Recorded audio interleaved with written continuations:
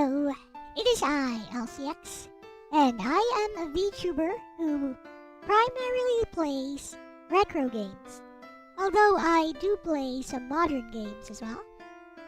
And before we begin the stream, we will start with a channel briefing of my community guidelines, or how I expect everyone to behave on this channel. Let us begin. On spoilers. I don't care about spoilers. Spoil away. Spoilers are overrated. You'll still experience the scene the same way when you get to it yourself. On backseating. I love knowing about how to get through a game in advance, especially if you're experienced in the game I'm playing. Don't withhold information. Tell me about it, unless I tell you not to. By default, backseating is allowed, but please observe common courtesy. Know when you're flooding the chat and no one else is interested. On Mobile Legends. I'm better than you, noob. Stuffu. On jokes, pokes, and heckling. I'm generally fine with anything, but learn to read the room. If I'm not responding, I might be trying to tell you something. On music requests for rhythm game streams.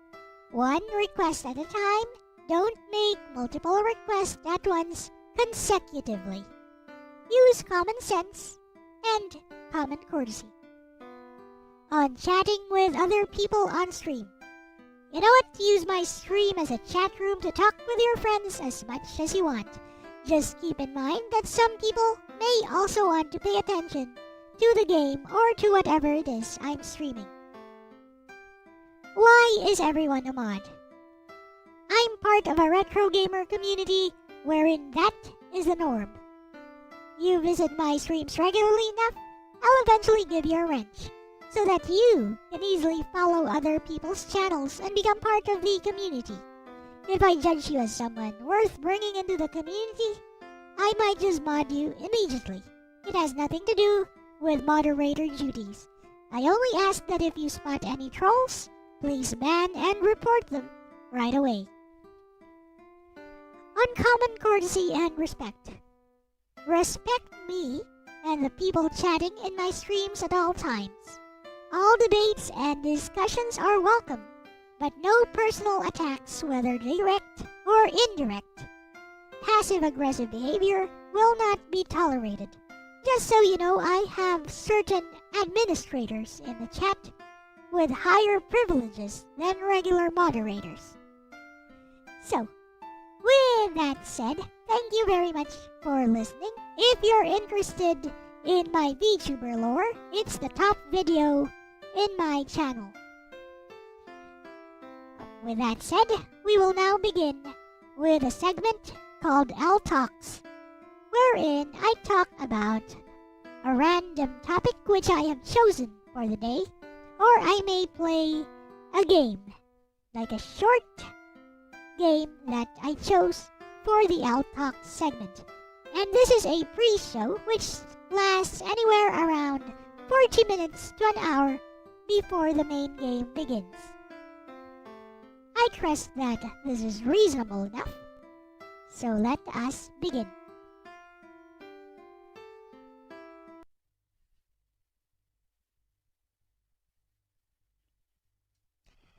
Alrighty, here we go. Hello, and welcome to Elle Talks, the show. So, unlike what the channel briefing says, there will be no main game today. Just gonna be, talking a lot. I'm a bit tired as well. So I'll just be, doing some chill chat.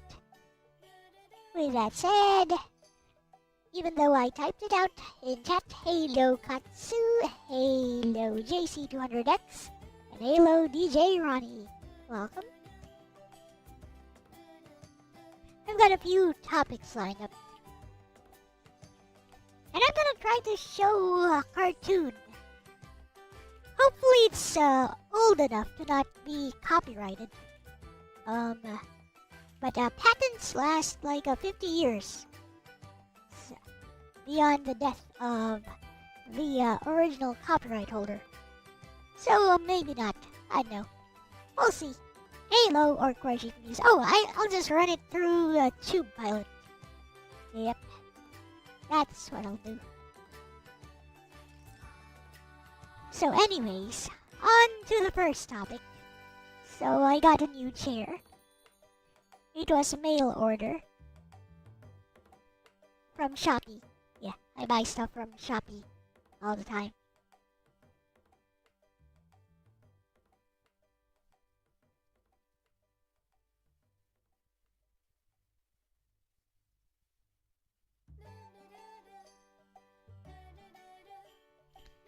Let me get a pic of it.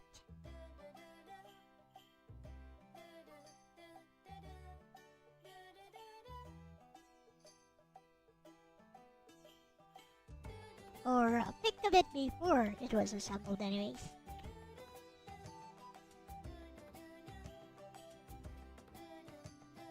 So this is the chair prior to assembly.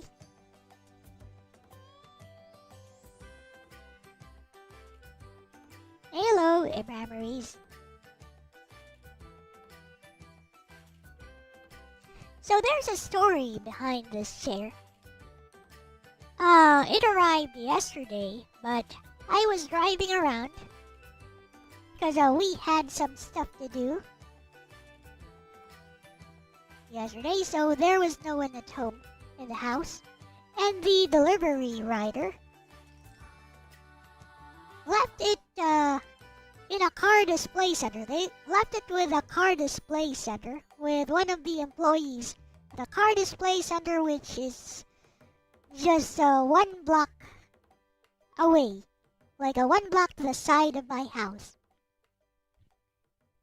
Hello, awesome one. Welcome. So the delivery rider told me to look for a specific person and to tell them that he gave me his name. Tell them that he left the chair there. Now then. So I went there today, and it was quite an amusing experience. Let me just say that, you know how I often say that I don't like communists and socialists? Well, that experience kinda shows that communists and socialists in general, they may have a point sometimes. It doesn't exactly mean that they're 100% correct, of course, but they may have a point sometimes, and I'll tell you why.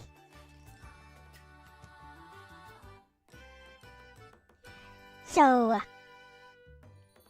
I went there to the car display center the next day, because they were already closed when we got home yesterday. So I went there the next day, which was today. I went there and collected the chair. Hello, Robber Kraken. So when I collected the box for the chair, I believe there is a grain of truth behind every bad idea. Yes, exactly. Anyways, when I collected the chair from the owner of the store, he didn't know when I asked for it from the owner of the store. I knew he was the owner, because, you know, he looked all authoritative and stuff. Anyways, when I asked for it, I told him the name of the employee, and then he called up the employee who gave me the box. And the owner was very nice to me, so I said, thank you very much. Thank you so much. So off I went, and as I was walking away, I heard him mutter in our dialect. No, in our language, actually. I heard him mutter to the employee.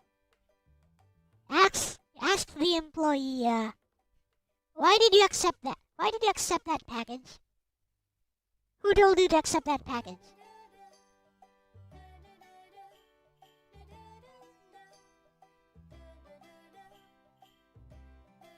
Who was it that told you to accept that package? Who asked you for that? I heard him talking to his employee like that. And I know people like that. The next time, the next line, I was already walking away. Next line he was going to say was, next time don't accept packages like this. Because people will think that we're a delivery hub. And they're just going to send all their packages here. So don't do that next time. That's what he was gonna say next. Of course, he waited until he thought I was out of earshot. But he did not realize that I have very, very sensitive ears. So I heard him. And he wasn't saying all that, by the way. All he asked was, who told you to accept that chair? In a very stern voice. He was like, who told you to accept that package? I didn't know what he said next. I just speculated based on prior experience with such types of people. And that makes me think, okay, this is the type of capitalist pig that the socialists like to demonize. This is exactly the type of person, the type of capitalist that socialists and communists like to demonize.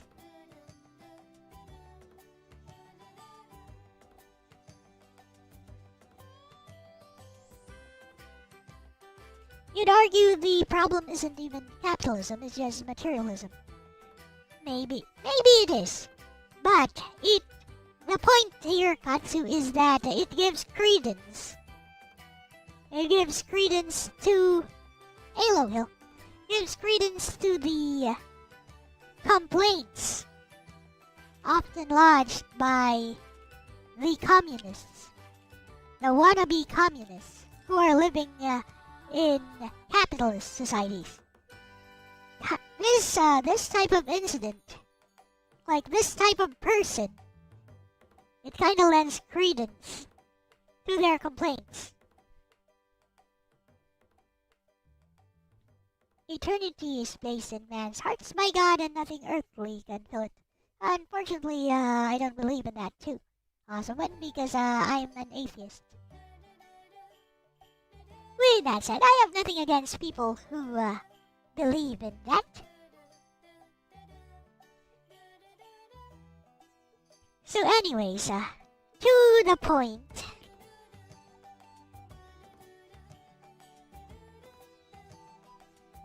Communism is a lie, democracy is a lie, it's a lie, only the Imperium of Man is reality. You need to get the God Emperor up and running all over the world.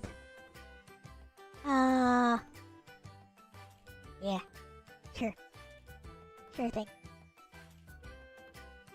Emperor protects. Yes, God's in his heaven all's right for the world. Stand tall and shake the heavens. Your fingertips moving gently to my heart. The force of life goes on and on. The song remains like a haunting melody of angel music held in chains. And I ask you, can you know the cause of those who lost? Can you catch the tears of a broken world falling down upon the earth, falling down?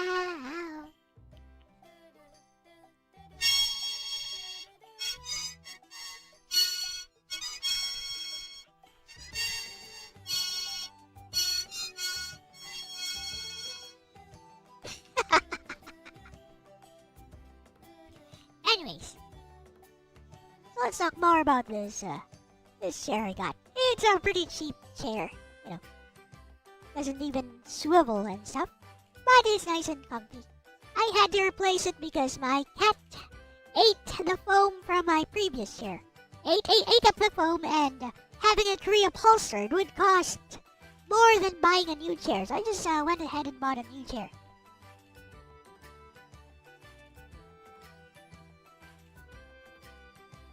Anyways. So this is the chair I had to go and assemble it.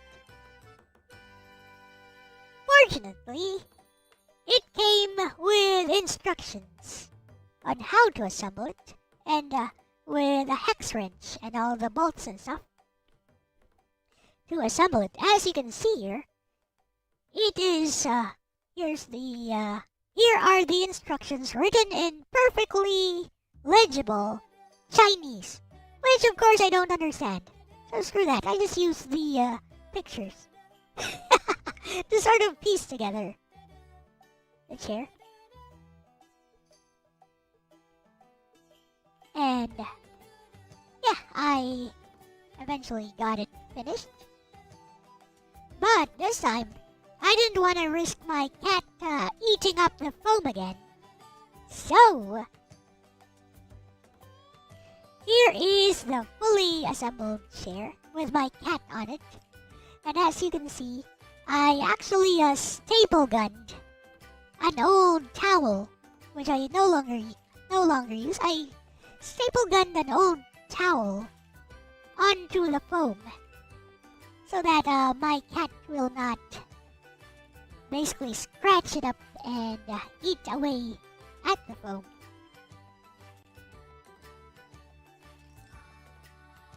If this was a communist chair build, then they would cover up the fact that they failed by showing someone else's finished chair. Speaking of communism, let's watch a video. One of my older Elle-C bedtime stories. Let's go.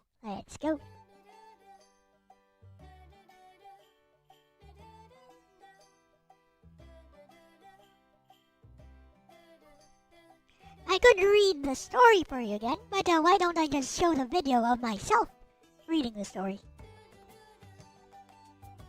And tell me what you guys think. Also, I forgot to upload the latest Elle-C bedtime stories, which I have already recorded, actually. I keep forgetting because we're so busy. Story time, let's go.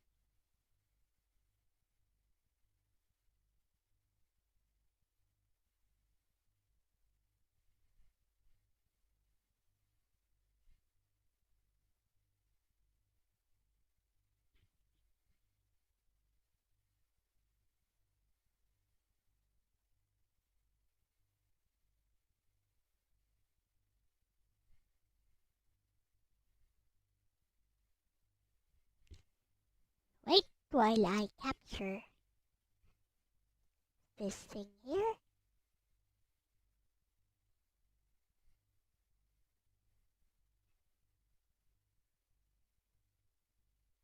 Alright, here we go.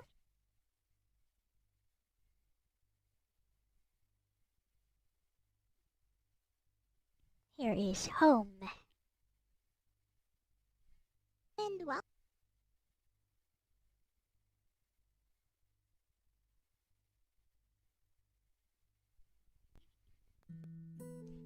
hello, and welcome to the 4th episode of Elle-C Bedtime Stories with your host, Elle-CX. Let us begin. Today's story is one of my older short stories called Home. The goal of togetherness is oneness. Alex woke up to his mother's voice, repeating these words over and over again for a total of 10 times at exactly 6 a.m. every morning. The very same words were also plastered in big bold letters at the dining hall just outside of his room. Over here, Alex ate 2 meals a day with 6 other children at 6 a.m. and then another meal in the afternoon at 3 p.m. Some time ago, Alex distinctly remembered that they had at least 3 meals a day. But Mother changed the schedule recently, since there was just not enough food for everyone to have 3 meals a day. This meant that being used to 3 meals a day, Alex went to bed just a little bit hungrier than usual. But at the very least, everyone must have felt the same.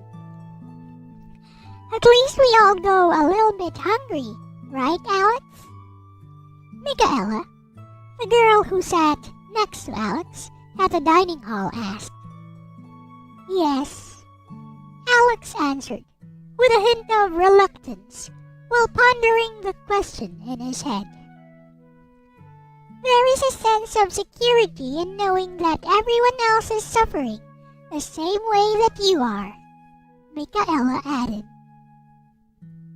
Alex was a very solitary kid, but he liked Michaela because unlike the other kids, she never asked too many questions. In fact, she was his only friend in the entire home. At the end of the meal, Mother clapped her hands together, and when she was certain that she had everyone's attention, she spoke. As you all know, Foundation Day is coming up this weekend. Using his fingers to count off, Alex realized that it was only 2 days away from Foundation Day. He was lost in his own thoughts as Mother continued her speech. Food is now scarce, so there will be no extra treats for everyone, like the previous year. However, the union will provide everyone with 1 bar of chocolate for every 2 individuals. You will be assigned a partner with whom you must share your chocolate bar equally with. The same number of bars for all. And I'm afraid there will be no presents for everyone this year. The union has decided that these presents promote inequality, and we cannot have that. Of course. Now, I understand that this news is quite disheartening, since it is our biggest and only celebration every year. But always remember, Mother paused in anticipation. The goal of togetherness is oneness. The kids all shouted with a decidedly fake, yet somewhat jubilant cheer. That's too bad, huh, Alex? I was looking forward to Foundation Day. As for Alex, he had a mischievous grin on his face. After all, I'm not like these other kids, is what he thought to himself. Alex was a very perceptive child. While he did not know much about the way the world works outside of his home, with Mother and the 5 other kids, what he did understand is that food and other resources such as sugary drinks and even new clothing were now limited, and that they would never have as much as they once had in the past.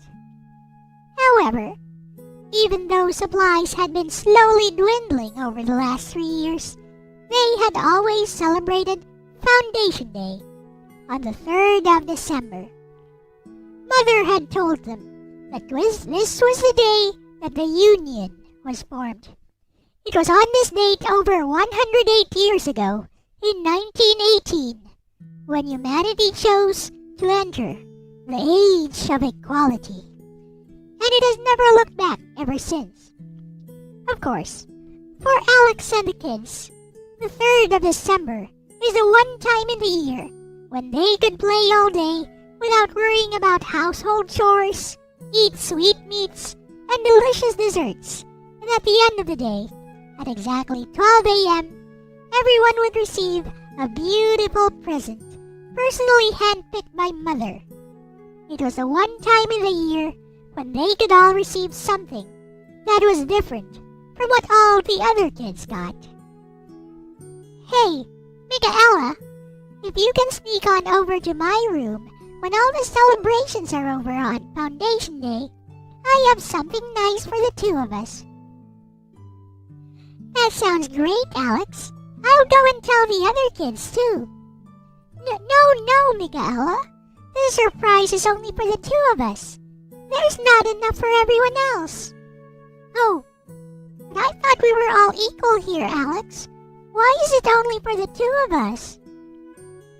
Because I prepared enough just for the two of us. Just don't tell anyone about it and come meet me in my room on Foundation Day, okay? I understand, Alex. You have a surprise that is only for the two of us and not for everyone else.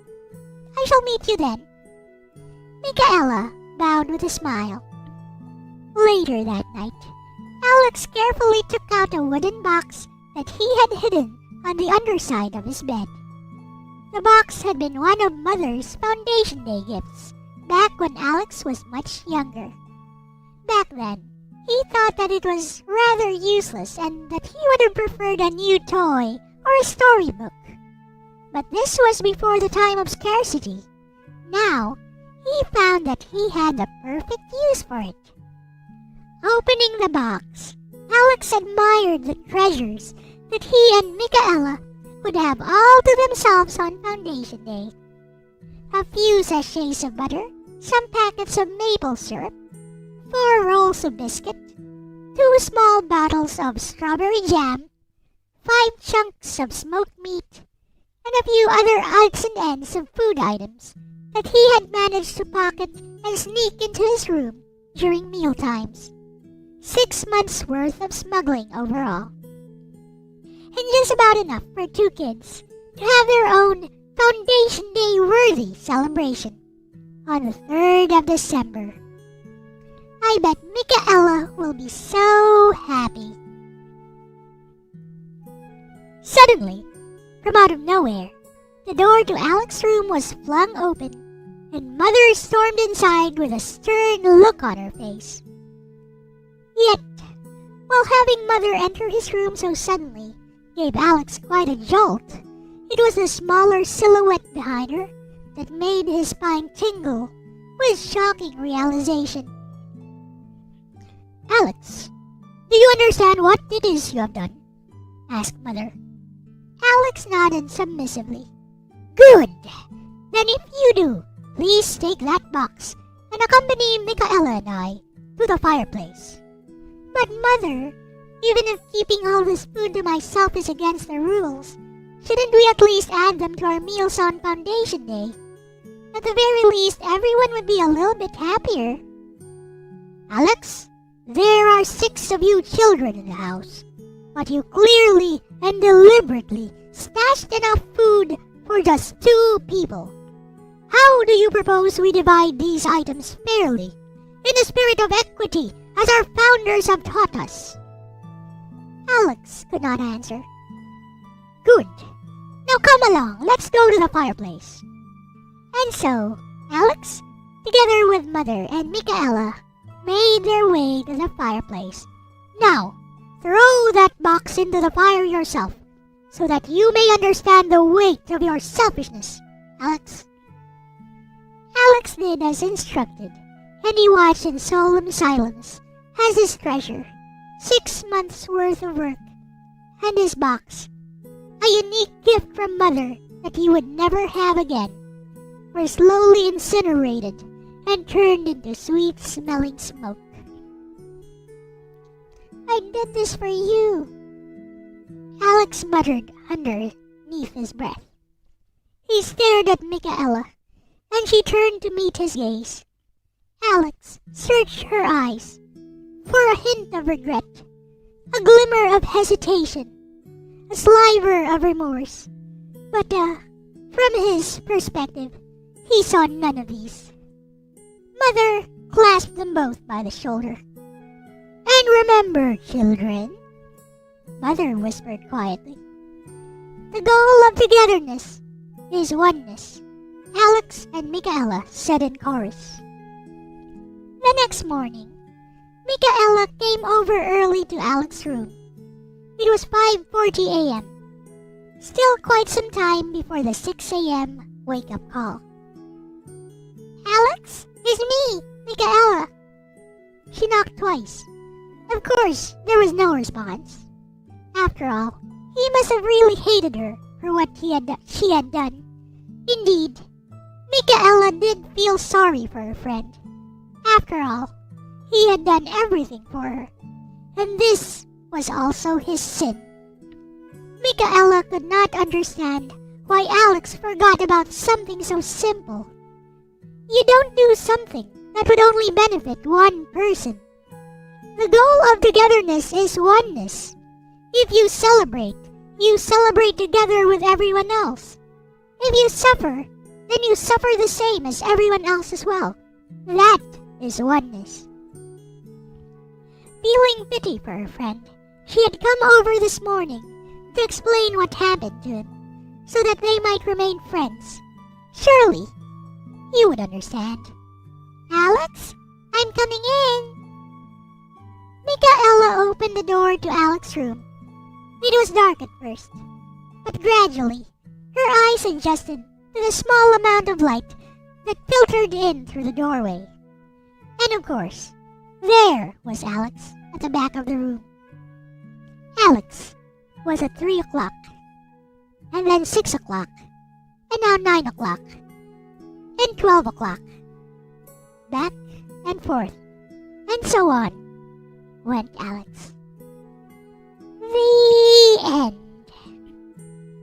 What did you think of the story? Let me know in the comments. Alright.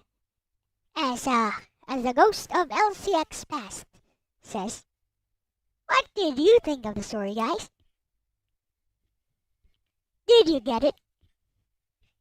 Any questions? I think it's simple enough.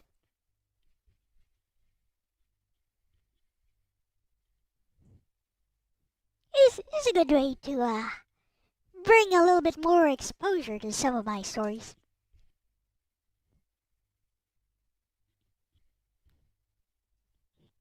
Hello, Christopher Barrera, Mr. 64, and Hippy Dippy 89.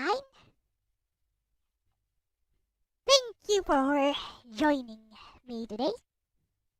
So, what did you guys think of the story?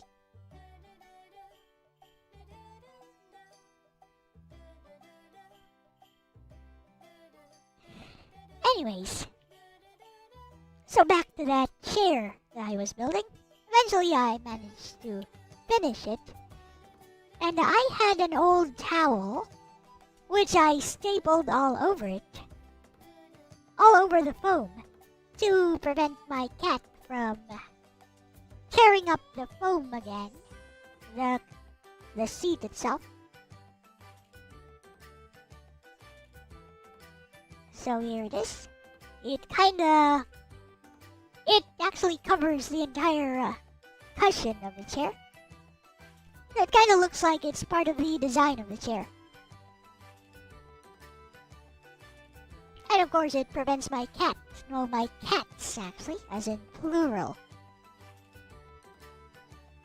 from doing any damage to the new chair.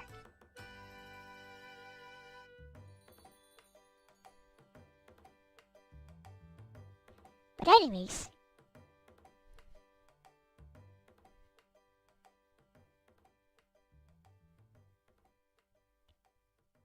any response to the short story?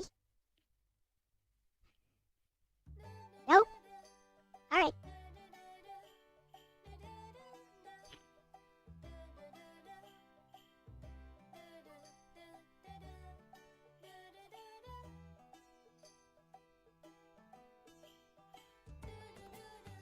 Oh, we got a response to DJ Ronnie on the previous topic.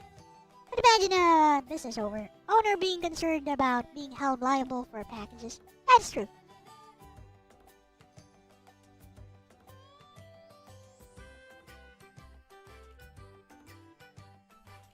Nice spots on Misha, my cat.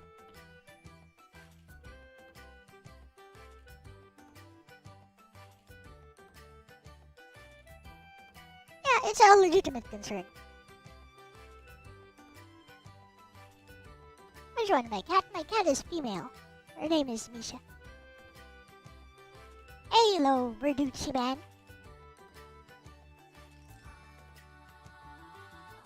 Yes, Misha is very fierce and very big.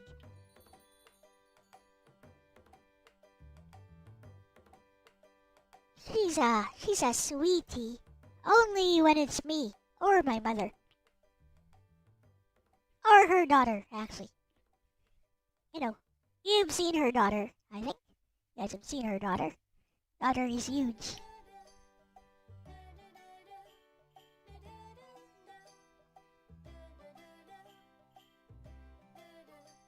See if I have a picture of her. Here's her daughter.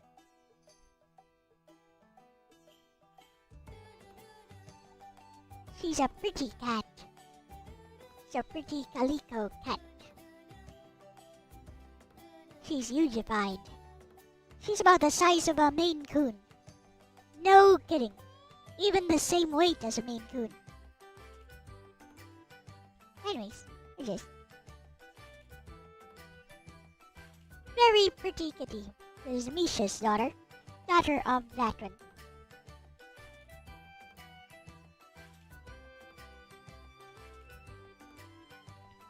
She's Misha's daughter, but they're not even a year apart, by the way. Misha had her when she was just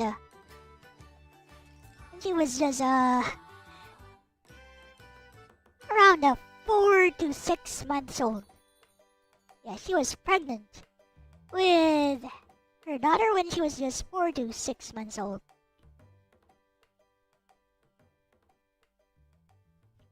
And she's an only daughter, by the way.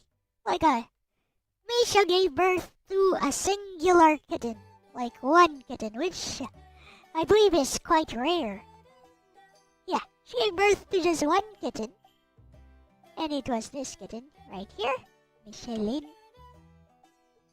Yeah, she has 2 names, given by my mother, Micheline, because she's worth about 10 kittens anyways.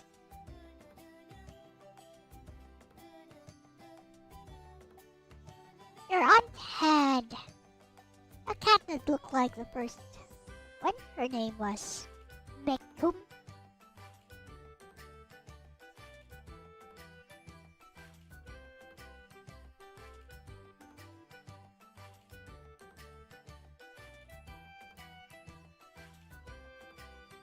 Let's see if I can find a picture of the both of them together.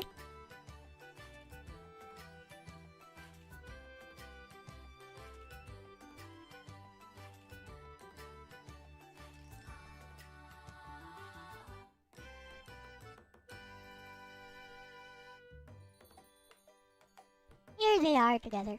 But Micheline was still growing when I took this picture, but she was already much bigger than Misha.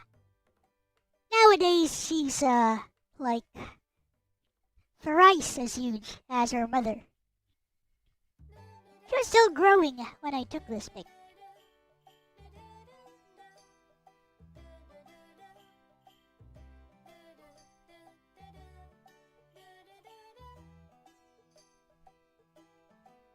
Cat is hugified.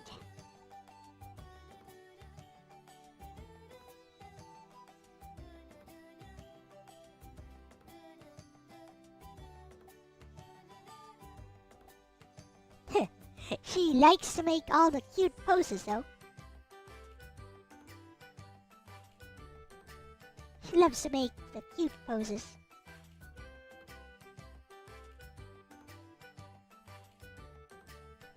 One of her cats would look you in the eye if you called her name. Yeah, both my cats respond to their names that way. They'd look at you and be like, so, what do you want? If you mention you're gonna give them some treats or something, then they respond right away. If you tell them something like, I'm gonna clean your ears, they're gonna run away. So yeah, they do understand some words. As soon as they hear, okay, ear cleaning time.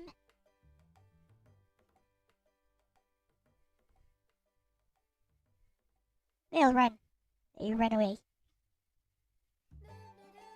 Misha would be like, meh, meh, meh, like that. You know, complaining like a child. Meh.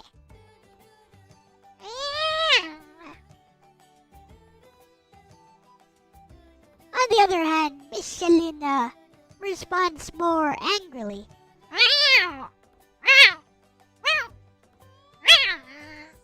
Like that.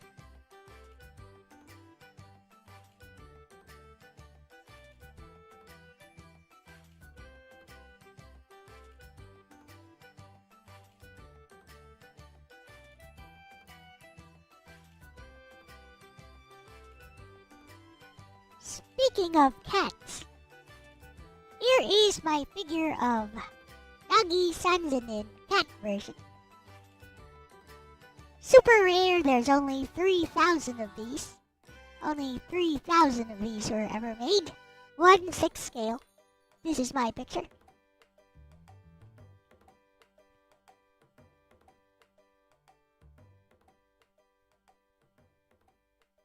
Her grandmother used to have these Himalayan cats. They'd come to her at the end of the night each night for her to brush their hair.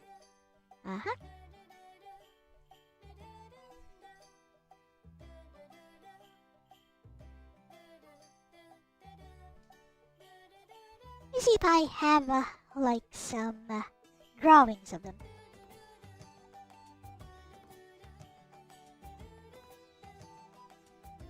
Pretty sure I have some drawings of them.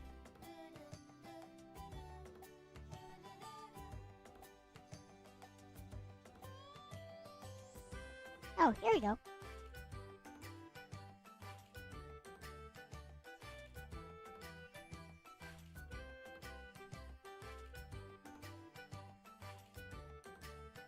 There we go. Make this a little bit bigger. There we go. Loli. Yes. Yes, yes.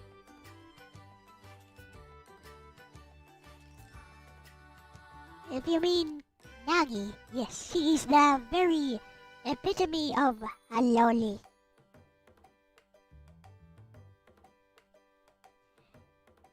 And here is a watercolor painting of Misha.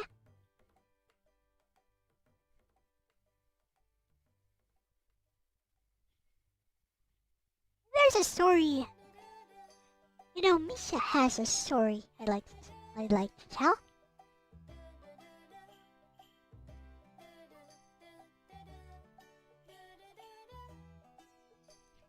So, she is my first cat. And the first pet I ever took care of.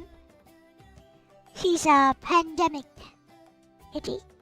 Because I adopted her during the pandemic when she was barely a year old. She was hanging out in the backyard of my house. And for some reason, she would always come up to me. Like, I'm not sure. Maybe she was looking for food. But yes, she'd always come up to me and do the scent marking thing on me. So I started feeding her, at first with just leftover food, mostly fish and chicken. Yeah, God sent if you believe in God, I suppose. So mostly just fish and chicken left over.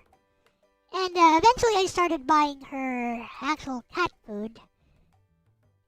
And I learned that she was actually pregnant. That's when she had her daughter, Michelin. And then, one night, there was a huge blackout because of power. And because of a typhoon, there was a blackout all over the city because of a very powerful typhoon. So my first thought was that the backyard is getting flooded.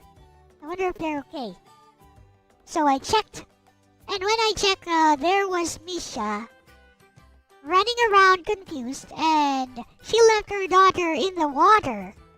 What? Her daughter was drowning in the water. I was like, no. So I took the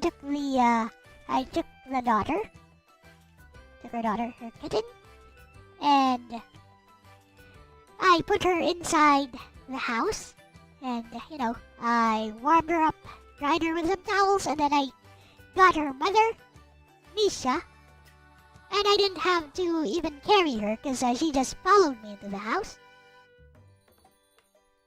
And the rest is history, because they then became indoor cats. From then on, I had them spayed, vetted, and everything.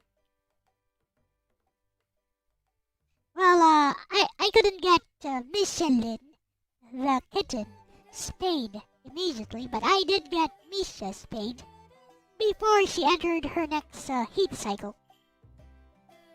Eventually, after a few months, upon the veterinarian's recommendation, I also got Michelin spayed. So that's how I got my 2 cats. The thing is, Misha had a problem, which I will show you. Let me show you.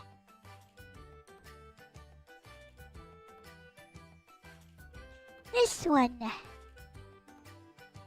has a story all by itself. It's also worth telling.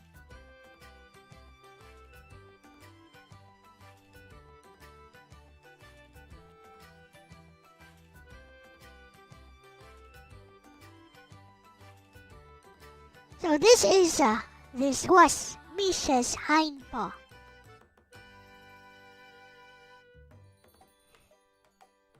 So originally, see this reddish area on her hind paw. Originally, this was some kind of I forgot what the vet called it. It was some kind of growth with like an eye in the middle. It had an eye in the middle. It was semi-transparent and red with an eye in the middle. Now, the vet took it out. When I got her spayed, the vet actually operated on it for free. So, this is when the problem started. It was quite a harrowing experience, actually. So the vet took it out and told me to apply some antibiotics. An antibiotic cream on it, and some meds. Now, after a few months, this growth popped up on the same area on her hind paw. This growth popped up, so that got me super worried. Now, I knew that it was growing eventually, even though I was giving her the antibiotics for the 1 week, I believe, that the vet told me to apply it, along with some oral medicine. Even though I was giving it to her, I noticed every time she had to use the litter box, every time she stepped on something, she kept biting at her hind paw. She kept biting it over and over again and pulling it and pulling and tugging. And that's why this new growth popped up. Because she would lick and lick and lick and lick and then pull it out. Like she would pull at the wound, making it even worse. And I couldn't stop her from doing that. So eventually I took her back to the vet, and the vet said, this time we have to get rid of a digit. Welcome back, DJ Ronnie. So the vet this time said that she had to remove a digit. So she removed the digit and then she removed the growth once again. And after, I believe it was 6 months or a year again, the growth was back. And this time I put on the cone during the recovery process of 1 month. So I put a cone on her. The problem? She could reach the paw no problem, even with a cone on. So after about 6 months again, her paw was bleeding badly again, and I saw that the growth was back. So I took her back, and this time it was serious. The vet said that she wanted to remove the entire hind leg because she was worried that it might be cancer. But we already had a biopsy done on the growth. It was not cancer. We already had a biopsy done earlier. It was not cancerous. But the vet was worried that the more she aggravates it, the higher the chance that it will eventually develop into some kind of cancer. So I was like, no, Misha is my first pet. I want her intact. But I don't want her to die, but I want her intact. I don't want to have her hind leg removed. And the vet assured me, 3-legged cats can function just as well as a 4-legged cat. I was like, no. You have to listen to me, okay? I can't watch her 24/7, and I know whenever you do the stitches on this wound, she will try to remove it. She'll find a corner of the house, she'll climb somewhere. Even with a cone on, she'll climb up somewhere where she knows I can't reach her. And then she'll tear away at the stitches, because she does not like the feel of the stitches on her paw. So I was like, please help me out. Is there somewhere where you can watch her like 24/7 and prevent her from removing the stitches and aggravating the paw during the recovery process? And the vet was like, I still recommend that we just amputate, because the vet is a surgeon. She's the top surgeon over here. She's a top veterinary surgeon over here. So that's her default method that's her default solution for everything. Operate on it, amputate it, surgically remove it. So I was like, can you guys just watch her? Okay. I'm willing to compromise. You want to remove 2 more digits in order to get rid of this growth. I'm fine with that. I know she can still walk, because I did my research. I know she'll be able to walk and run normally and play. Hello, Titan Gaming. Welcome. I know she'll be able to run and walk normally.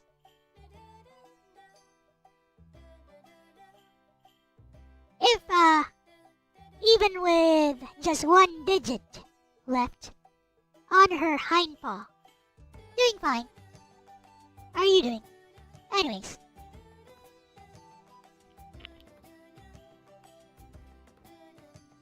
As I was saying, you don't have to like thank you.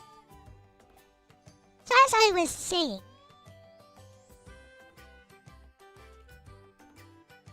yes.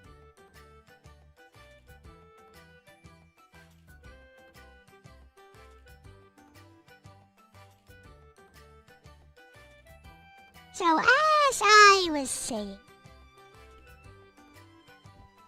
the vet really wanted to amputate. Vet really wanted to amputate this hind leg.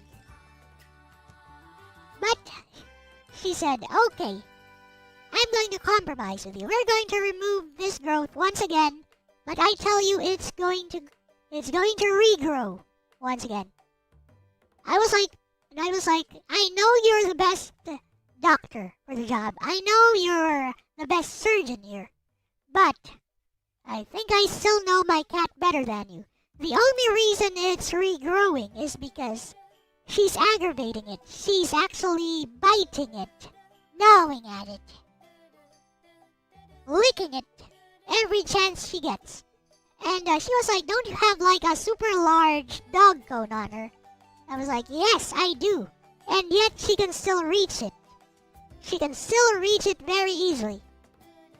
She's super flexible. So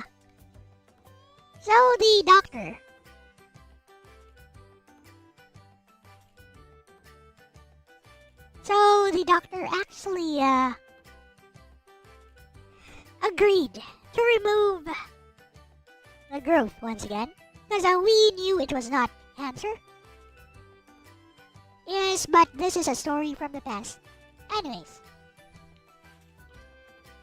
So the doc actually agreed to remove the growth because we knew it wasn't cancer anyways. So the growth was removed once again, and they could actually keep Misha at the vet. They actually had a place where they could keep her and watch her over her. So I had to pay daily.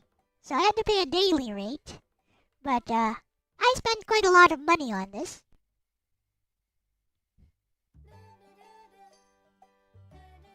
So I had to have her at the vet. So I had to leave her at the vet, for 2 months. So during that time, I took Micheline, her daughter, who is now bigger than her. I took her to the vet every weekend in order to visit her mother, because I couldn't take her there daily because the vet is quite a drive away. So I took her there to visit her mother every weekend. They can play together. And so after 2 months, the vet gave me a call and was like, "Yep, you were right. She's fully recovered now. You can take her home. She's now fully recovered. Like the wound on the paw has closed and she's no longer licking it over and over again." It's like, yeah, you were right. And there you go. See, I'm not a vet. I don't have any background in medicine.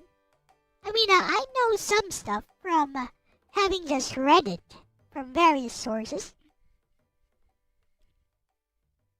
But yes, that's dedication. That's love. Is you, Ronnie? That's love. Yes, it was just a non-cancerous regrowth. And that paw, even though there's only 1 digit left, that paw has been fine for many years now. It's been at least 3 years now. Nothing whatsoever. And Misha is the most playful out of my 3 cats now. I have 3 cats now. We adopted a 3rd cat like a few months ago. So yes, Misha is my most affectionate, sometimes most annoying cat. And she is my first pet, and I love her so.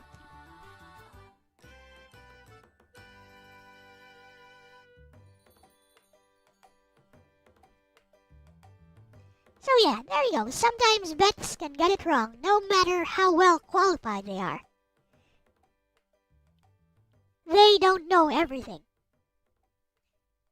I'm just saying, sometimes you may know yourself or your pets or the people you love better. So don't cave in. Don't cave in so easily.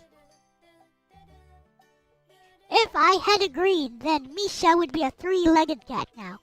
I'm sure she'd also be fine that way. But at least, she can play normally, and having only 1 digit on one of her hind paws seems like a good trade-off to having a 3-legged cat. She's a big baby now.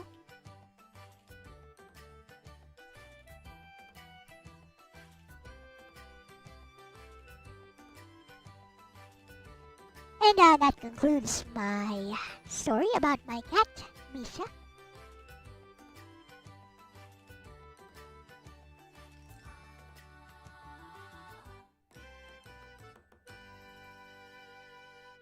Wouldn't she just lick the nub if the leg were gone?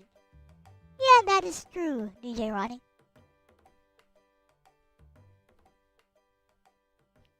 Oh, yes.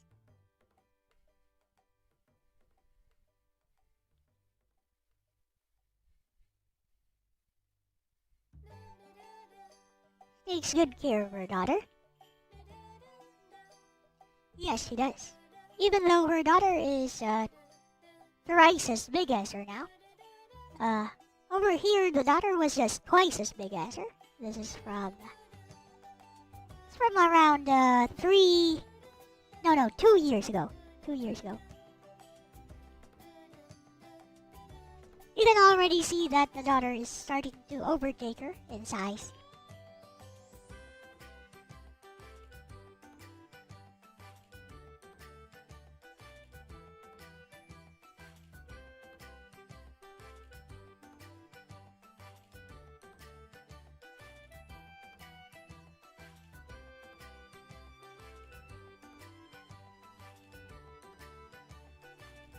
Anyways, you like that story?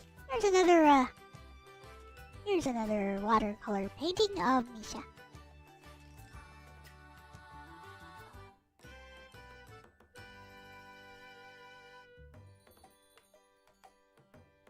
And this is back when I still used a color on her. Nowadays, I don't use a color on her anymore because she doesn't like it. And because she doesn't like it, she gets what she wants.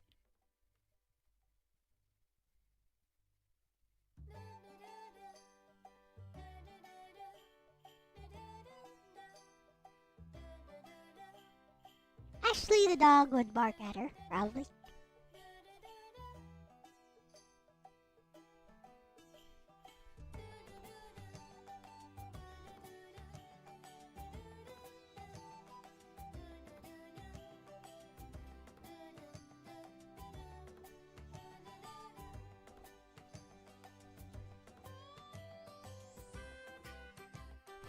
If you like that story, please support me by buying some of my merchandise on Spring.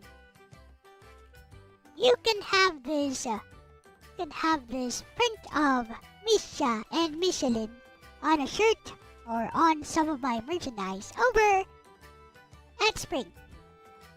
Arigatou dayo, spread the Christmas love. Give Elle money, cause Elle is jobless. I'm a full-time VTuber.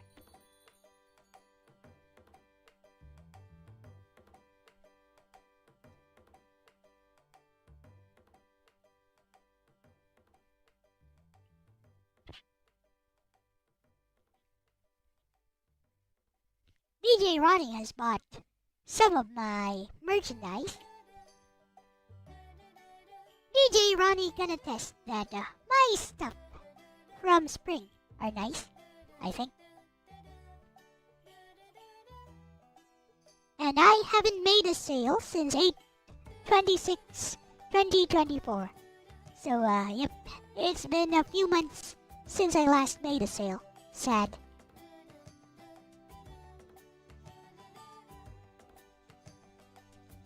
For those who are interested, let me drop the link.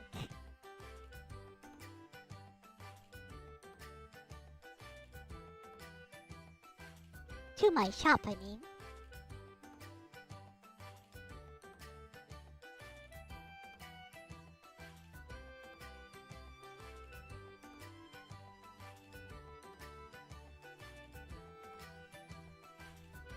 Yep. Oh, thank you very much, DJ Ronnie.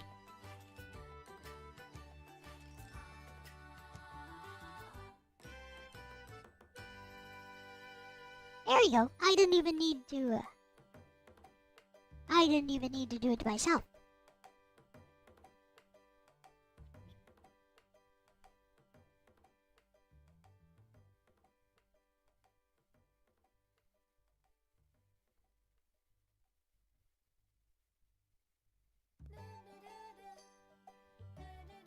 Now then.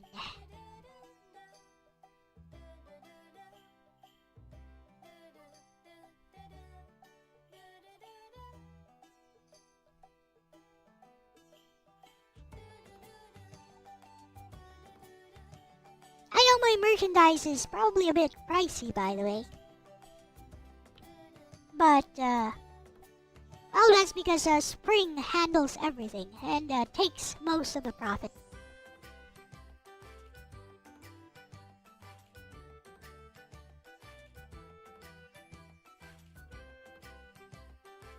Like if, I really can't go any lower, I think.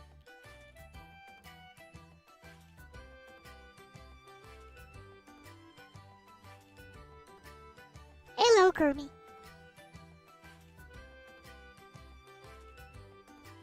Alrighty. Now let's move on to a different story.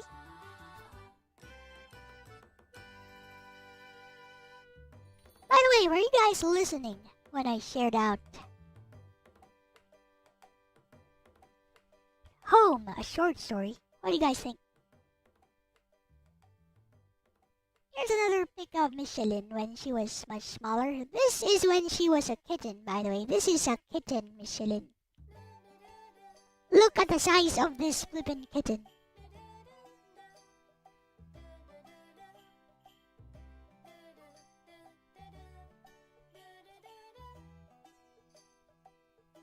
Well, if you ask the AI detectors, it seems all of my art is AI, actually. Even though you guys see me draw directly on stream.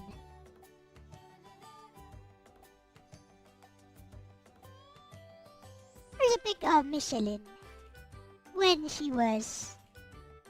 It's spelled like this, by the way.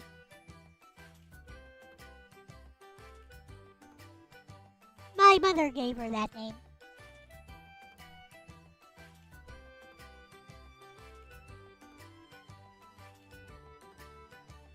Also took pride representing with your same state, same live shirt while you were visiting San Antonio. Yep, saw that picture. Thank you so much for the support, DJ Ronnie.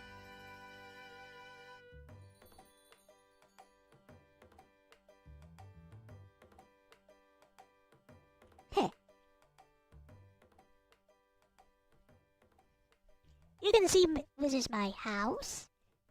And you can see behind Michelin some of my paintings there.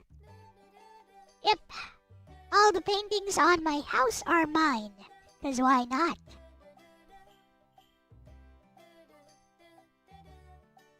Why would I display another artist's piece, right?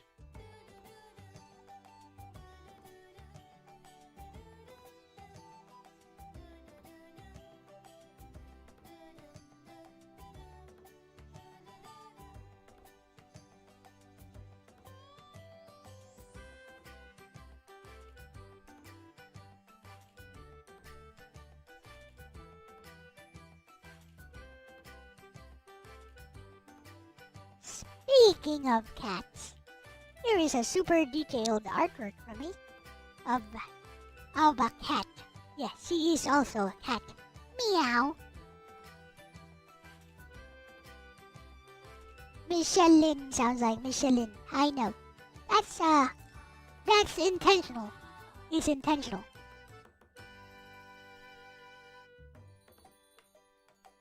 Here is a super detailed artwork of my waifu Nagi Sanzaden.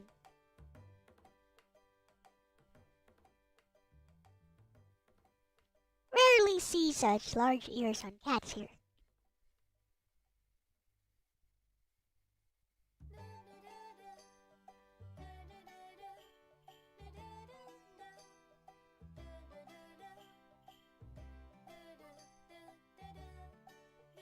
Doo-doo.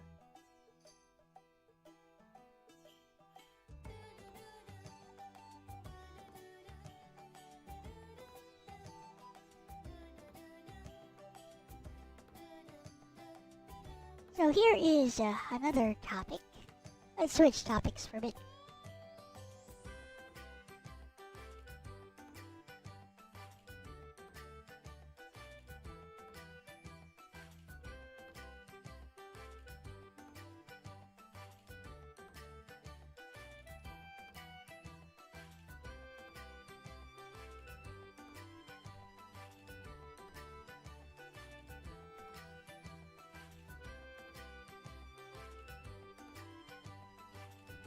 See this line here?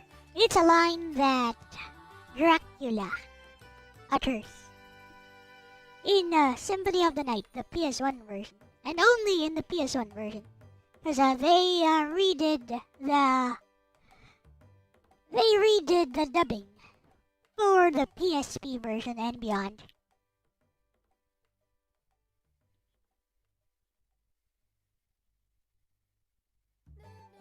Let's talk about this.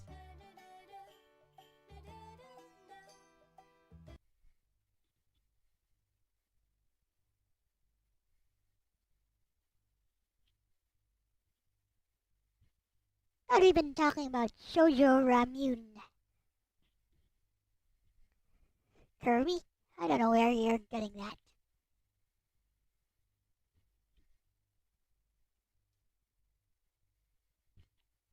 Would you like to be the special guest for L Talks? Sometime, Kirby. You and me. Let's have a little chat.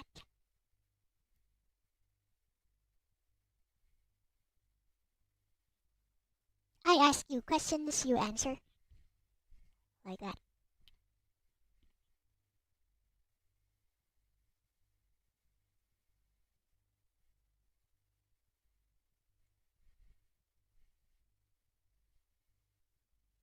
Anyways. Need to figure out a time when there's no distraction. Oh, just let me know.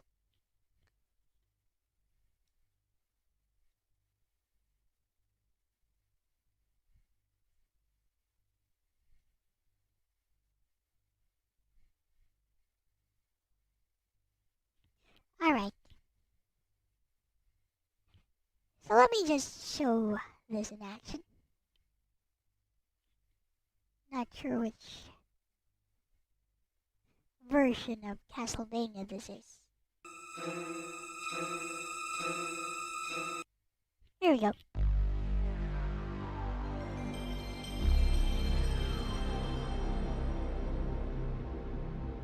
So let me just show this real quickly.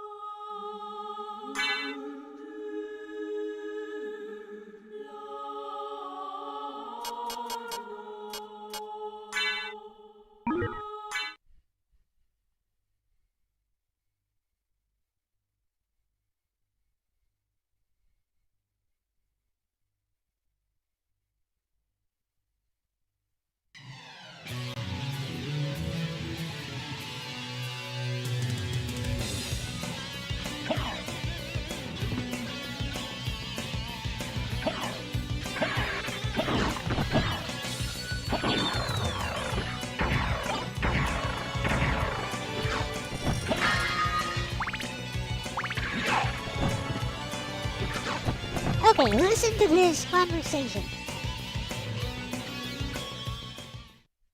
Die, monster! You don't belong in this world! It was not by my hand that I'm once again given flesh. I was called here by humans who wish to pay me tribute. Tribute? You steal men's souls and make them your slaves!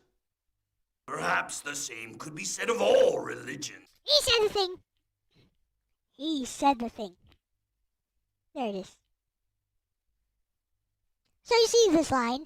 Perhaps the same could be said of all religions.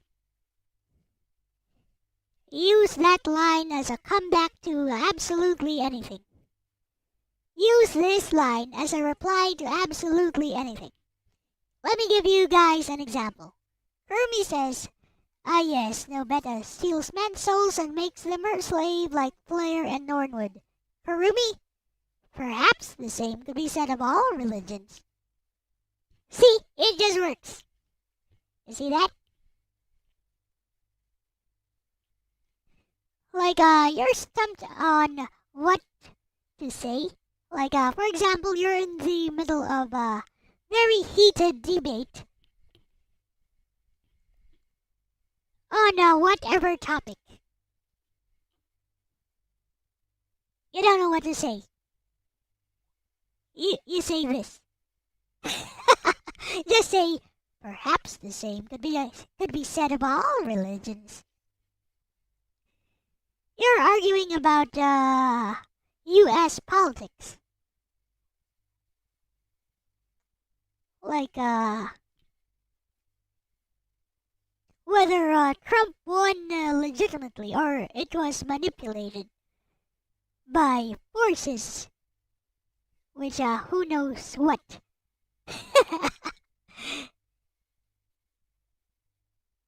So you don't know what else to say. Just suddenly say, perhaps the same could be said of all religions. See, it just works. It just works for everything.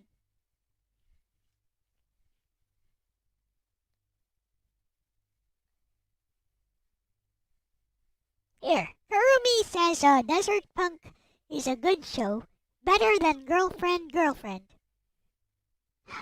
Perhaps the same could be said of all religions.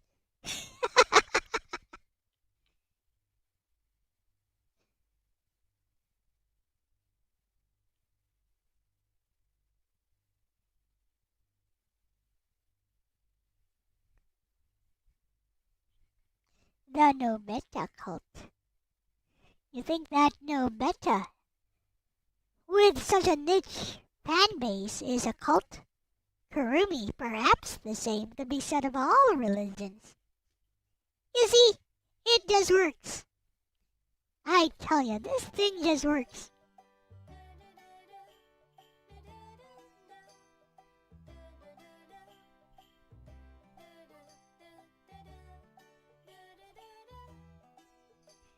Here, for example, here is something that Orc War Chief Reviews said earlier. Communism is a lie, democracy is a lie. It's all a lie, only the Imperium of Man is reality. We need to get the God Emperor up and running all over the world. Orc, perhaps the same could be said of all religions. See? It works for absolutely any situation.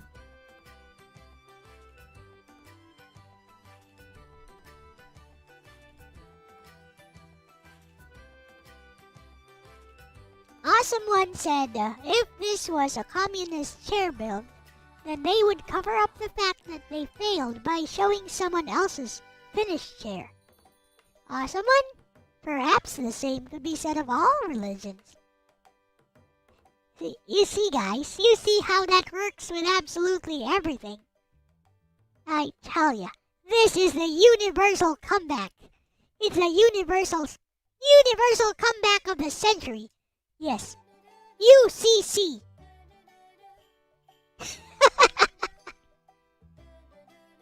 Yep, perhaps the same could be said of all religions. It's the UCC, universal comeback of the century.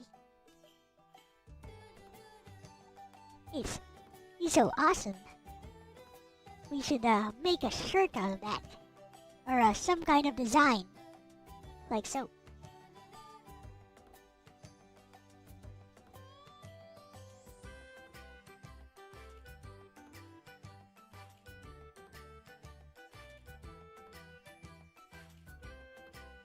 There, put this on a shirt.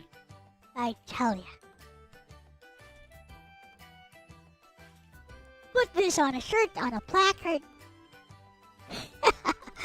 on a poster, on a picket sign.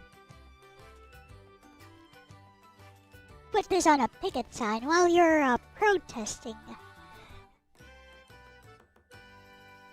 I don't know, while you're protesting female empowerment or whatever. Or universal health care.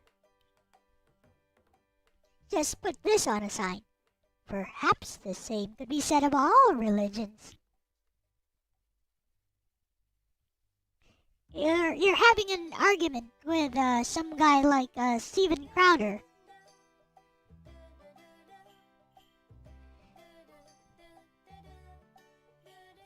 And he's like, Donald Trump is based.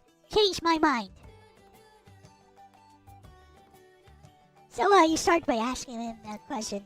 So, Mr. Crowder, you say that Donald Trump is based. On what grounds do you say that he is based? And what do you even mean? How do you define based?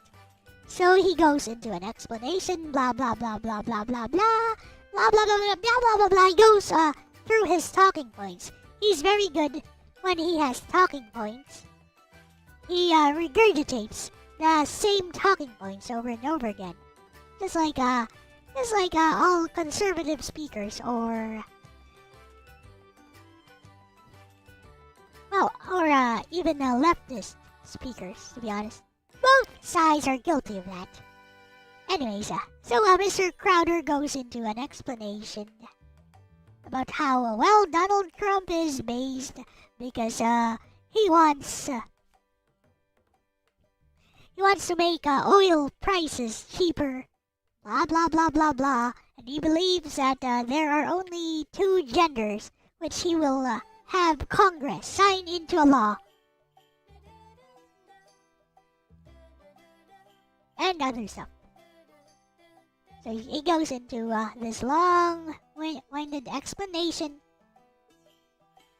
After he's done with his long explanation, you just say, well, yes, Mr. Crowder, but perhaps the same could be said of all religions.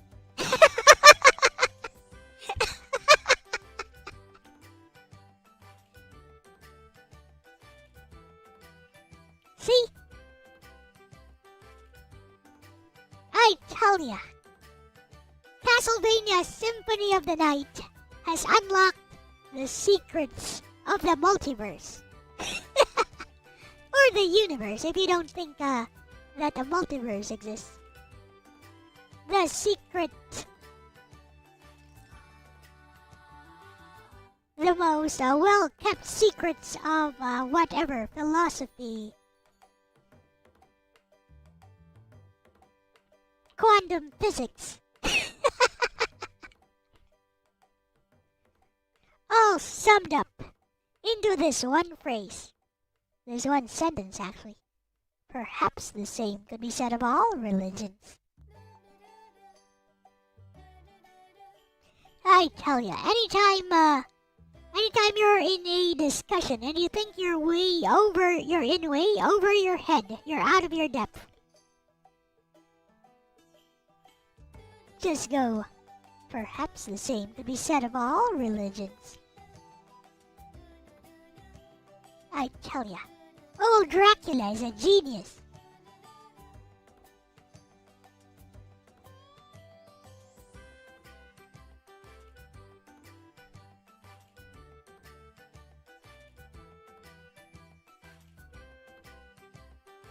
No one's responding. You don't think, perhaps the same could be said of all religions. Works as a universal comeback. UCC. Universal Comeback of the Century. I'll be right back.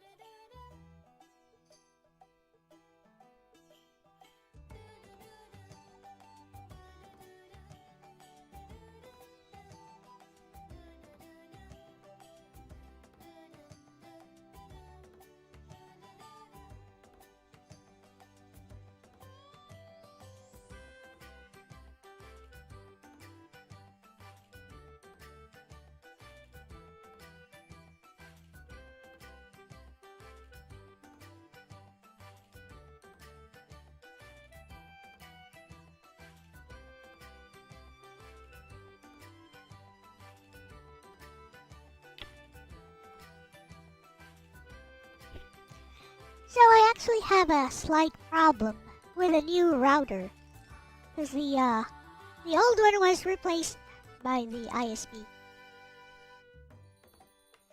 I can't seem to connect using my wireless local area network adapter on my PC. I can't seem to stay connected on it. Which is not such a big problem because I also have a LAN cable running from the router, so wired, running from the router to my PC. So I use the wireless LAN for Let's View so that I can show my phone on the screen.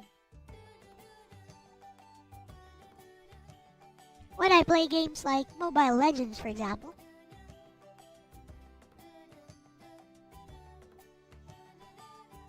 Speaking of which, there's a little bit of downtime here. Let's play some Mobile Legends.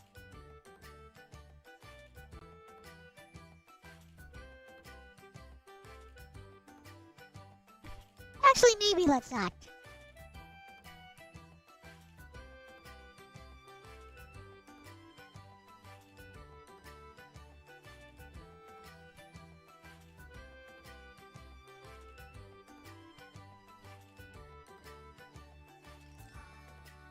I know.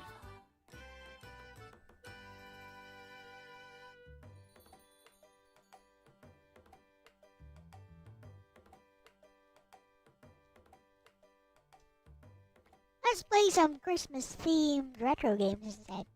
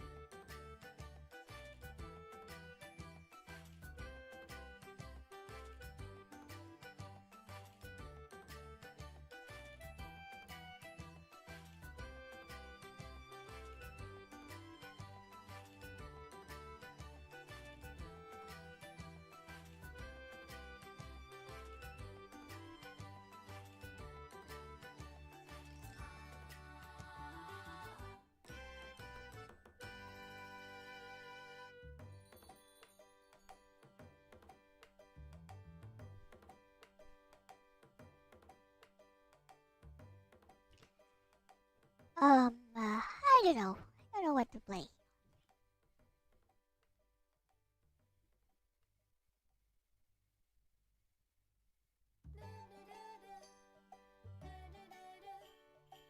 I thought it might be easy to find some Christmas-themed retro games, but apparently it's not.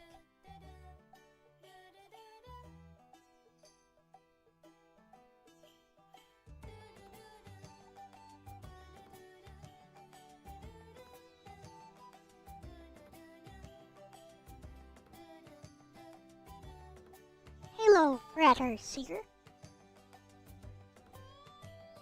This is what Dracula said about all religions, and it works as a universal comeback to absolutely anything.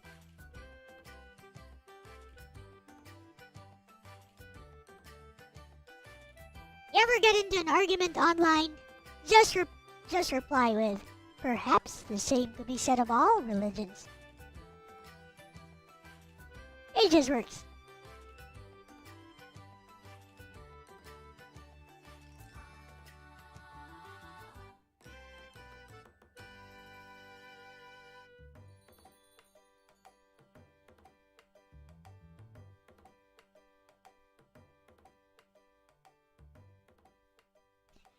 Anyways, I can't seem to find any Christmas-themed retro games.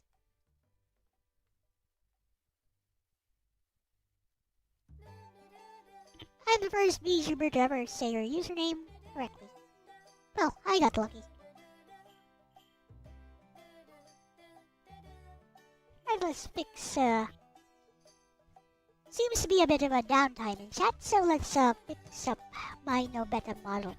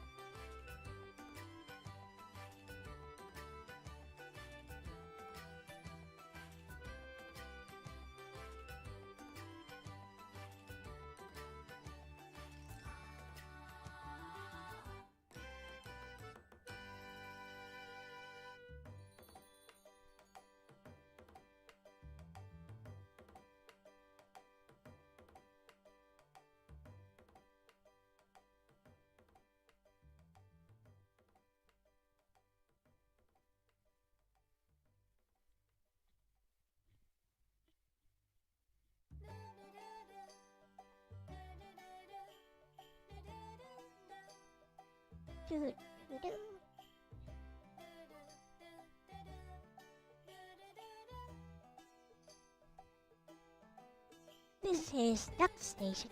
Whatever, it works.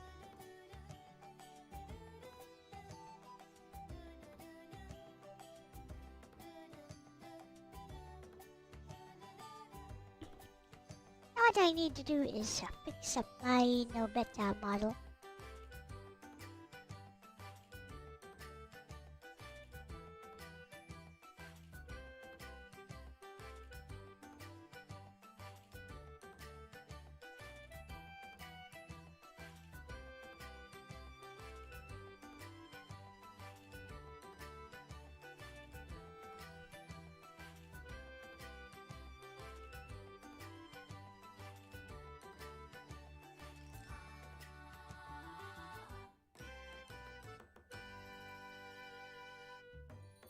Steam user data. Nope. Steam apps. Workshop.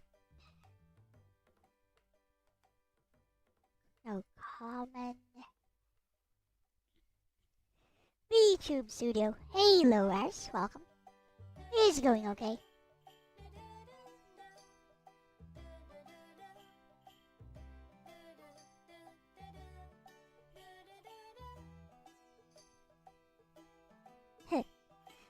Merry Christmas, stars.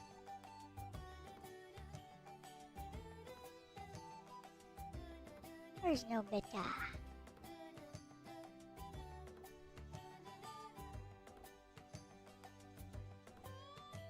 Here you go.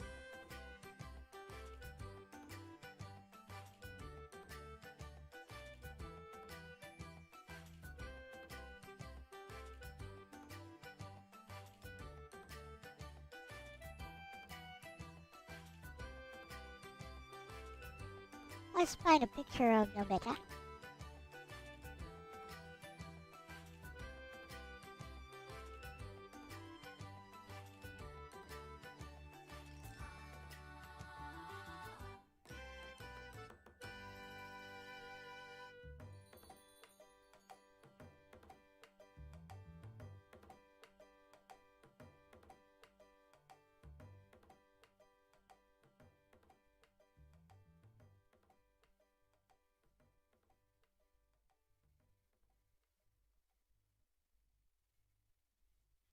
Here's a pic of Nobeta, generated by AI. That'll do.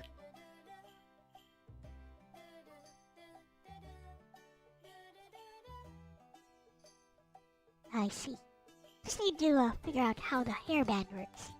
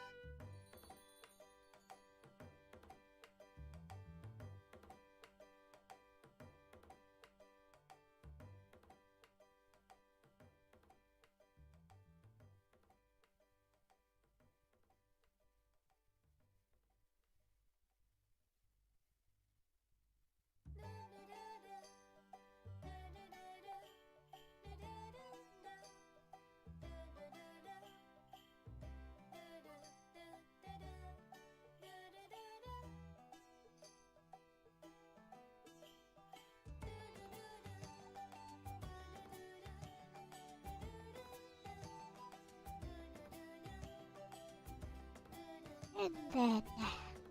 Oh, I see.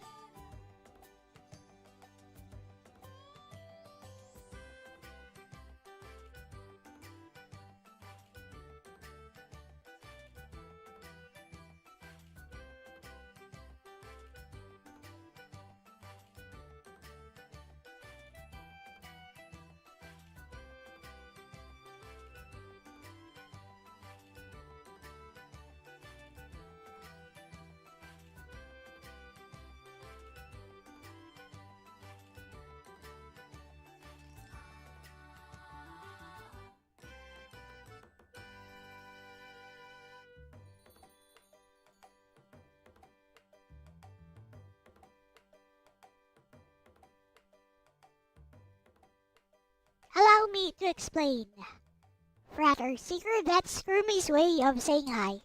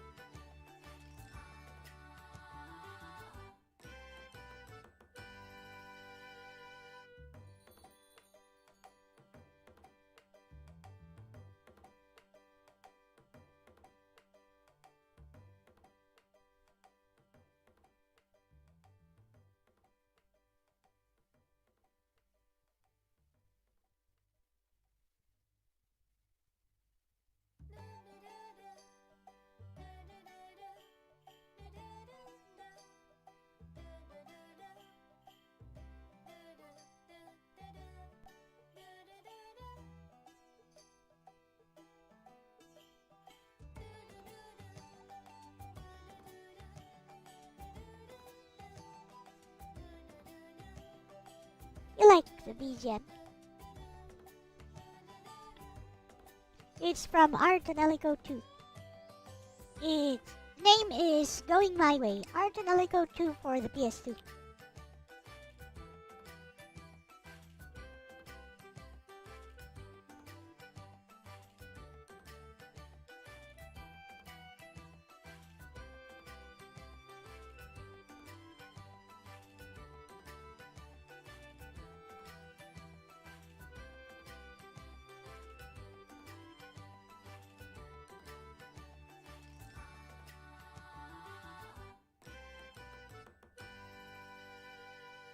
She did.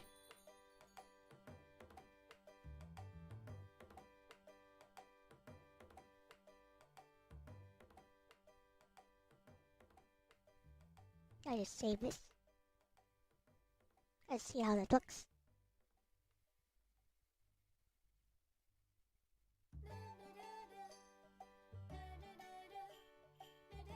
Haha, there you go. Alright.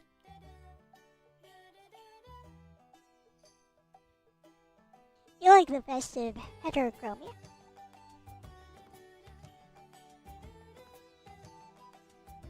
Heh. That's one of the defining traits of my VTuber character. He always has heterochromia.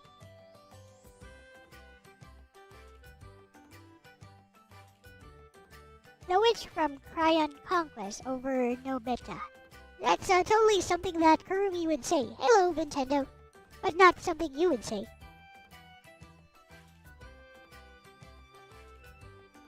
There we go.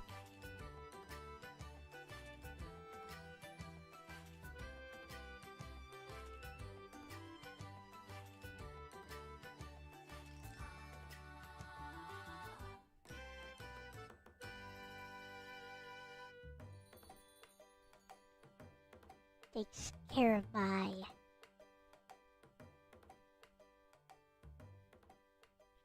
Actually, it's supposed to be like that, huh?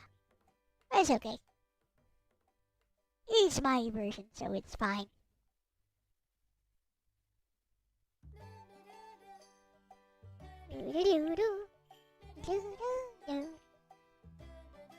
Alright.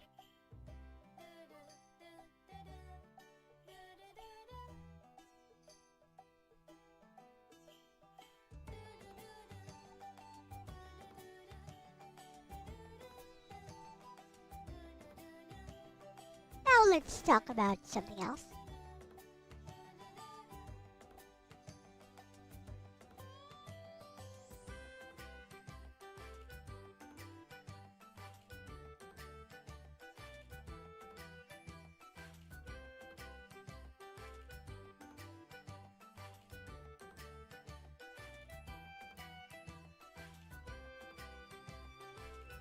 Let's talk about this. The perceived value of things versus their objective value.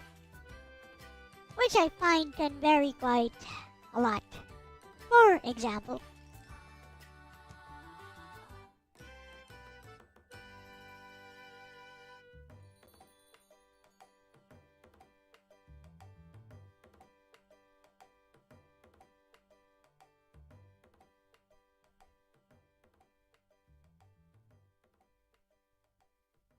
let me get a picture.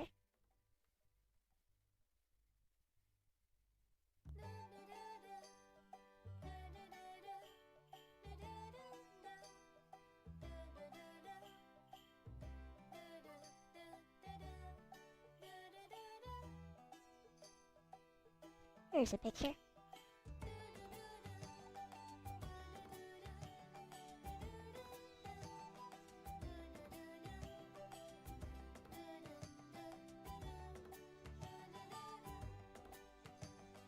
So, the Japanese Wagyu steak. It has a very high objective value among those who like a good cut of meat.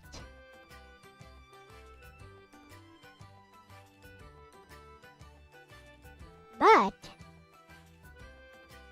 I can't help feeling that people overrate this Japanese Wagyu or other things in general.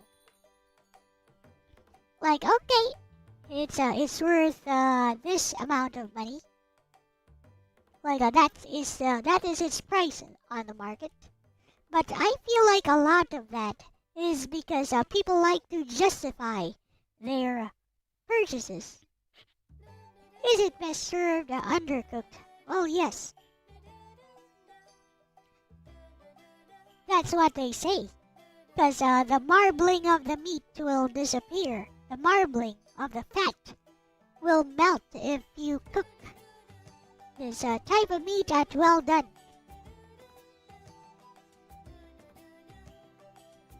Looks like it was fed a lot of stuff to make it fat. It's that marbling of fat on the meat which is valued by steak lovers.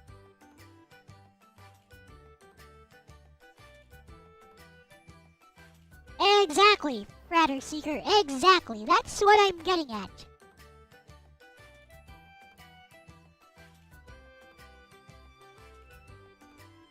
Like, objectively, it's just food. It's just food. It's just another cut of meat. But people will go like, oh, it's life-changing. It's a life-changing taste.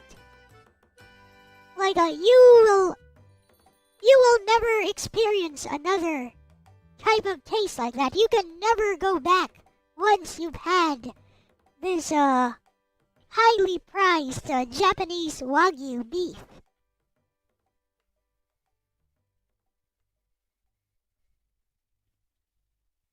Exactly, Fratter Seeker, that's what I'm getting at.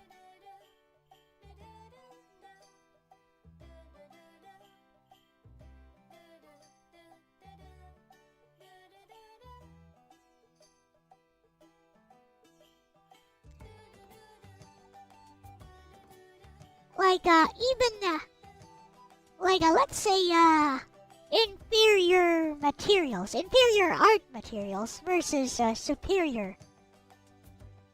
Exactly, that's what I'm getting at. Like an inferior cut of beef versus Japanese Wagyu, for example. I'm sure there's a difference between them. I'm sure there's definitely a difference between them. But does that difference actually justify the price tag, the price difference between a cheap cut of meat versus a super duper expensive cut of meat? Is it actually justified, or are people just justifying their purchases? Because I think that happens for a lot of things. Let's talk about art materials, for example.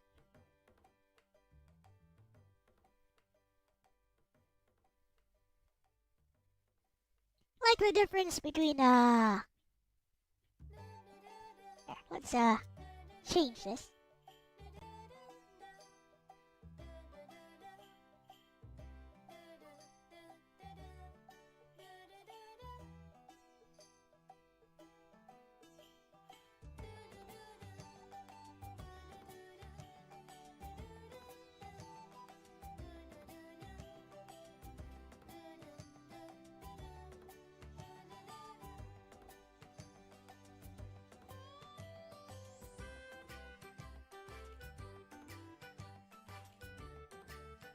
For example, the difference between this one, this is a Sakura Koi watercolor set. Each slab of meat is cultivated by an army of geisha. Versus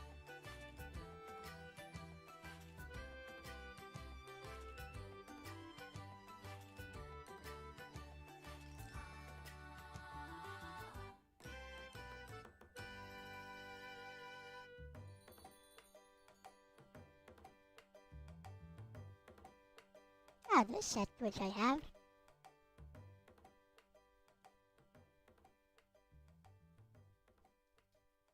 Versus White Knight's watercolors, for example.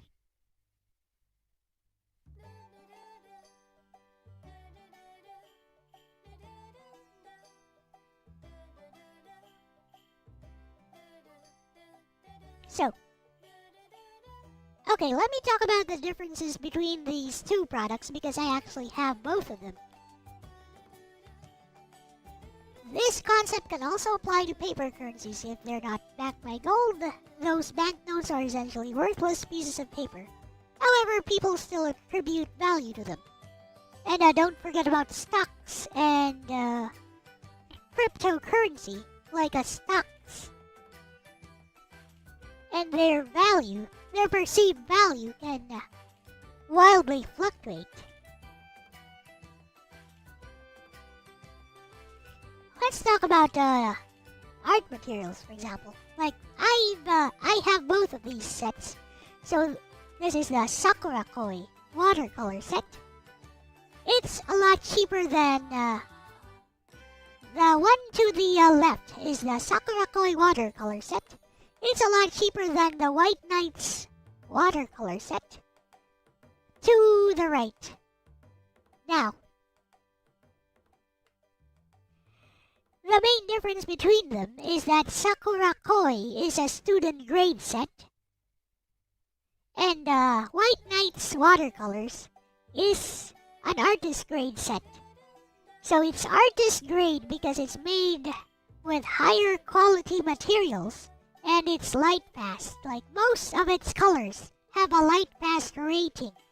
So what this means is that it won't fade so easily when exposed to light.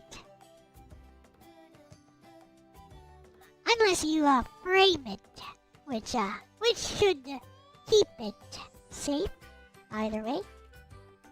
So basically, main difference is that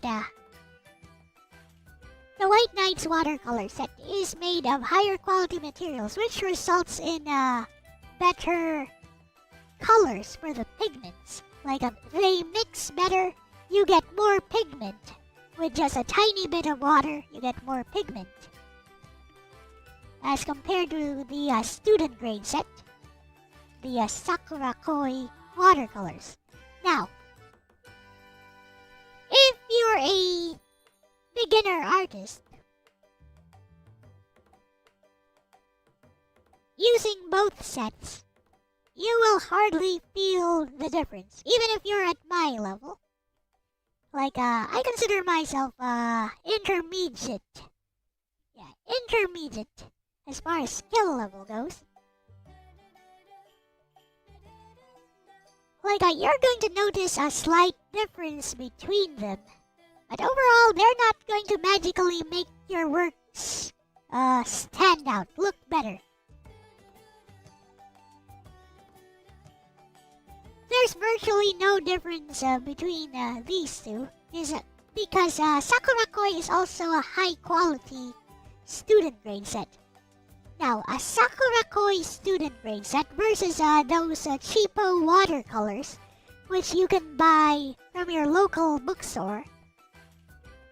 For, you know, those cheapo watercolor sets like Simba Lion, you know, made for kids. Now, there will be a huge difference between those. And what you will notice is that those very, very cheap, low-quality watercolors, they're chalky. Like, they come off very, very easily. And the pigments just don't blend well together. But again, if you're a beginner artist, you're just starting out, a lot of artists recommend that you buy the most expensive set that you can afford. Buy the highest quality materials that you can afford. Because as your skill level grows, you're going to thank yourself for it later. I don't believe that.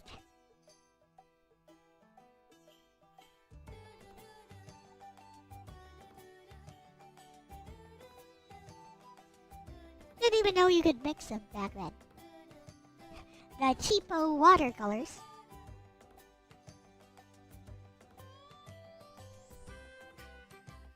So anyways,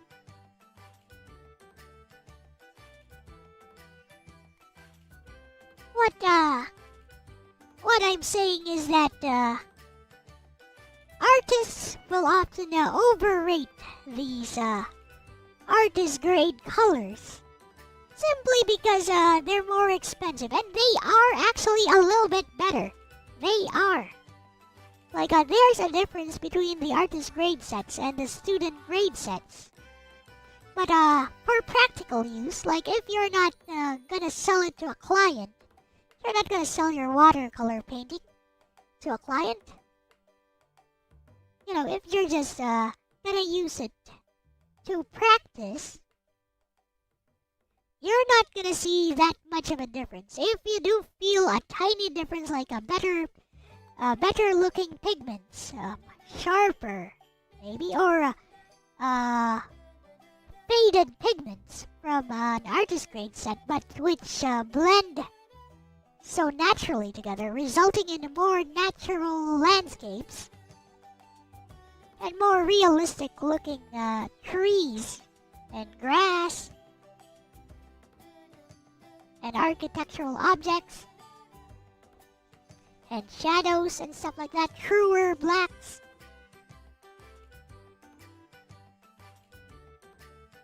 Whites that actually blend your colors well together. Those tiny things which make up the artist grade set, they're actually not worth all that money, at least for me. Like, there's a tiny difference, but does that tiny difference actually translate to the prices of these watercolors? Like, I know because they're made of higher quality materials, they need to be sold for higher prices. in order for the companies to even turn a profit. But again, people tend to overrate the value of these things. Like for most people who can't even perceive or who perceive just the slightest difference between an artist grade and a student grade set, why not just go for the cheaper watercolors?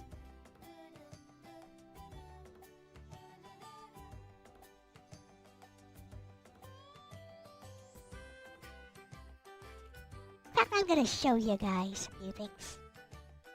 Cause let me just show you that pretty sure you can't even tell the difference.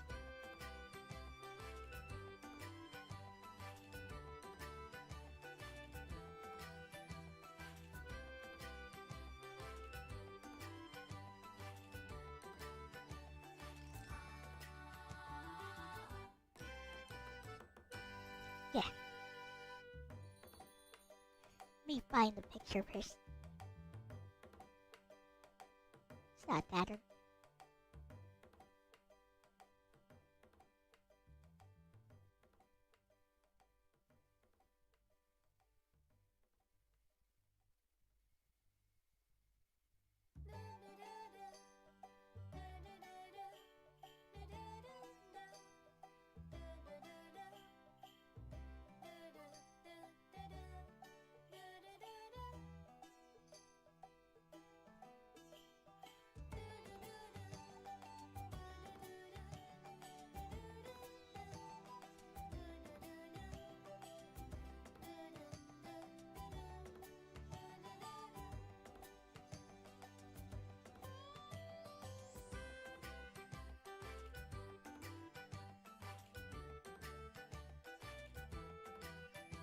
Here we go. I'm gonna show you two of these.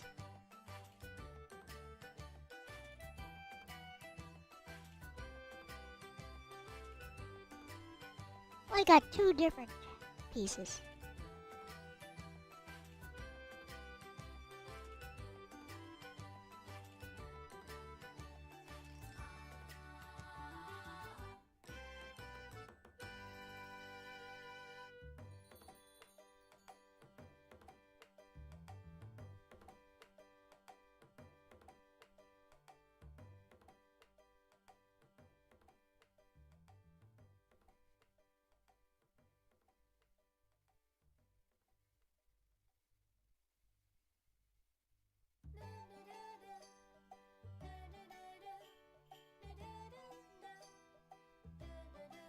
Okay. Here we are. So, two different pieces. One of these was done with the artist grade colors, and the other was done with the Sakura Koi student grade colors. Alright, can you guys see which one? Which one was done with an artist grade set? Which one was done with the cheaper student grade watercolors?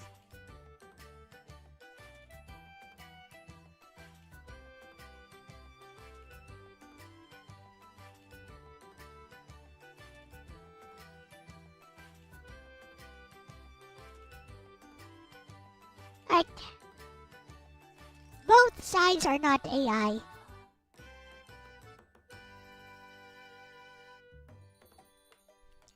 And the text here was, the text on the left side was added digitally.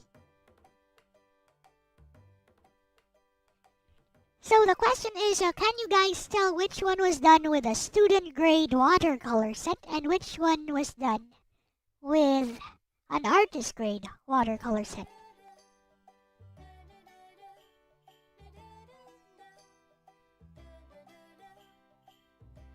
Huh?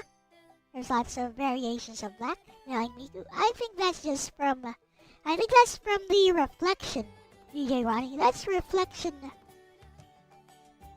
Yeah, that's just a reflection of the light. It's not present on the actual object itself. Because as you can see there, it's slightly... See there, it's slightly bent. Personally, you can't tell the difference. Oh, so, if you were to choose between these two, which one? You can see it's slightly bent, because this is still wet when I took this picture. It was still a little bit wet. That's why there's some reflection, especially on the top part.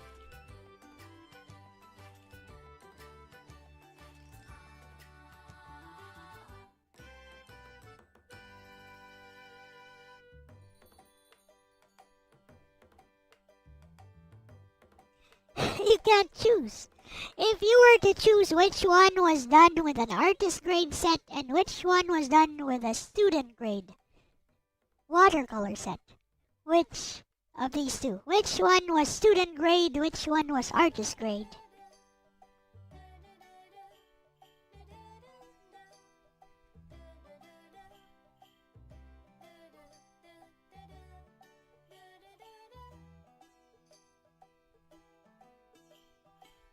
Because Miku is not a robot, is why.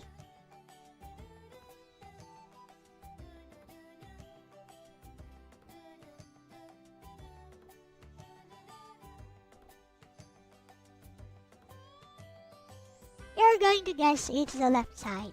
What do you think, Aris?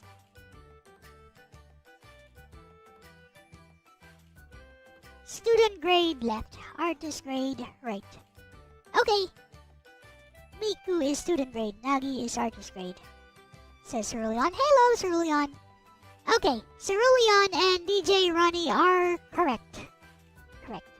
This was done with Kuretake Gansai Tambi, which is considered an artist grade watercolor set. This was done with a Sakura Koi, which is considered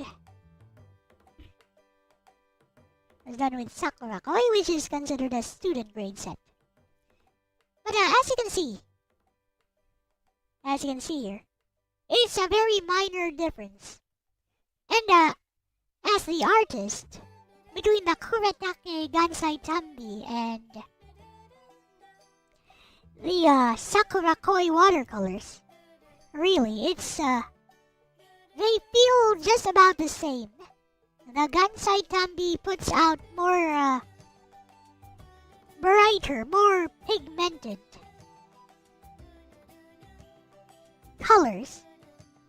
So the color values are higher, which suits anime style drawings or paintings. So yes, Cerulean is and DJ Ronnie are correct. Left side is indeed the artist grade set. But it's a very minor difference, isn't it?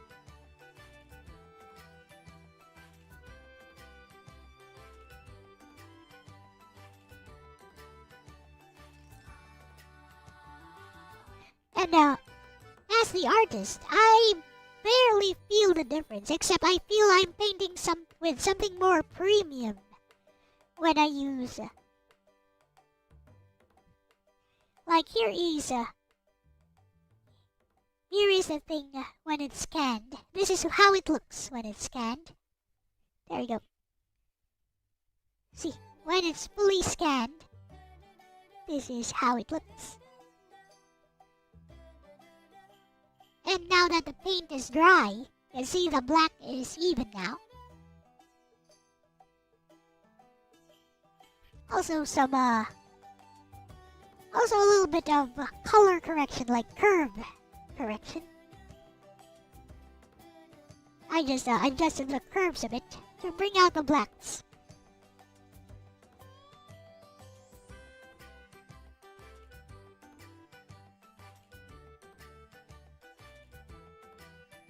So yeah, I guess I cheated a bit there to make it easier for you guys. I just chose that picture. But yes, there is a difference between an artist grade set and a student grade set. But that difference is so minor it does not justify the price tag, is what I'm saying. turn on the snow.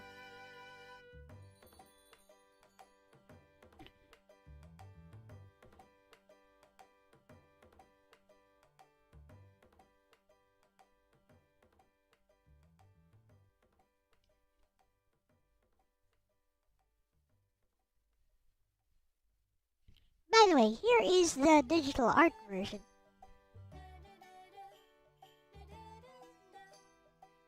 Ta-da!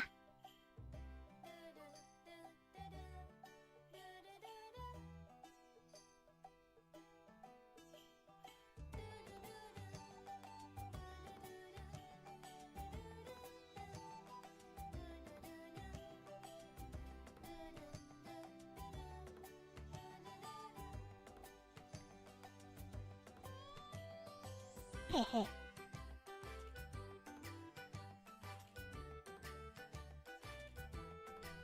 Okay.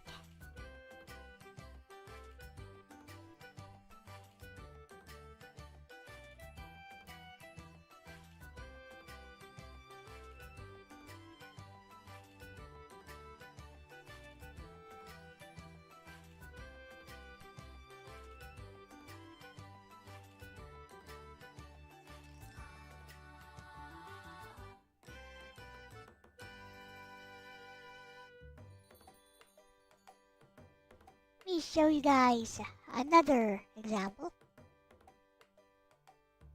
There you go.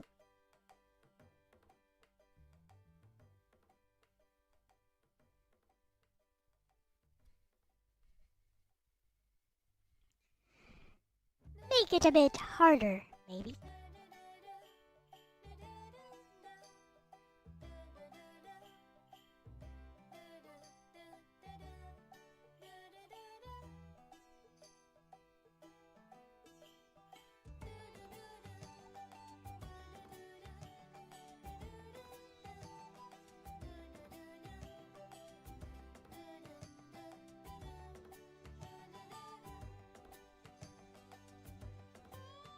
Okay, to landscape. Well, to a landscape aspect ratio paintings. A hand, something many people have trouble with. Why would they have trouble drawing a hand? I think it's overrated. I have no trouble drawing hands. I think people who say hands are hard to draw, especially artists who say hands are hard to draw, are just latching onto the bandwagon. Confirm there's artist grade and student grade. Yes, the artist grade sets are made with heavy metals, usually. And they are light pass. They have a light pass rating. Always check if there's a light pass rating on it. So, for example, you know how some paints are called titanium white, cobalt blue, etc. Those are actually made with the actual metals that they're named after. That's why they're more expensive.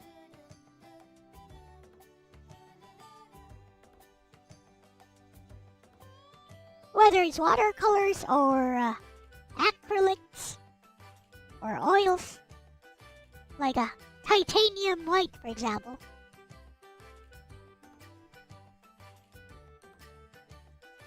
And the best way to tell if it's a good quality, like a paint, make sure it's toxic. Make sure it doesn't say non-toxic. If it says non-toxic, that's like that's child level. That's not even student grade.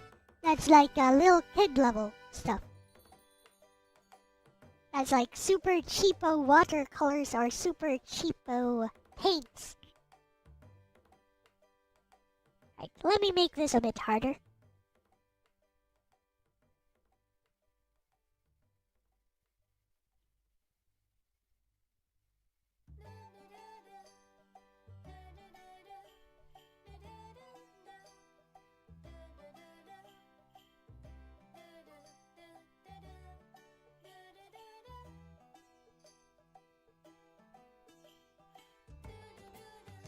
Alright, guys. So, one of these was painted with the Kuretake Gansai Tambi artist grade watercolors. One of these was painted with a Sakura Koi. And another one of these was not even painted using watercolors.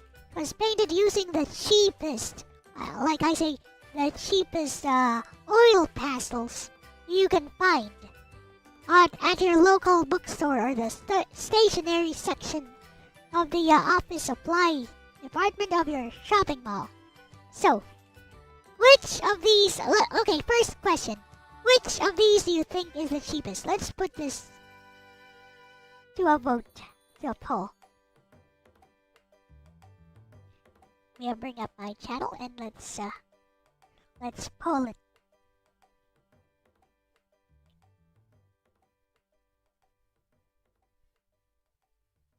Let's do this one at a time.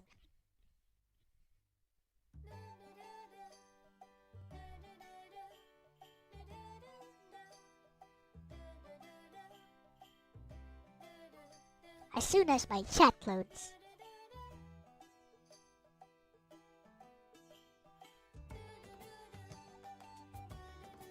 You're a toxic gamer. Does that change anything, Ben? Please, top left, top left, top left. Wait. Okay, here we go.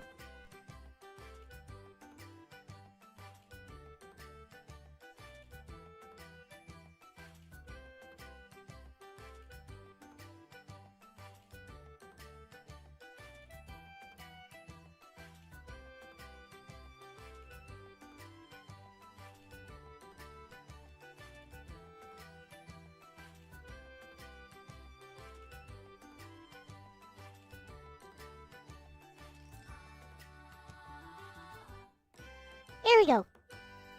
Vote, vote, vote, vote.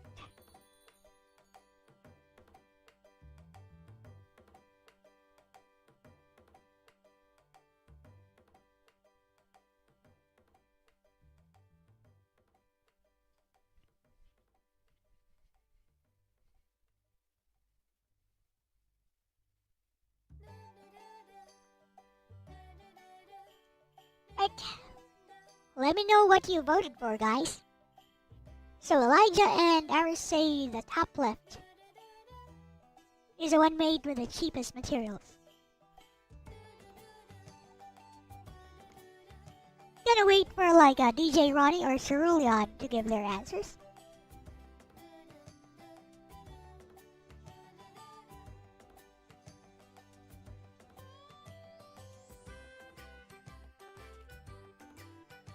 Why don't you let me know what you voted for in the chat, guys?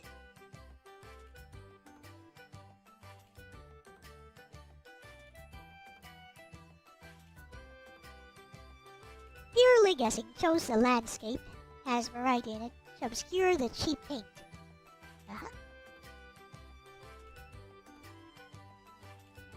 So again,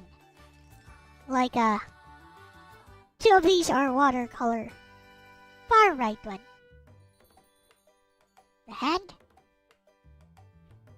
So two of these were made with watercolors. One of them was made with my more expensive Kuretake Gansai Tambi watercolors. And one of them was made with super cheap oil pastels, not even watercolors. One of these was made with oil pastels. You guys have played around with oil pastels, right? You know those oil pastels you played around with as a kid? That's what I used to make one of these.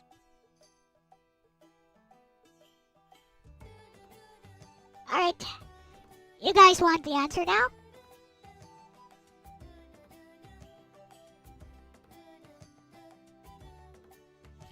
Are you guys ready? Shall I end the poll? Okay, let's end the poll.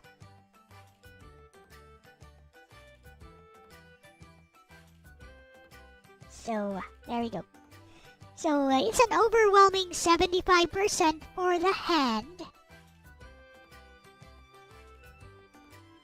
And DJ Ronnie says the landscape is the cheapest because it has enough variation to hide the lower quality.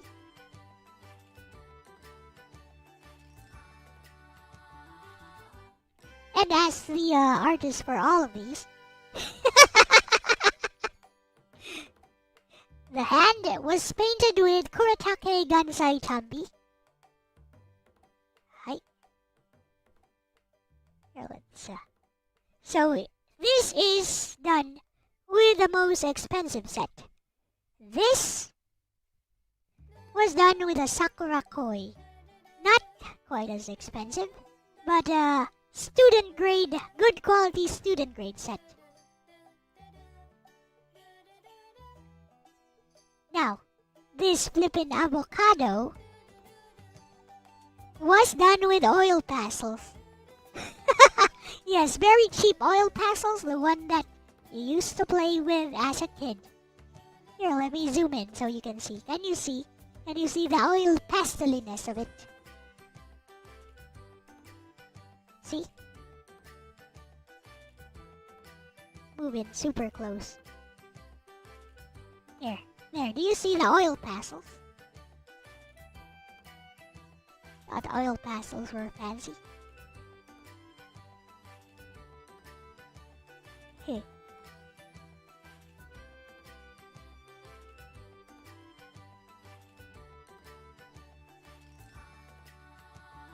You were right. Yep. It's the most simplistic aesthetically. There's a lot going on here, though. There's shadows, as you can see. He's got shadows, he's got shading to make it three-dimensional.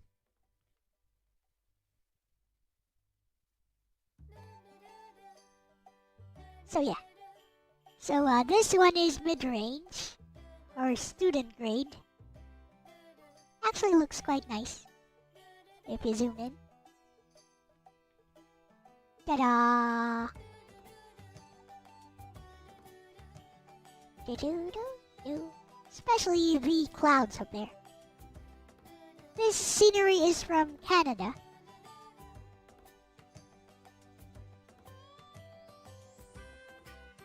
There's a picture by a friend, I believe. A friend or probably my sister. One of those. And this, of course, is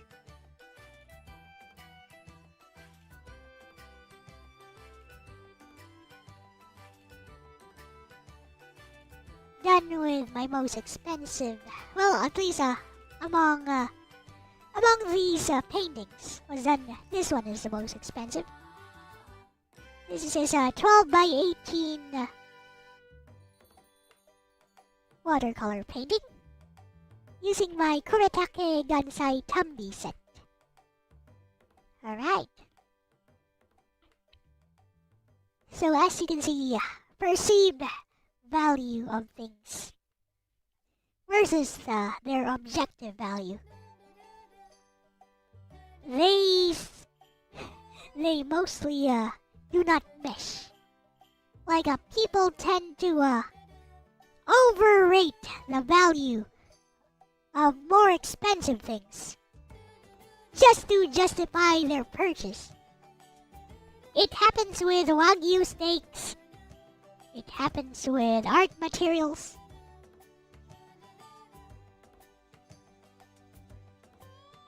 It happens on just about anything. It happens with phones as well. Like people will try to justify that Apple phones get support their entire lifespan. What support?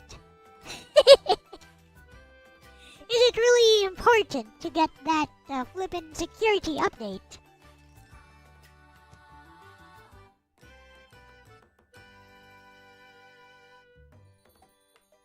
Like, your phone will stay secure even if you're using an Android phone. As long as you know what to avoid.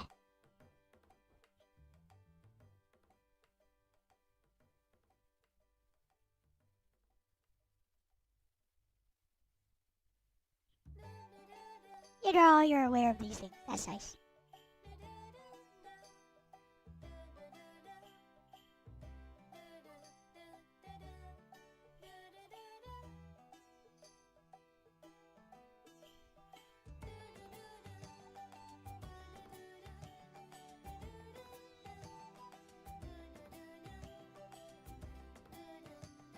Do do do do do do.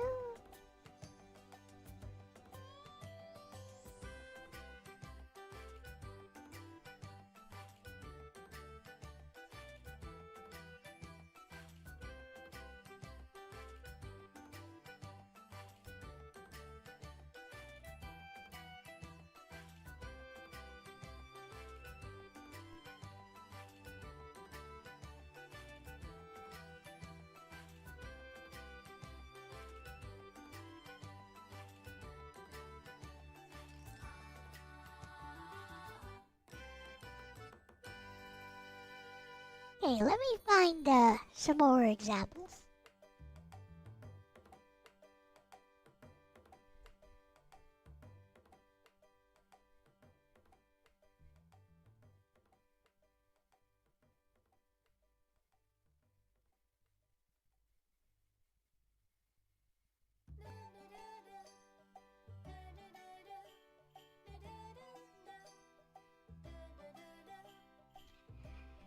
Actually, I guess that's enough examples.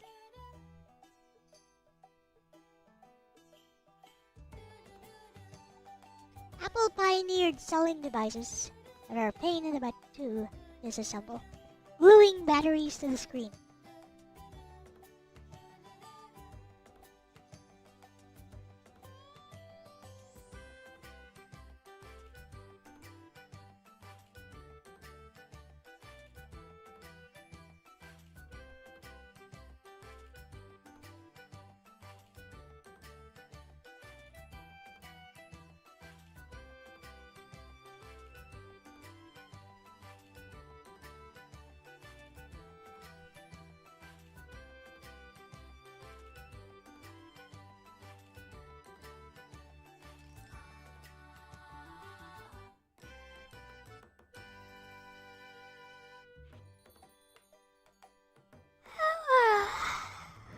Kinda tired.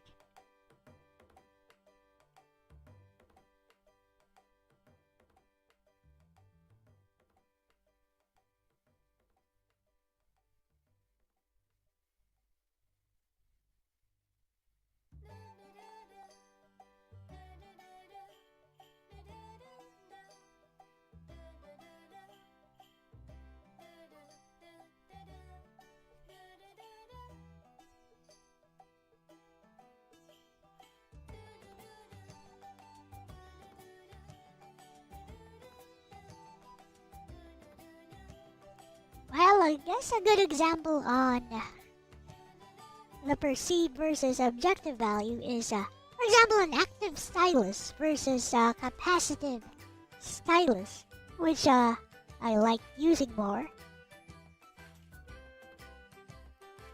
Like, probably if I had a good quality, if I bought a higher quality active stylus, it would probably work a little bit better than the capacitive stylus which I use, which I like using, by the way. But my point about the perceived versus the objective value of things is that more expensive stuff versus cheaper stuff, the more expensive stuff in general will probably be higher quality. But does that higher quality actually, is that higher quality, that tiny bit of difference in quality, is it actually justified by the difference in price? Like what? Yes, I know it depends. Like, for example, what if you could buy like 20 different tennis rackets, 20 different cheap tennis rackets for a single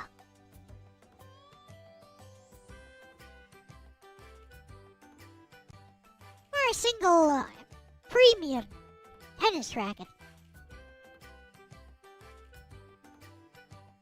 Like a Babolat tennis racket, for example, versus any cheapo tennis racket. Like, what if you could buy like 20 different cheap tennis rackets that get the job done? You can play tennis with those. Versus Babolat Pure Drive tennis racket, for example.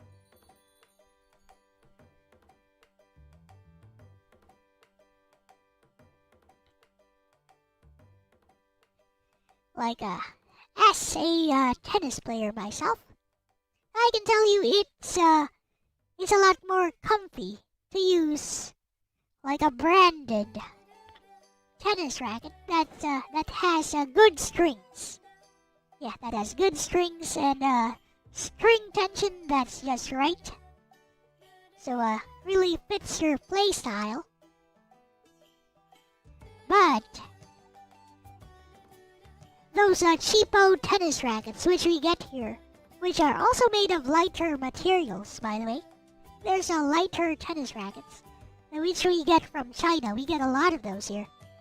Those can actually get the job done. Now, if I were to enter a tournament, for example, then I would definitely want to use the best equipment I could get.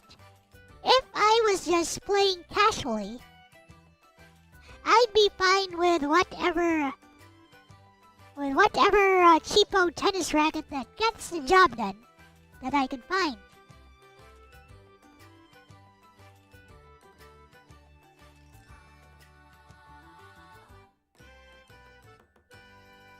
So yeah, there are times when the more expensive stuff are actually justified. Like if you're a competitive player, for example. Oh, here's another example.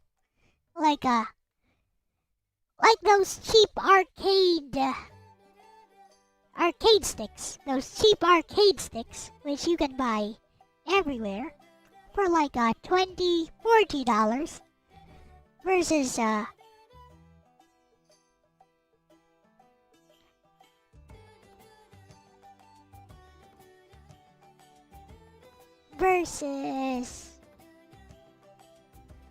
like a custom-made arcade stick with Sanwa parts, the holy Sanwa parts. Oh, that clicky goodness. With like a square gate joystick.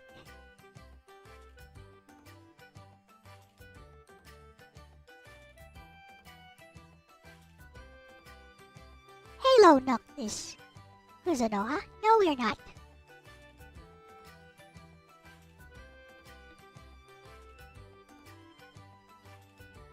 Is it really going to make that much of a difference? For example, like a cheap $20. Here, let's get some.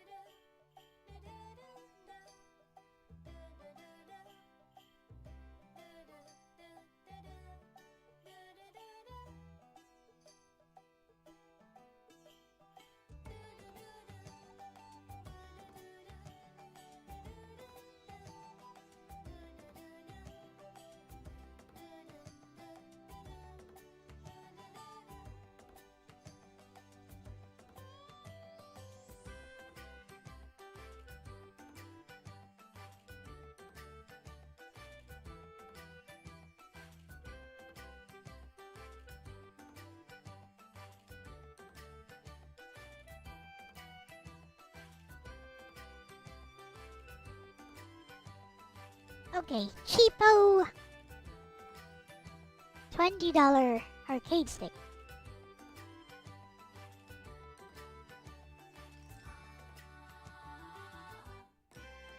Versus this custom 8-bit dough arcade stick with upgraded, customized Sanwa parts, the holy Sanwa parts.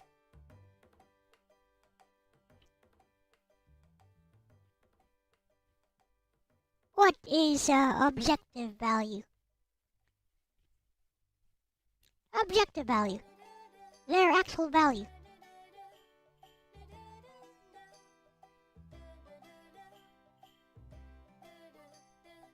Like, for example, between these two, how good do they actually perform?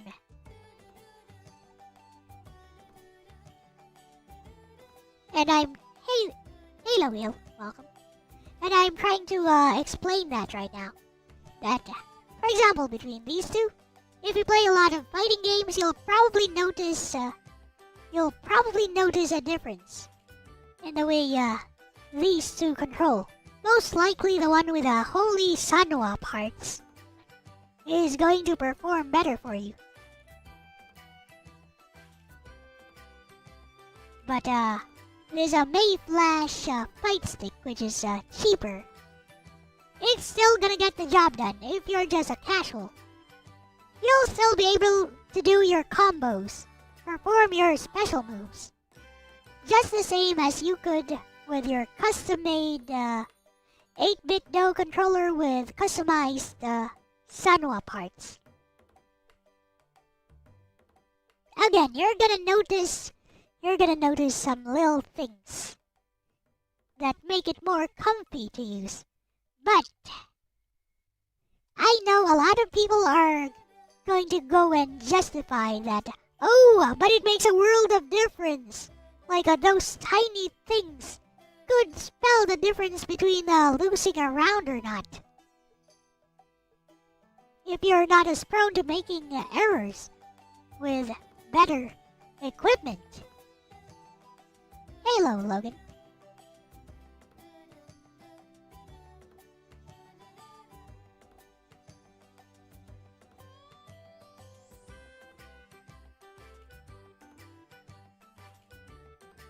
Like you will, as the end user, you will notice a difference, I believe.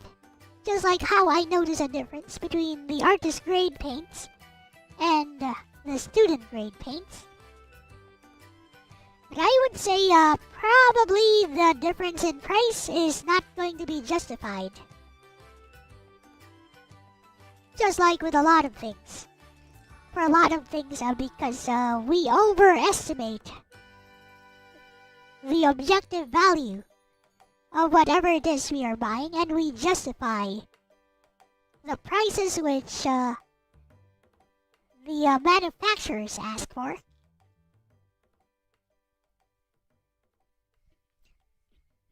So we tend to pay a lot more for the more premium stuff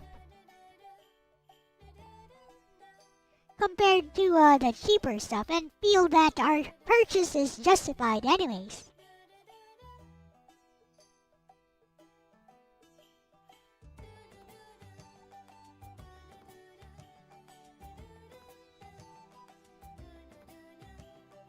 They're all really expensive. Get some from AliExpress.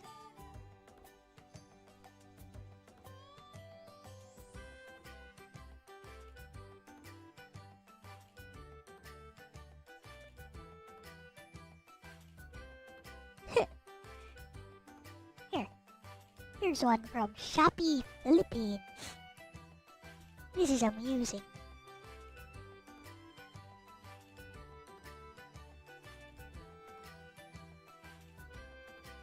It's made for phones.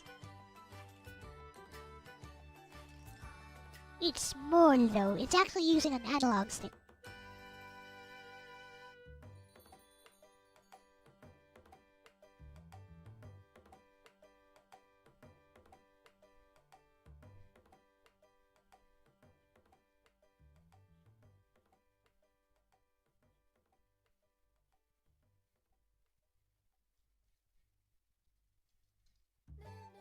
Like a Horby fight stick. Look, $375.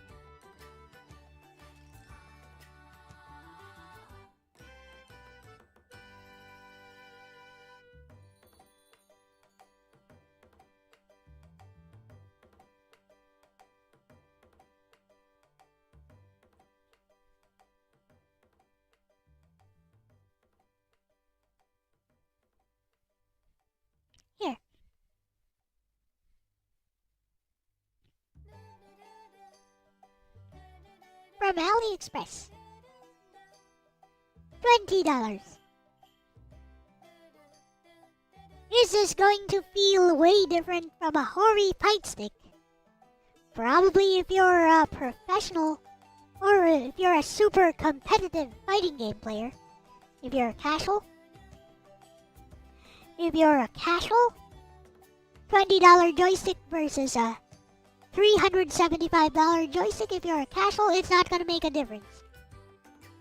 I can tell, this is probably an octagonal gate or a square gate joystick. It's fine. And those buttons, they're just fine. Like over here in the Philippines, our arcade machines are made with super cheap parts. Like our arcade machines on actual arcades. They're put together using super cheap arcade parts. Because, if you make it expensive here, if you make it using expensive parts here, people do not respect your machine. If it's a public arcade machine, people don't respect that. They're gonna slam on that and destroy it eventually.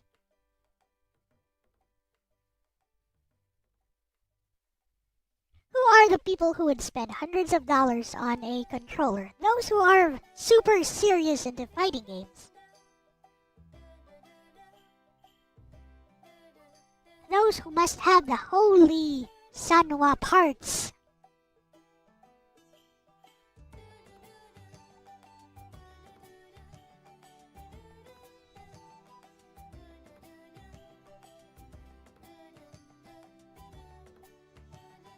Like, even if you buy like a hoary fight stick for $375, people will still laugh at you.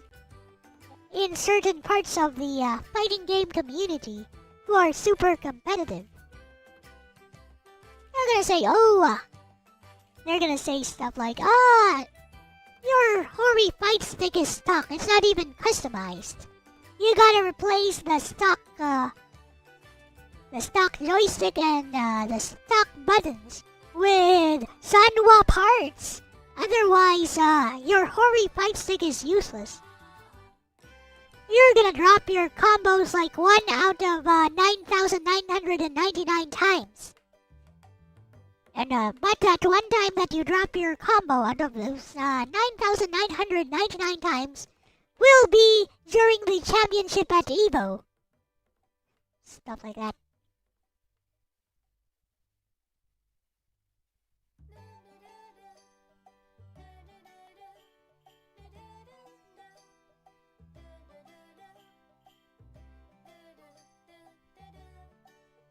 I have no problems with the screen on the POW Kitty A13, to be honest.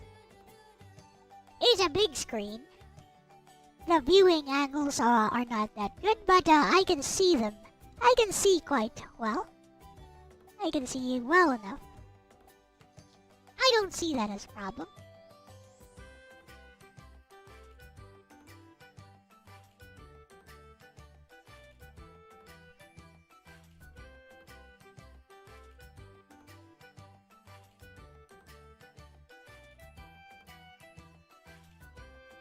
Hello again, Katsu.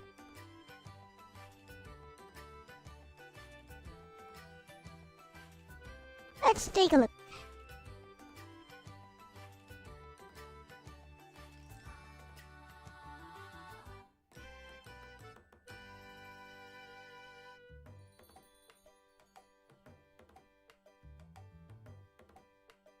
Today I'm going to be taking a look at another. Here we go. What's so bad about this screen right here?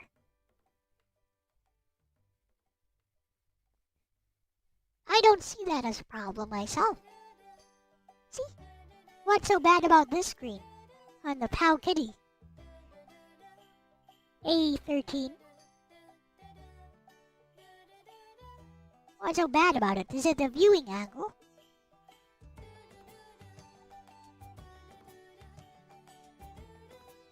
Seems to work well enough for this guy.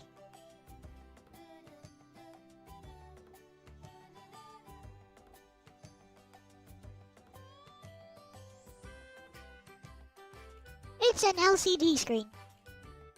It's It's just a typical LCD screen. Scroll on.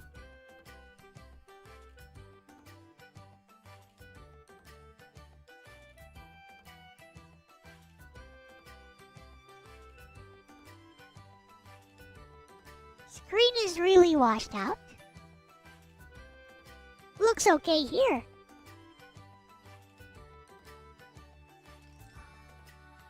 I played with a Game Gear, so this looks way better.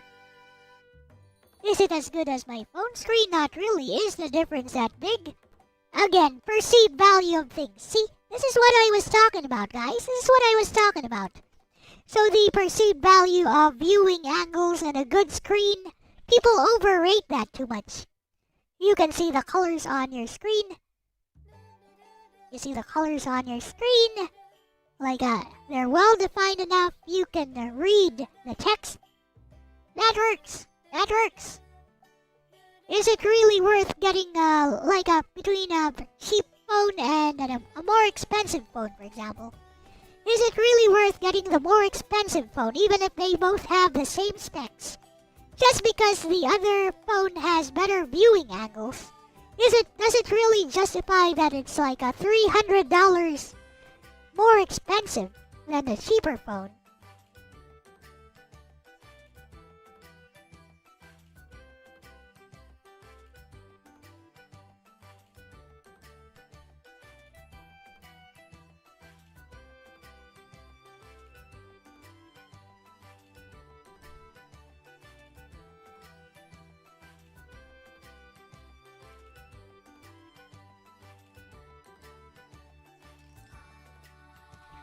Okay, let's talk about monitors, for example. Like a typical LED monitor, typical cheapo LED monitor, like my $20 LED monitor, which I'm using right now, versus an LED monitor manufactured by Samsung or whatever, with the same resolution, but better viewing angles. And also thrice as expensive as my cheapo monitor. Is it really worth that price just for the better viewing angles? It might also boast a better screen response time. Is it really worth all that? If you can afford it, why not? If you want the best, if you want the best experience on your screen, and you can afford it, why not? But is it really justified versus the cheapo one, which works just as well, except that it doesn't have the best viewing angles, and the screen response time apparently is slightly worse.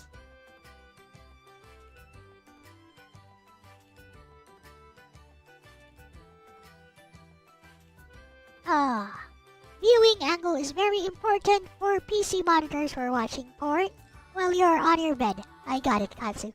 I gotcha.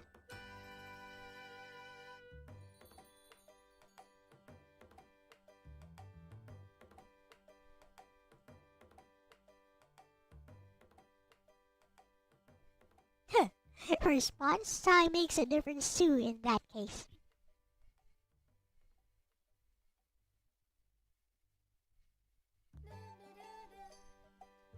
Like, for example, the PS Vita 1000 versus the 2000 models. The PS Vita 1000 had that beautiful, apparently, AMOLED screen. That's the one I have.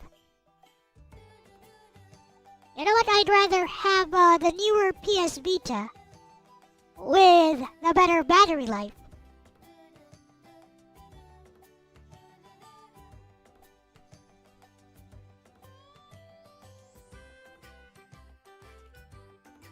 Am I psychic? Nope. I was just making an educated guess.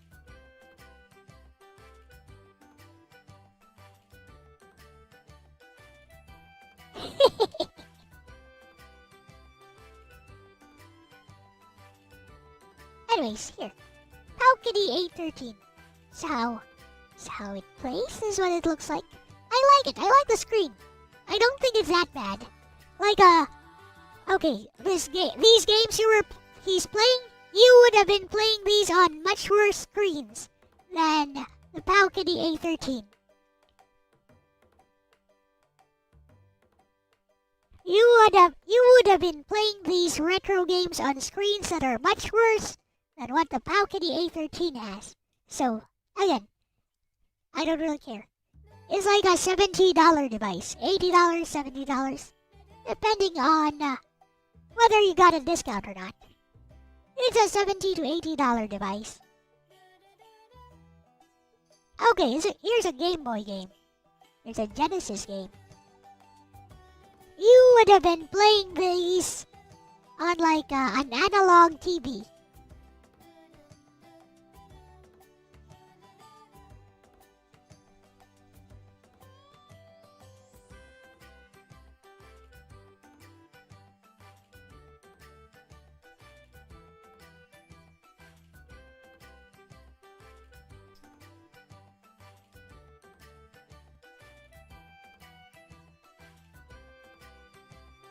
Besides, this balcony A13 has a Rockchip 3128 processor, which allows it to play all PS1 games full speed. So it can play games up to PS1 full speed.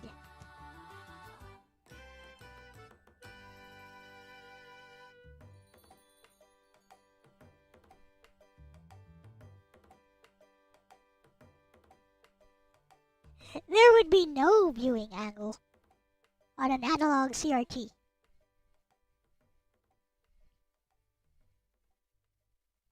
You beat Grim Fandango last night. Yes, yeah, I saw that you put up a stream that you were finally going to beat it. Congratulations, GG, Slim.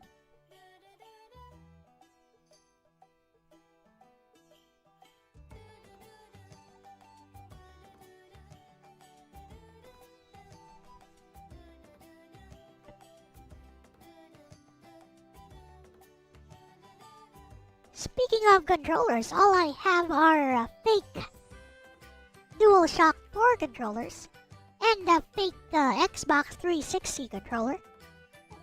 And they work well enough for me.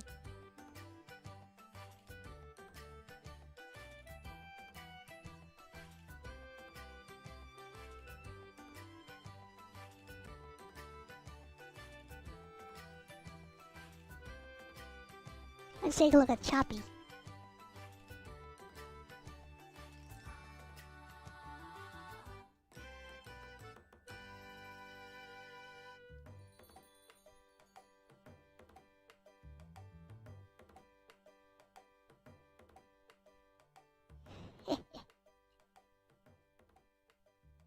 Nice.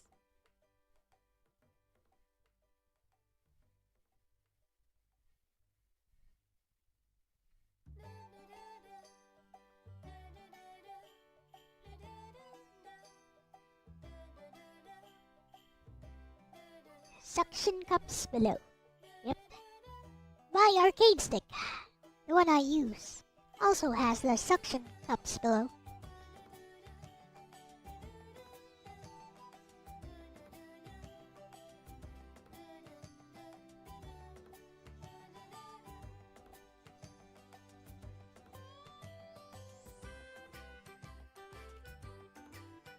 That's a funny thing about toilet paper, Slim. Like a while you guys were worrying about toilet paper, everyone here in the Philippines be like, have these guys not heard of water?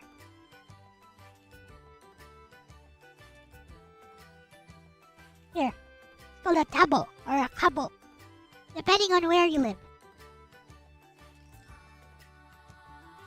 Have you guys not heard of this contraption? Toilet paper.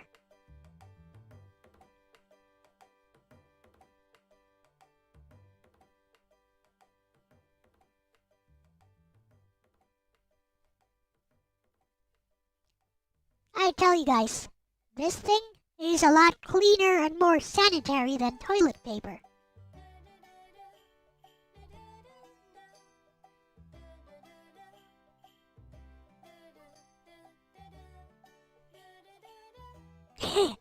Yep, it kind of works like that. It's also a shower without being a shower. See, this is how you use it on this guy here. Use it like that, or you use it on your private parts to clean yourself. Basically, it's like a giant spoon. You want to see how this works? This is how it works. Right here. See this guy? He's demonstrating how it works. You grab the water from a pail of water.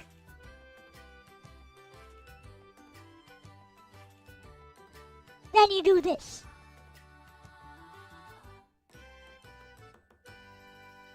But it doesn't just work like a shower. You can also use it to clean your private parts. Your parts down there where the sun don't shine.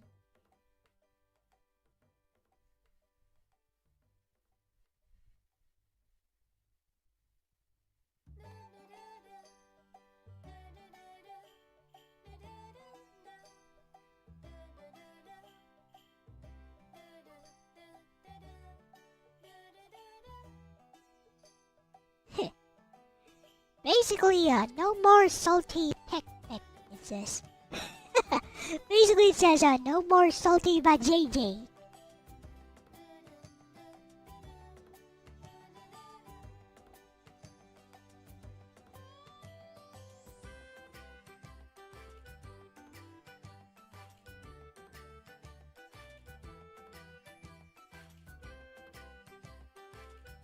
So, like, when the US and some parts of the world were worrying about toilet paper, we were like, have you guys not heard of this flippin' contraption? It's so simple. It's made of cheap plastic. And it just works.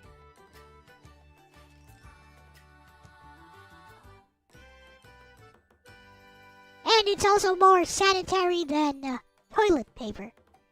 It's cleaner than toilet paper because you're actually washing it out with water.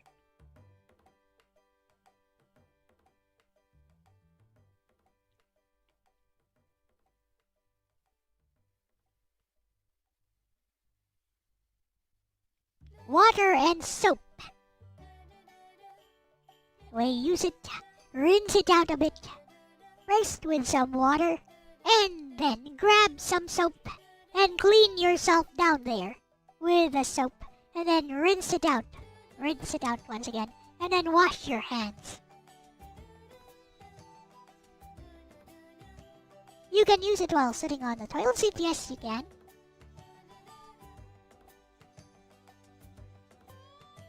It is very easy to use. You just tilt it. Just grab it, you tilt it. Just grab it, tilt it. Grab it horizontally, tilt it.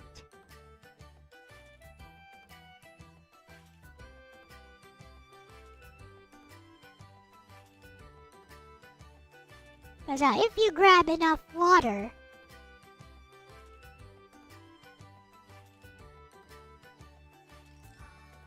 it's not a sponge. It's this thing.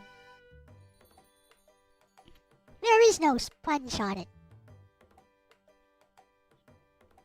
It's a small plastic bucket with a holder. This is what it is.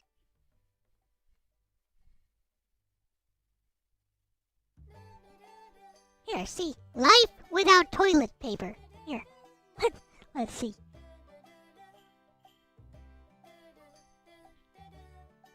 See, somebody even made an article on it.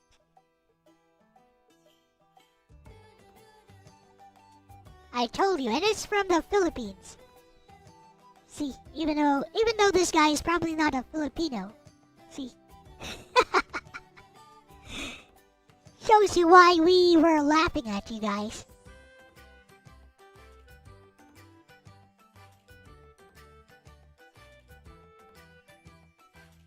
Exactly. Rather Seeker, exactly. That's exactly what you do.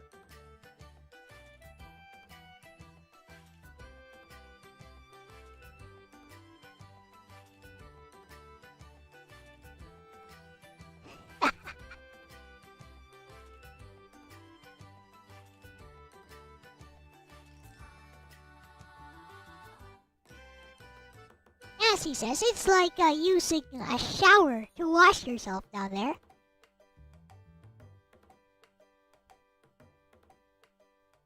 What the? No.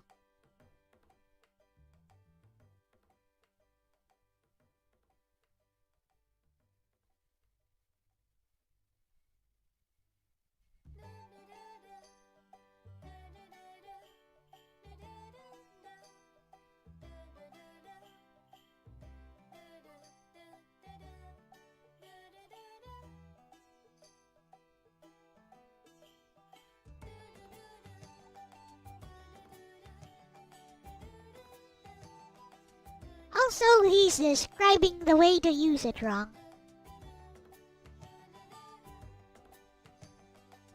Could you get a measuring cup? A measuring cup is a lot smaller, Katsu. Look at the size of this next to a measuring cup. You could do that though. Or, get a big glass. Get a big plastic cup. You can do that with a plastic cup. Yes, you can. Like a big plastic mug. You can do that, indeed. If you have a big plastic mug.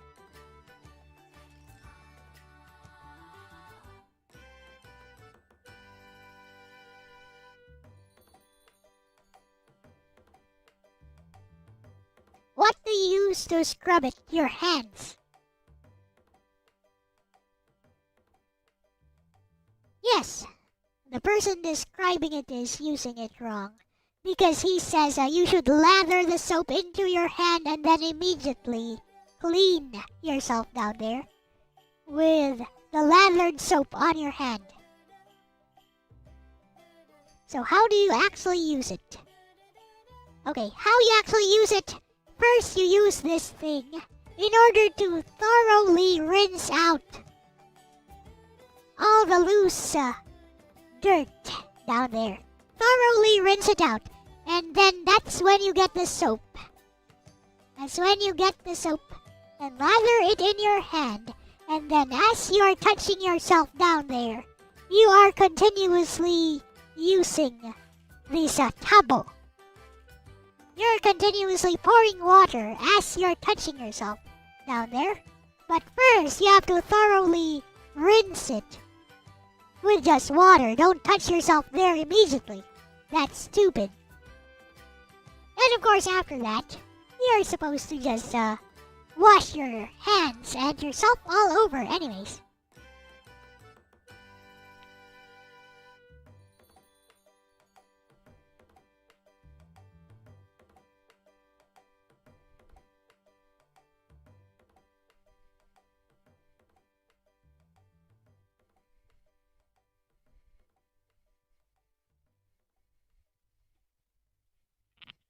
So it's like a cheap way of converting your toilet? No, it's not, LDP. It's what we use to bathe here.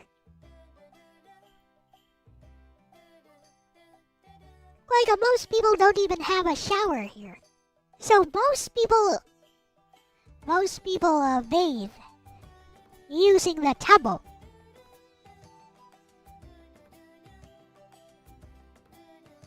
This is how we take a bath here.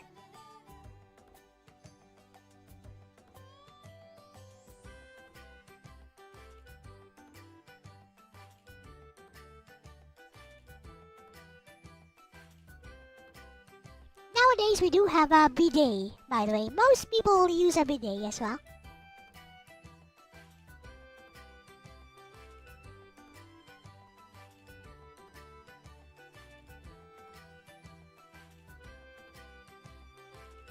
Yes, you do, Logan. Yes, you do. Because you don't actually touch your ass with it, as you say. You guys not understand how this works? Gah. Here, look! You're not touching yourself with it. You're not scrubbing yourself with it. See? See that? See that?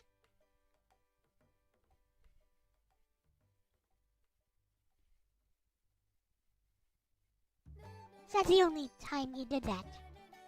Anyways, see? That's how you do it.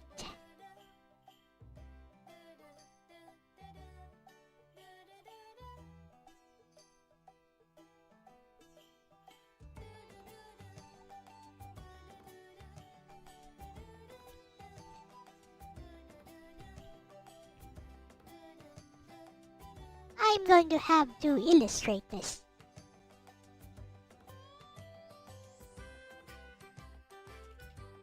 Since you guys don't get it, I'll have to illustrate this very quickly.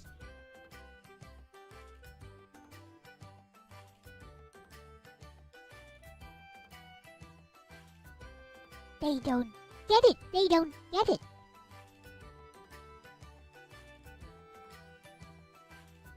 This is amusing.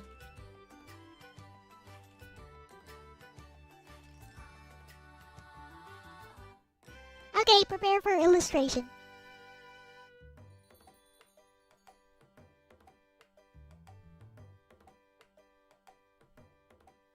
Bodily dexterity.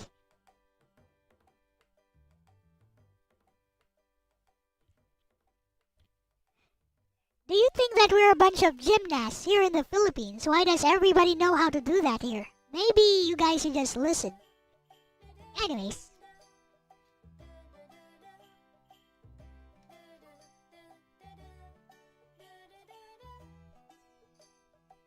Stop making wild speculations.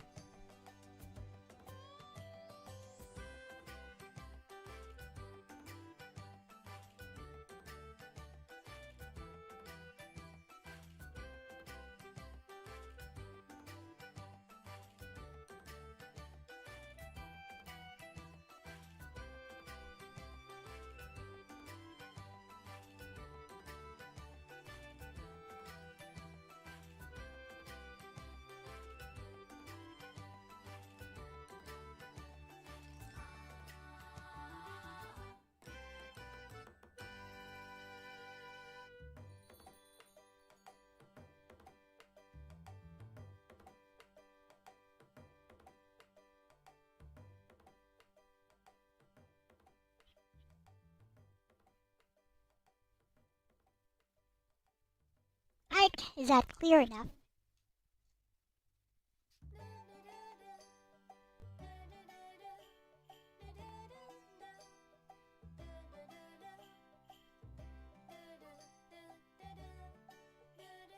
Does that look clear enough? Now then.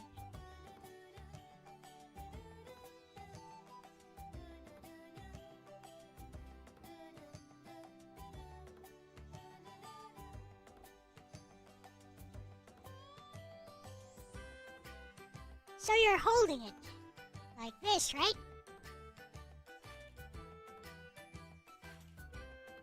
Here it is, water's in here. You're holding it like that.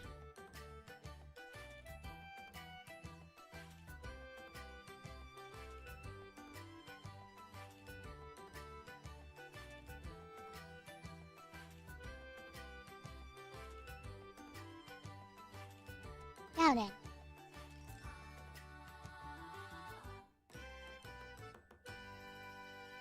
I'm not trying to draw myself. Obviously.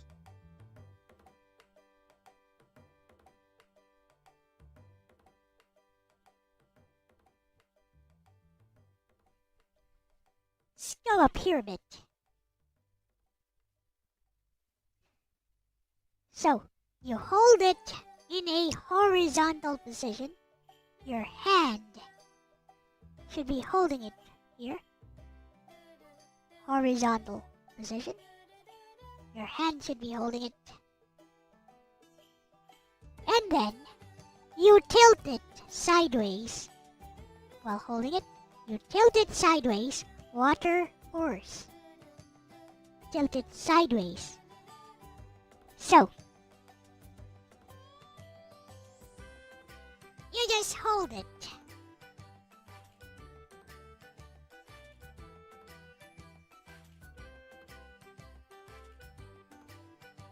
Let's have the other hand hold it, actually.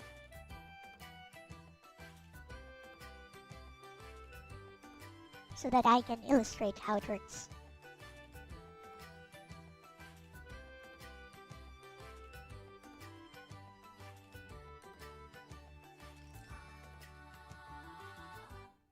So you bring it to where your genitalia are. You just bring it there and tilt it sideways. Pour over there.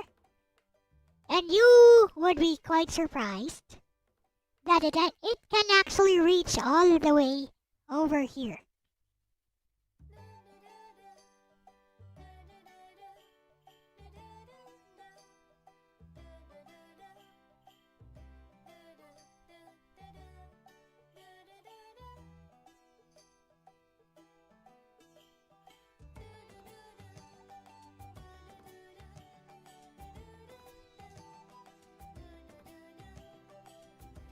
And if you feel it's not reaching, you just lean back a little bit. Just lean your body back a little bit, it's gonna reach there. Yes, you go from the front, not the back. It doesn't matter if you're female or male, you'd never go from the back. Like what do you think you are, a contortionist?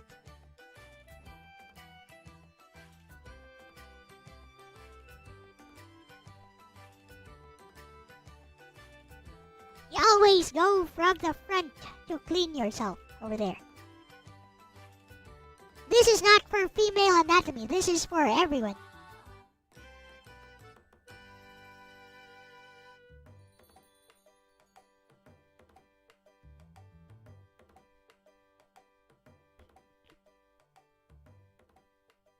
It's like a frontal waterfall, exactly, DJ Ronnie. And you can angle it. You would be surprised at how much you can angle it. Try it yourself with just a cup, for example.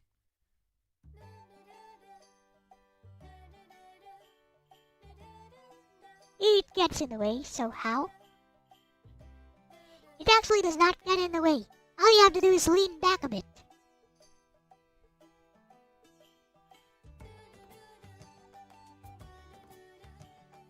Try it out yourself. You'd be quite surprised. Just try it with like a plastic cup. You'd be quite surprised that it actually does not get in the way. Unless you have an erection.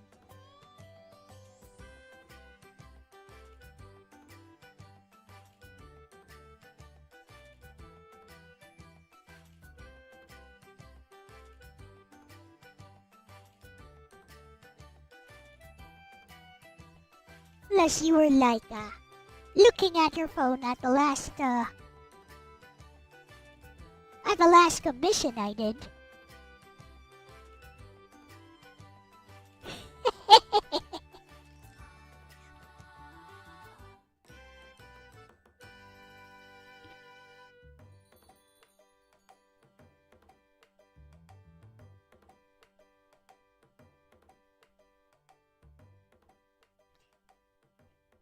Like this one, commissioned by Mid-Tier Guard.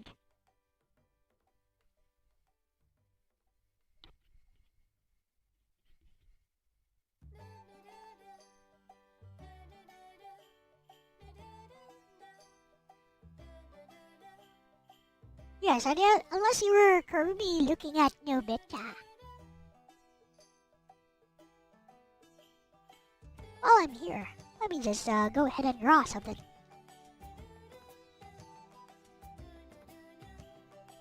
Now I feel like drawing something.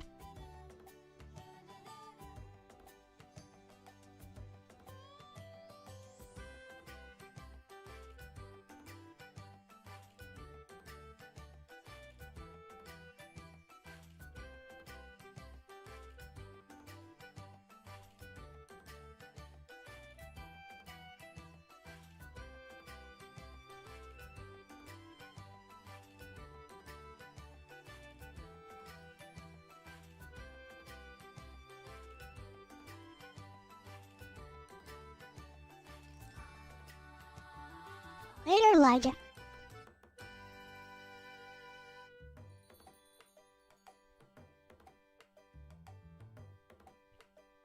Make the screen smaller, maybe. I don't need that much space. There we go.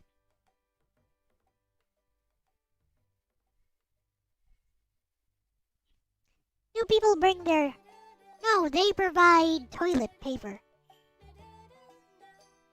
There's either toilet paper or bidets. Yep.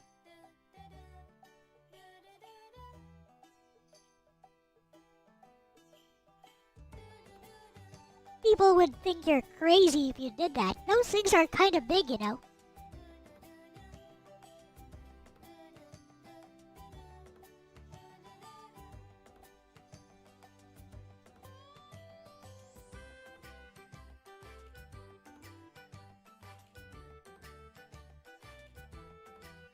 Right, let's draw.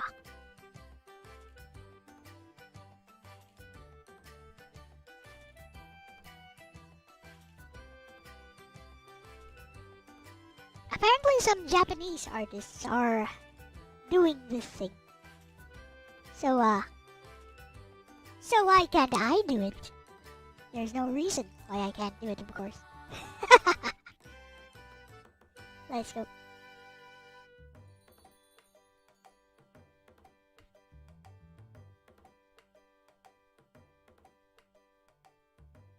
Yeah.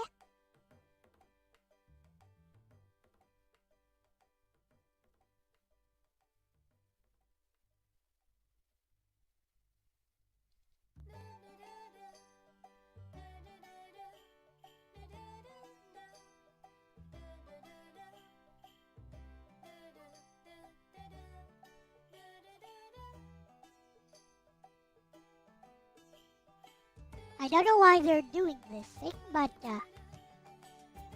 because they like to do it, I'm doing it too. We get my figure first.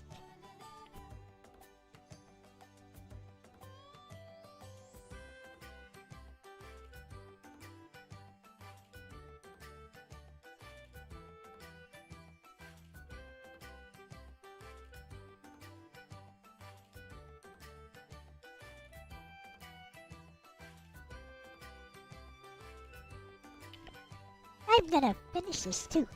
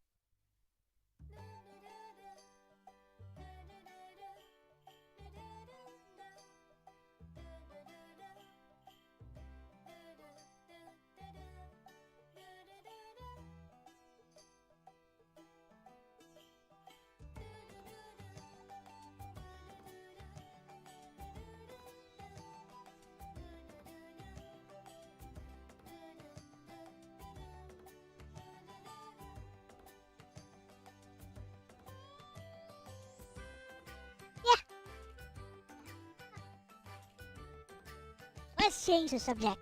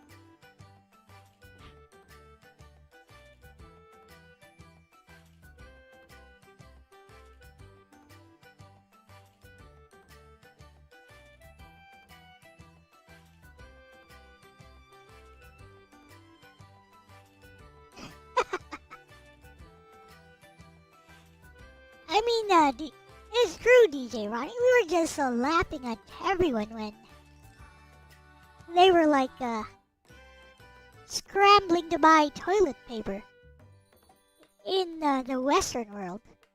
Over here, we were like, are these guys a bunch of weirdos? Are these guys crazy? What the fudge are they thinking? It's like when ABGN goes, what were they thinking? Hey, Renee, welcome.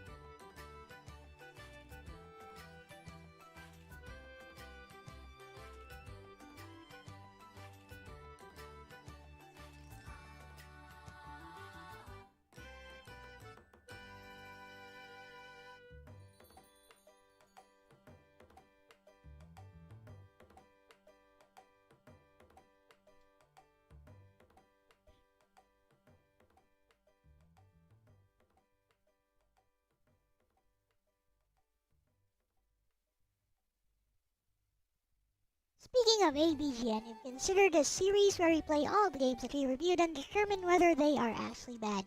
Yeah, go for it. That's a good idea.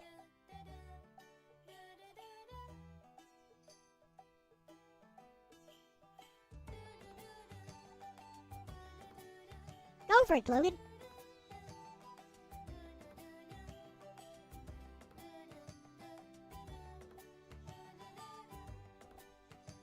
Maybe you'll find a lot of hidden gems. But, oh well. It's fine. Just a sketch, so.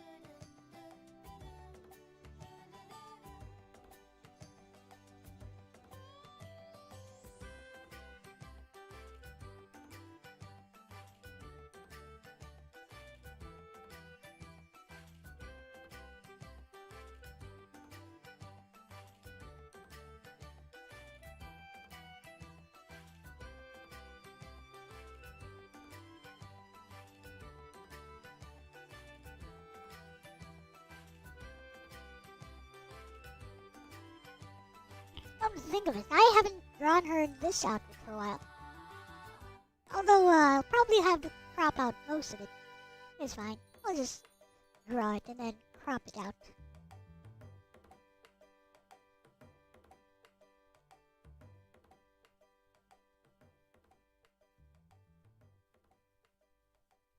Later.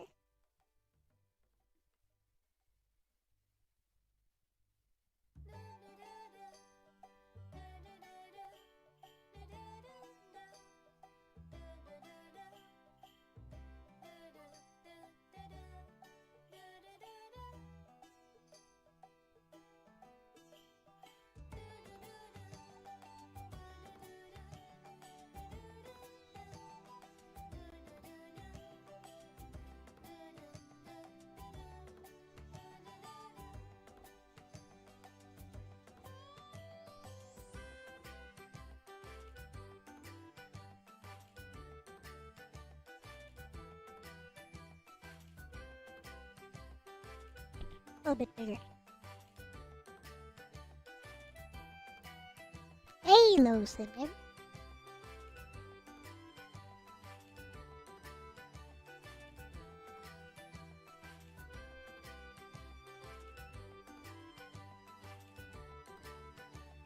Yep, looks pretty good.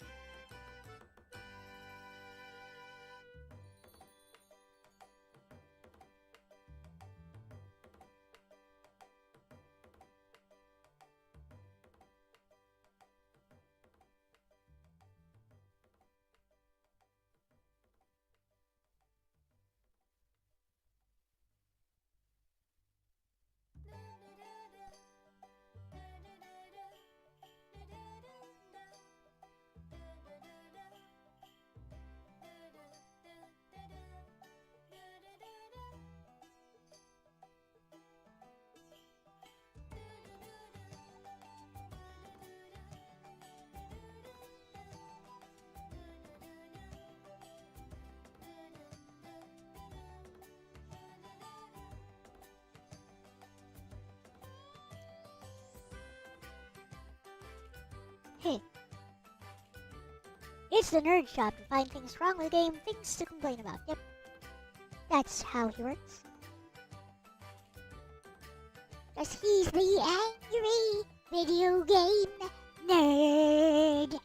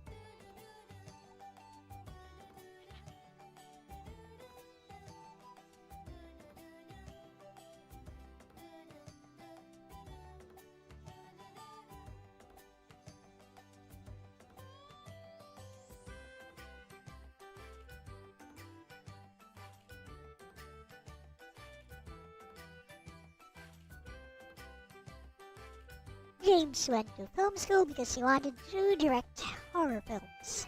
Nerd is just a character. Yep.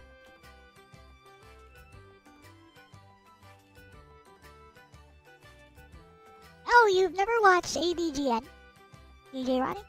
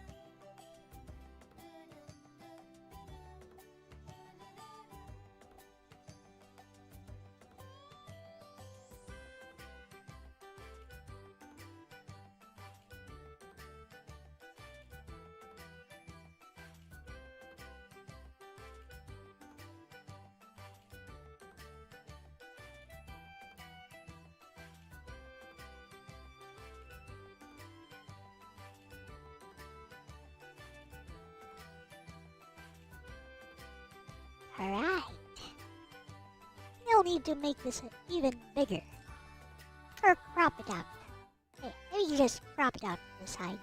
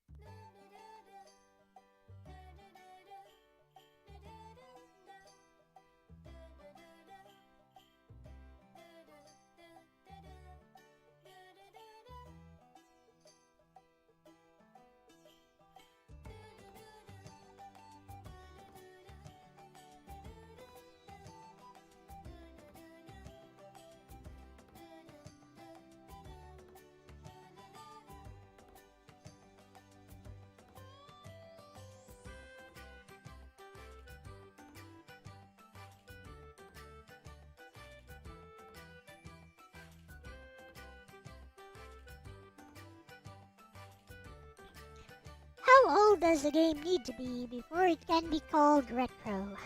I've asked this question before in one of my Elle-Talks talk shows, wherein I had multiple guests, and most people were of the opinion that retro ends with the PS1. And I share that opinion as well. Some people said that even Dreamcast and PS2 could be considered retro. So it depends on who you ask, I guess.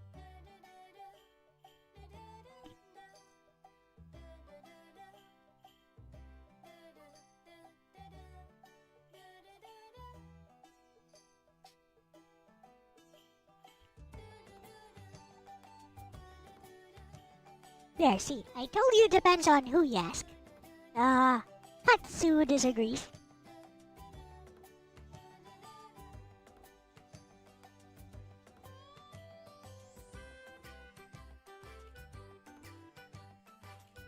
We're gonna finish this.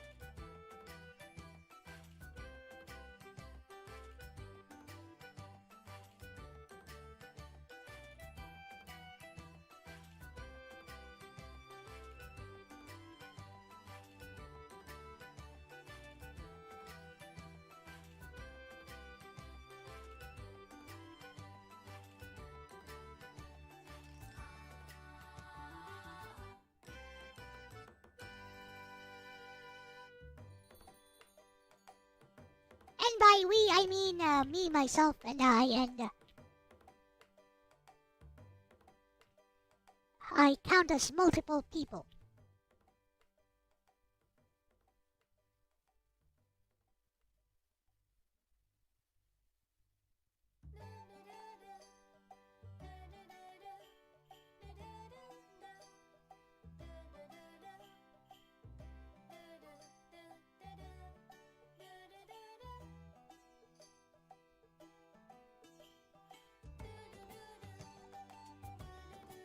This is Anime Girl pouting because her high school crush called her cute.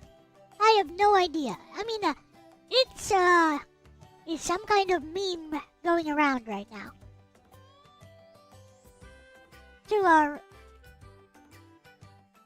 draw this, to draw an anime girl in this pouting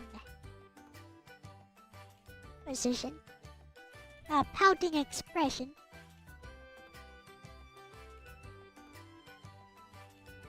So I'm just getting in on it. I don't know where it originated from.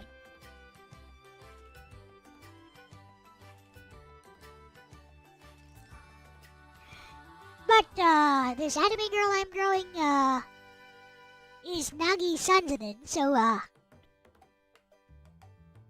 don't think she'd react this way if her crush called her cute.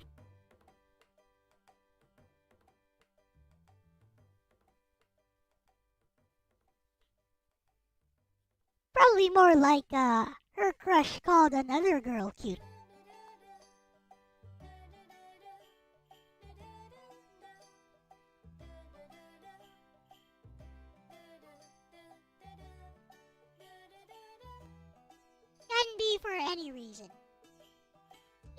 I suppose so, Aris.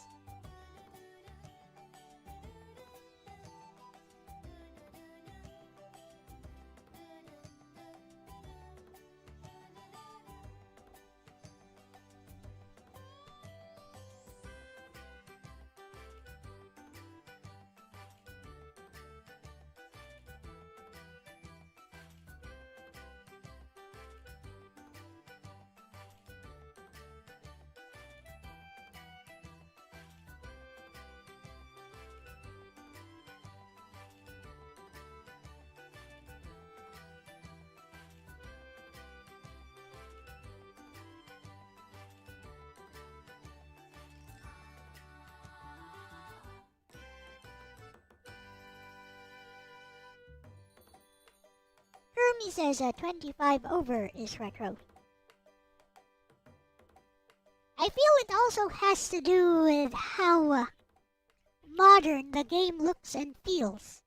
A lot of PS2 games still look and feel modern to me. So that's why I say it depends on who you ask.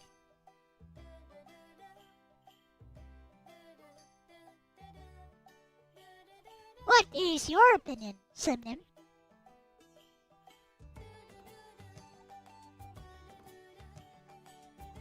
Like, I think we can all agree all Atari 2600 games are retro.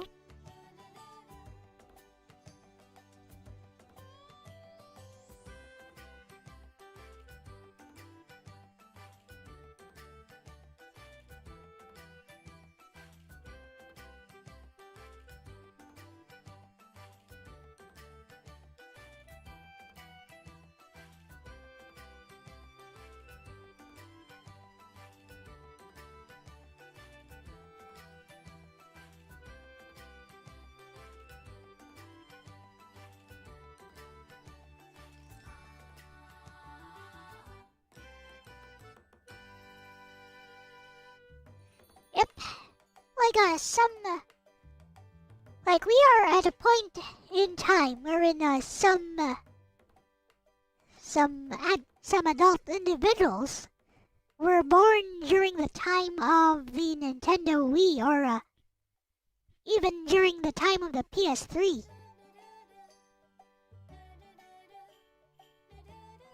In other words, if you played any other systems before that, do you feel old now?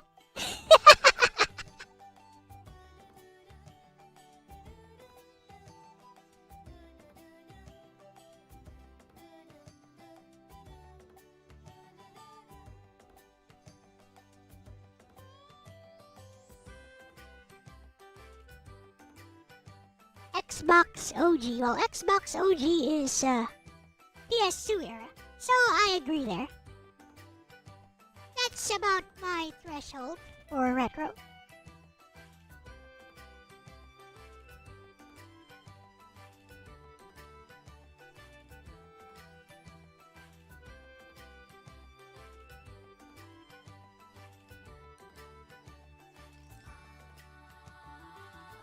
But I know there are some people who only consider up to a 16-bit era as retro.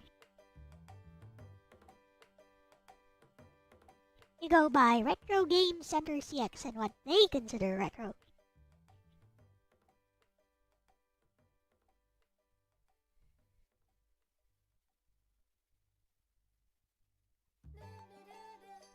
Now, if somebody knows this art meme and why it's going around, you guys can feel free to educate me.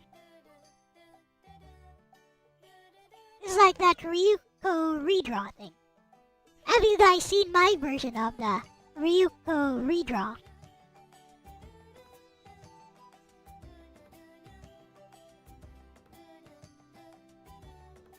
There.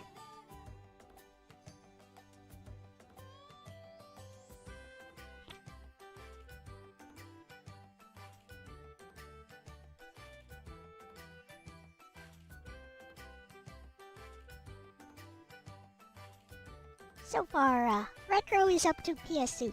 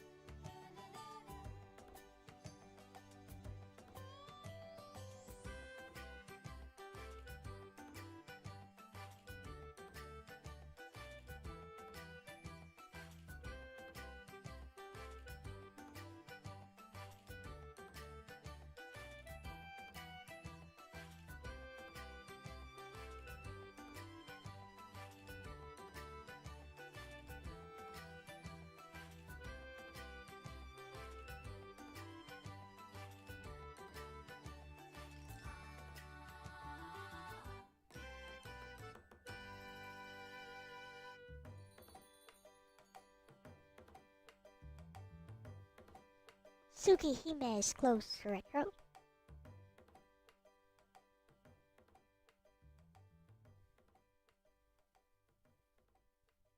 Hey, Hayate no Gotoku ended just in 2017 and it's still being re-released today. I doubt it can be considered retro just yet.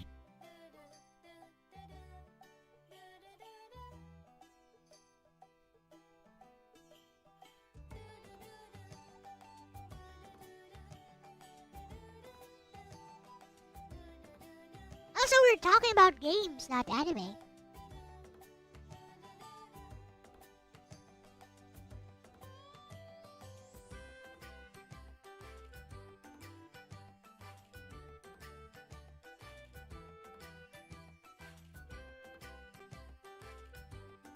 Oh yes, Fratter Seeker. I casually show those all the time.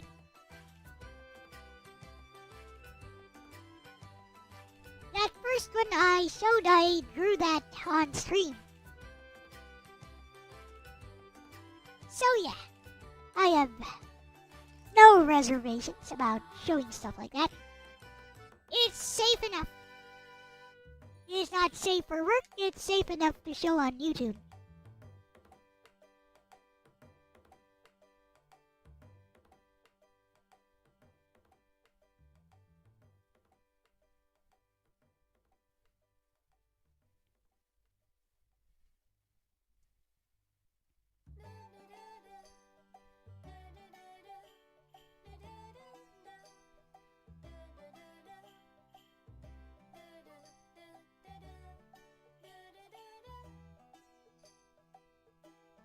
Hello, Metal Storm.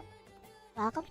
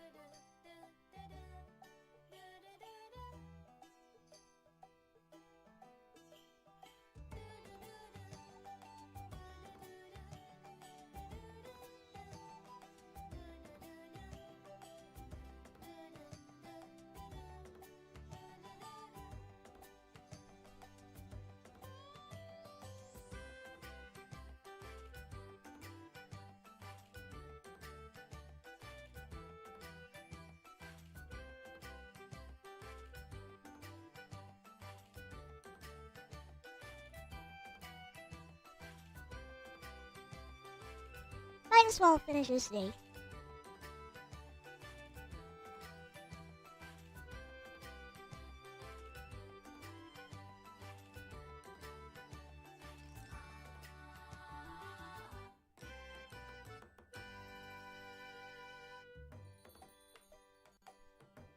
I know, right, Patsu?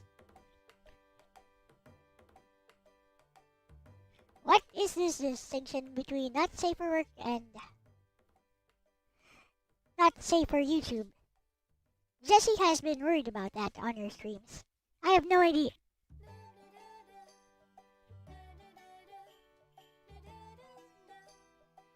Is there really a distinction? I don't know. I just made that up on the fly.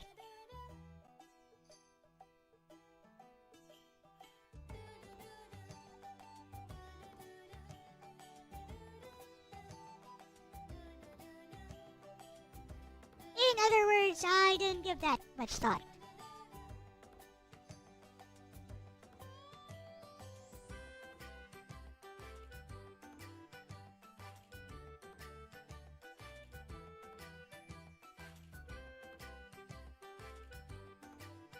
Super lazy Ruffles.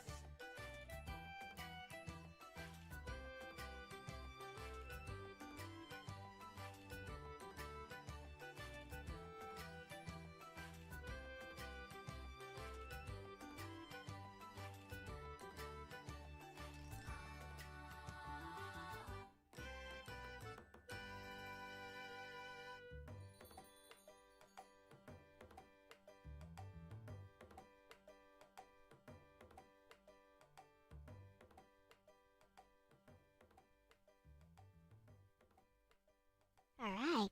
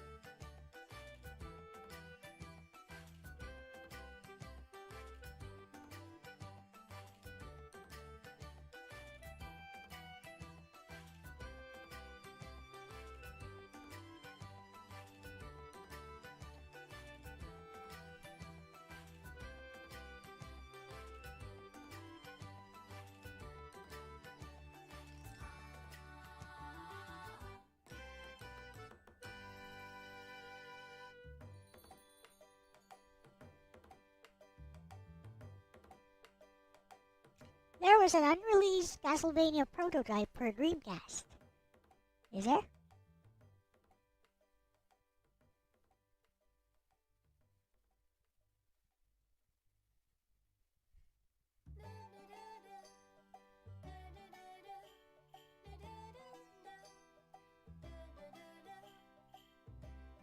Right, that looks clean enough. Get rid of the face. Yeah, clean enough.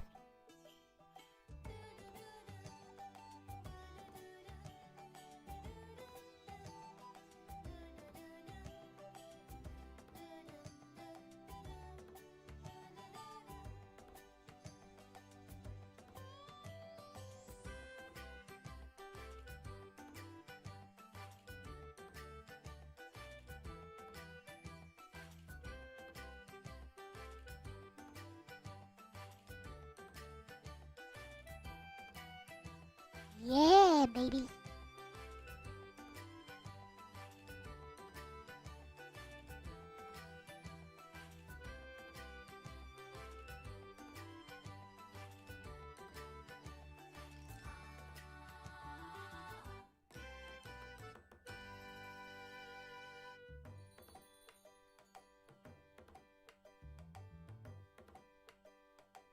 Castlevania Resurrection. Action 3D.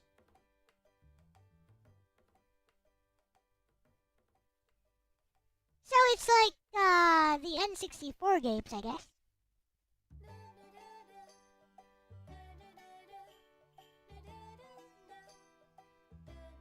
Could be worth a try.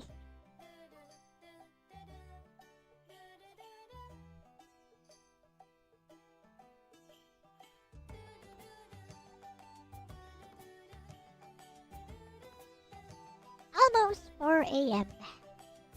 I'll finish this. Then I'll call it a stream. Just add some rudimentary colors to it.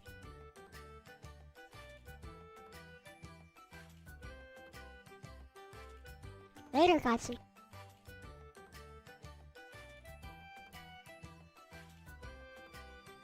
Silent Hill.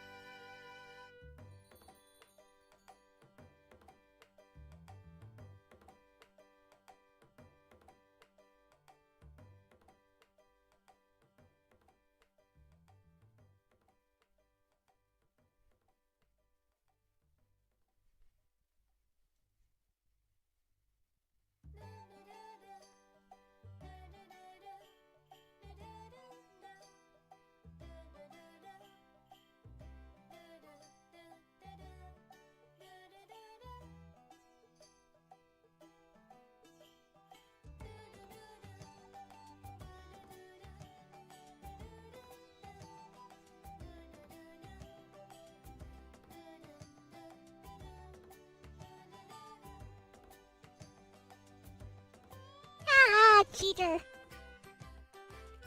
And by cheater, I mean myself.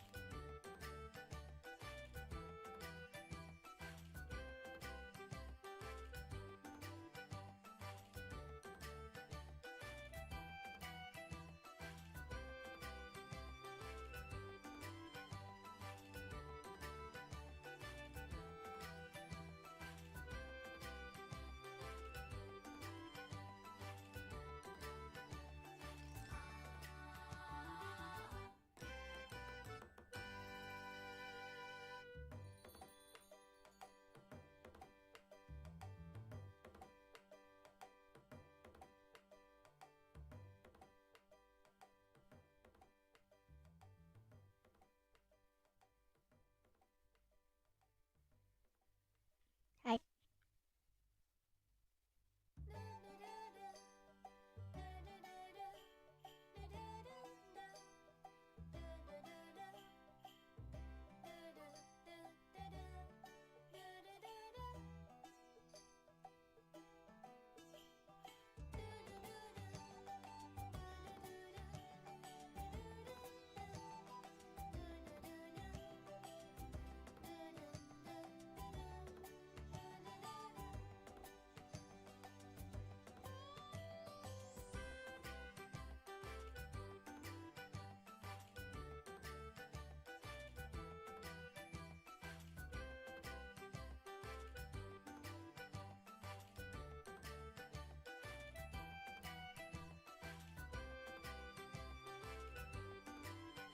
Oh, huge explosion.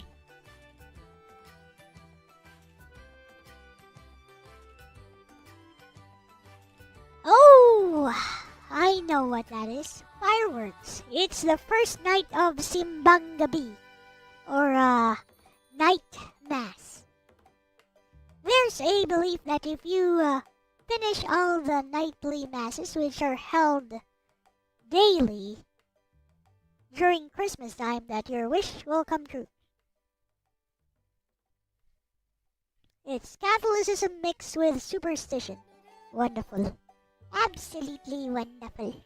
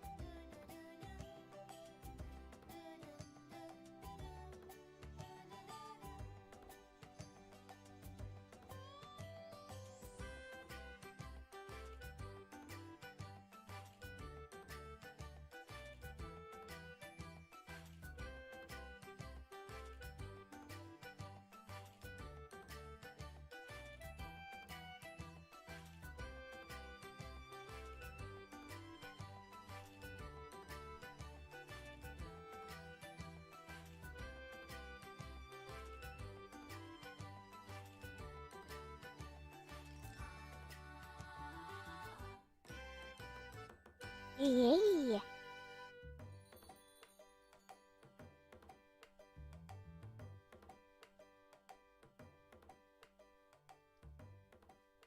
I'll do this quickly.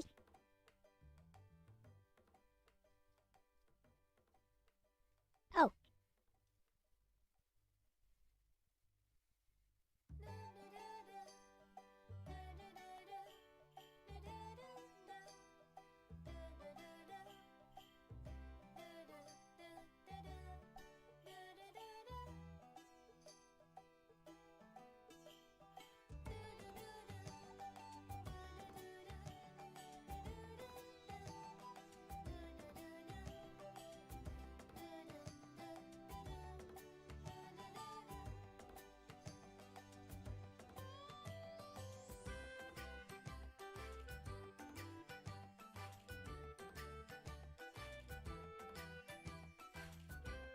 She's pouting because her crush stole her cupcakes. Yes, that hurts. Look at this thing.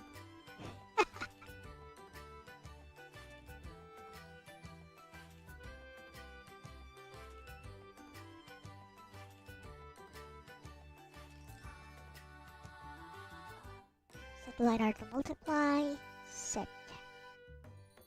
space to multiply. And we good.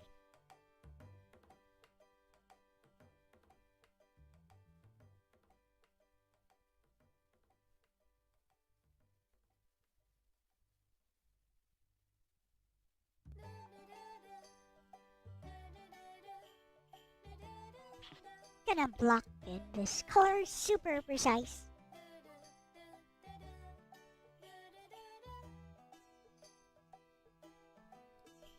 I could do this with a tablet, but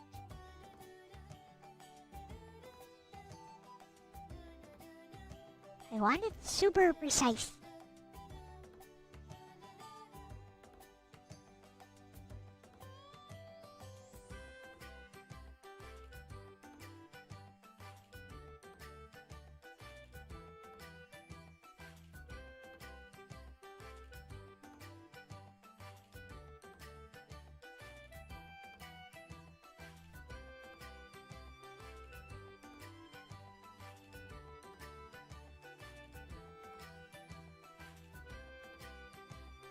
This could work as my new avatar if I just change the eye color too.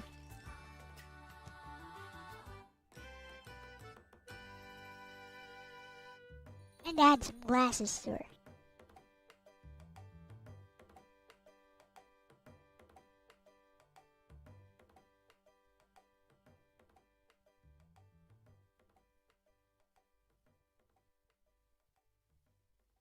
I think I'll do it. So, scheduled for tomorrow's stream, I believe Sega CD games, curated by Orc Warchief Reviews.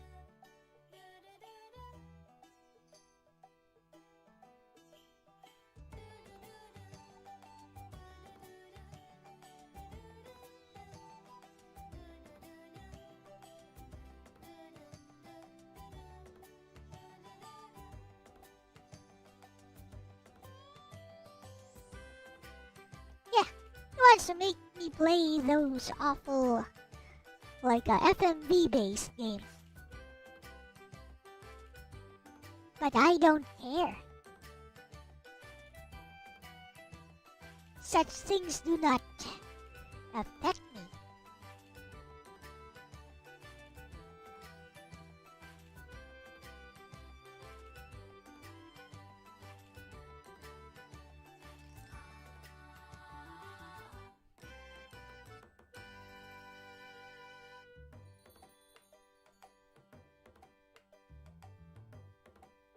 Wirehead.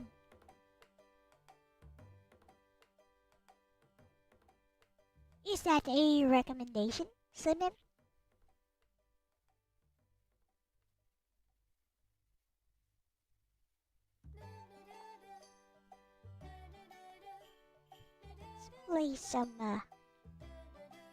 Let's play some Christmas themed stuff.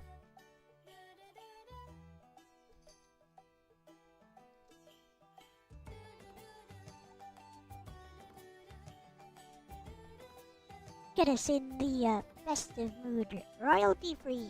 There we go.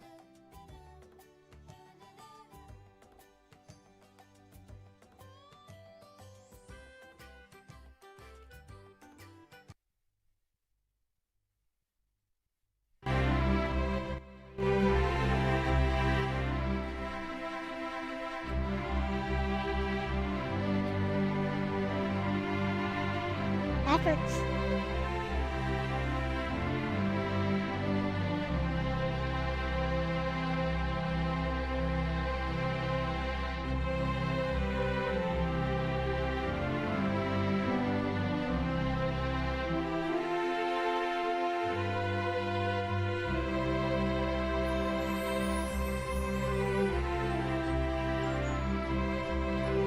Here's a funny Sega CD game. Is it cute and funny?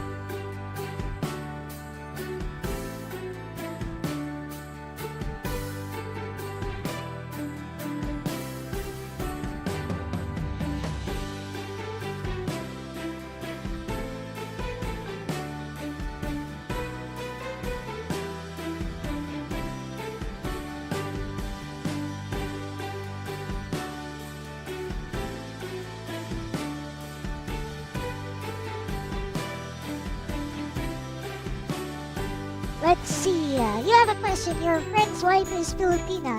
She won't let him see his other friends because she had a fight with her Filipina wives. Why do Philippine women do this? Because they're petty and jealous, I guess. And it's not just Filipino women, it's a lot of women. By the way, correction. This is how you spell it.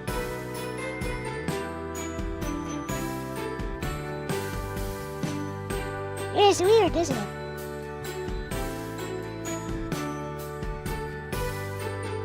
So spelled Philippines. But we are called,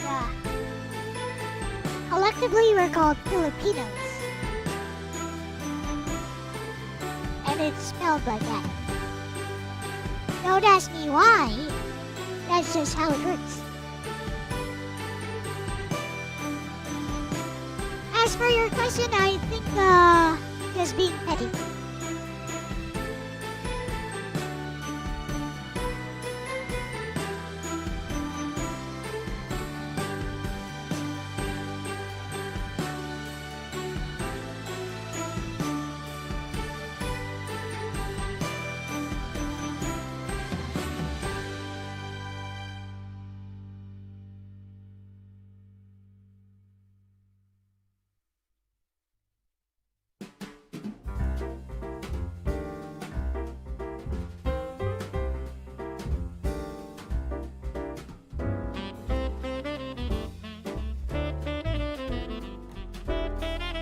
Ooh, jazzy.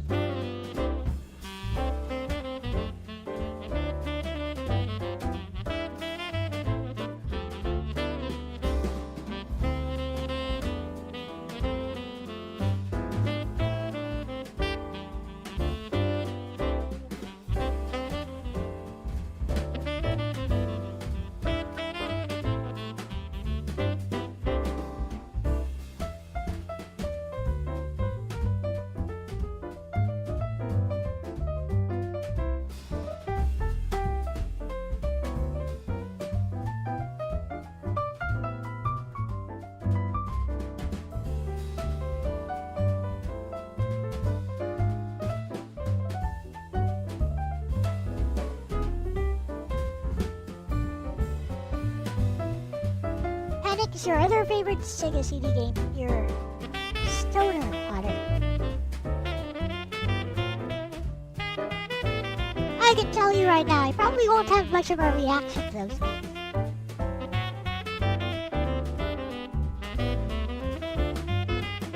So you want somebody to play terrible games, you get LDP so that you can get a lot of reactions to it.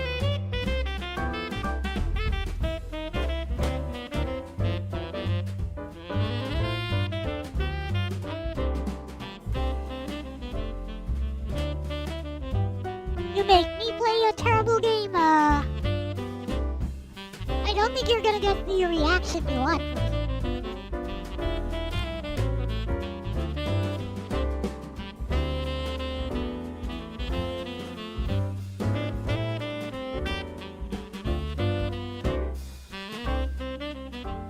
I'm gonna bother correcting this, I might as well. Later.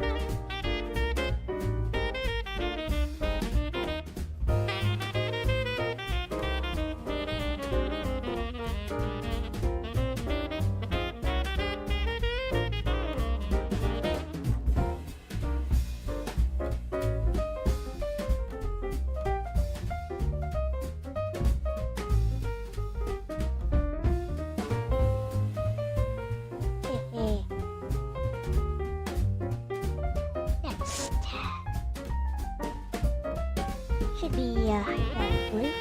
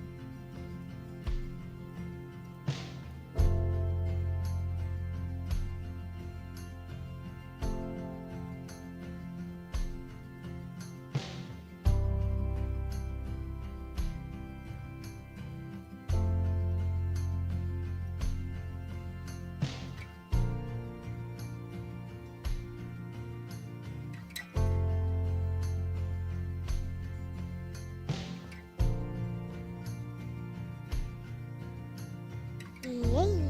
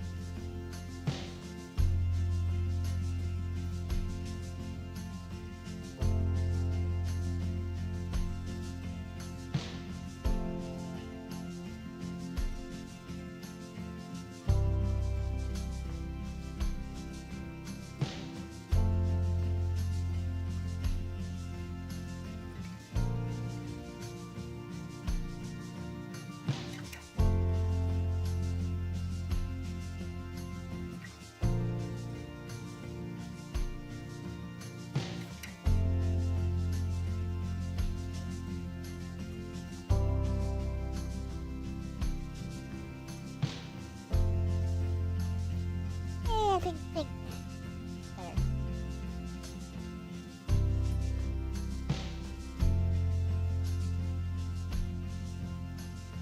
Yep.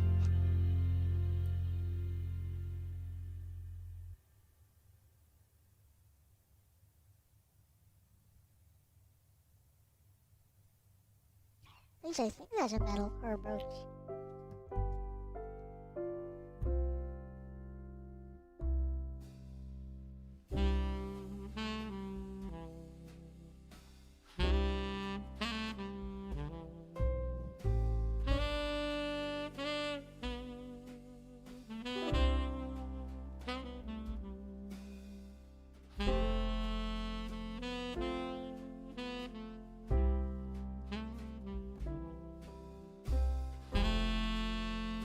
No, I said I think it's a metal or a brooch.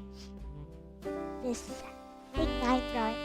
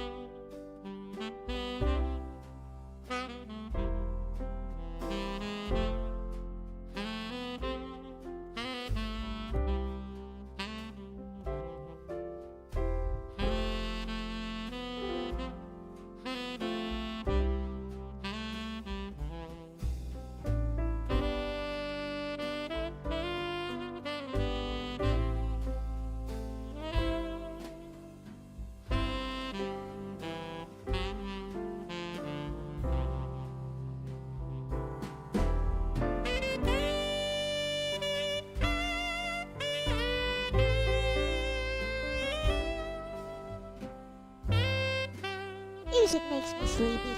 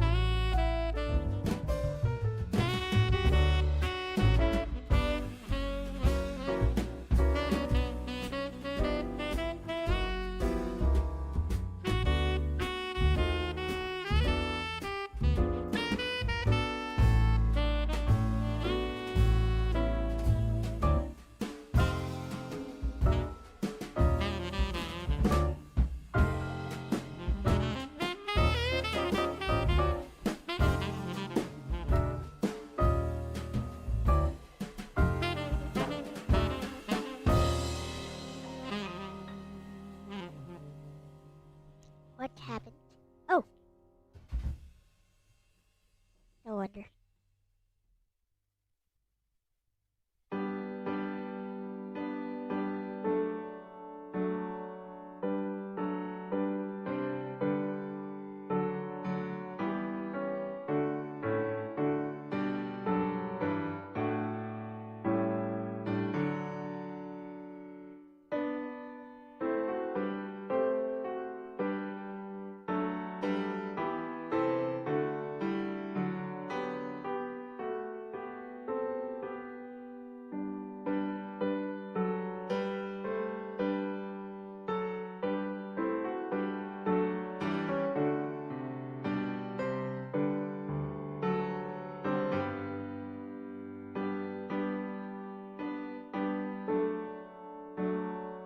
Joyful and triumphant.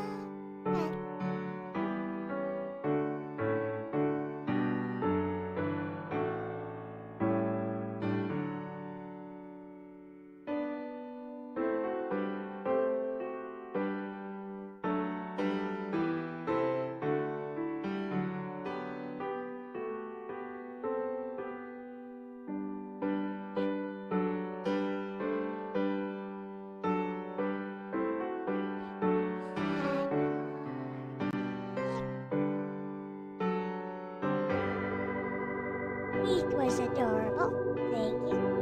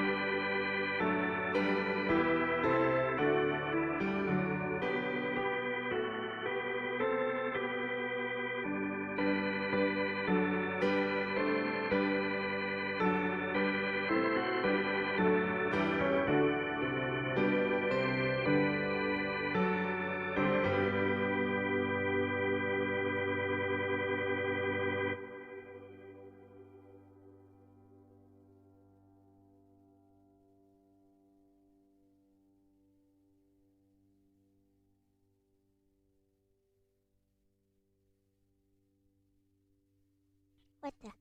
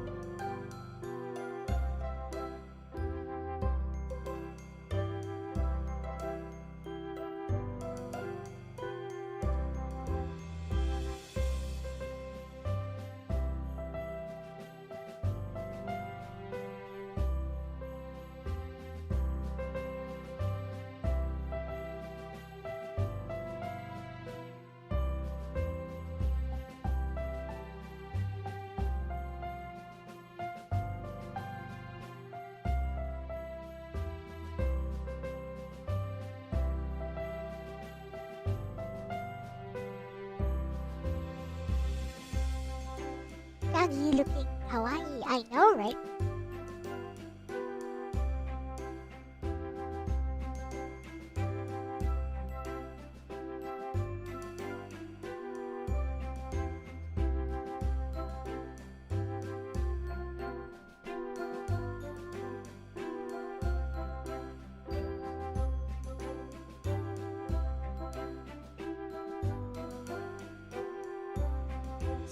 I'm not speaking much. I'm trying to concentrate.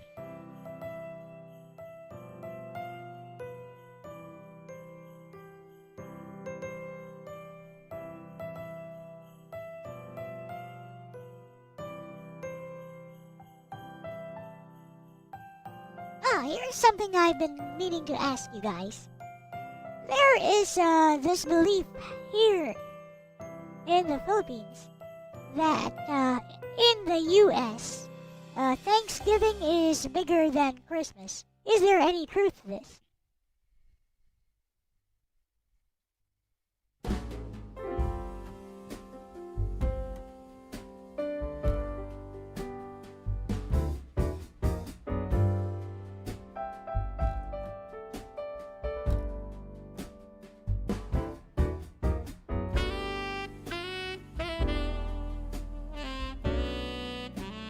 Patently false. Thank you, Shirley.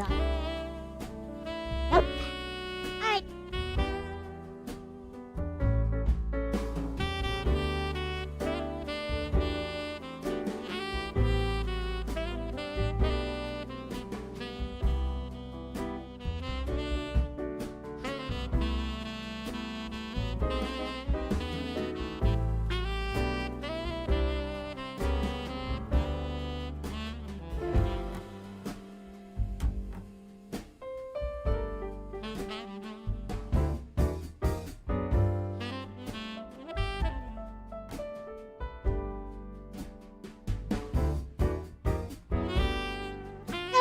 Culture seems to bulldoze over both Halloween and Thanksgiving in favor of flooding the store shelves with sickening amounts of Christmas merchandise.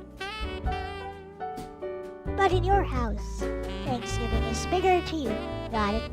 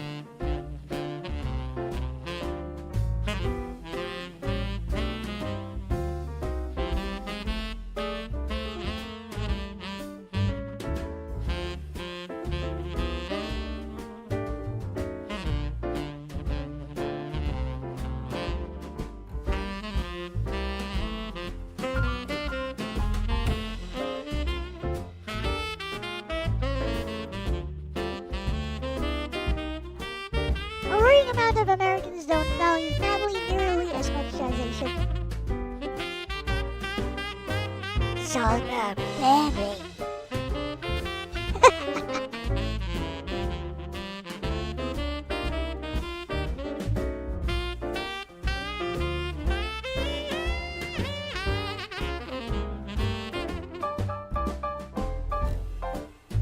Well, I think the family values might be making a comeback now.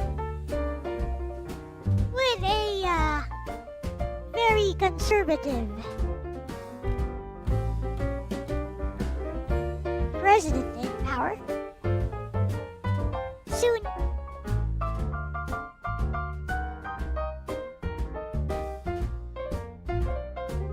So, family values might be making a comeback.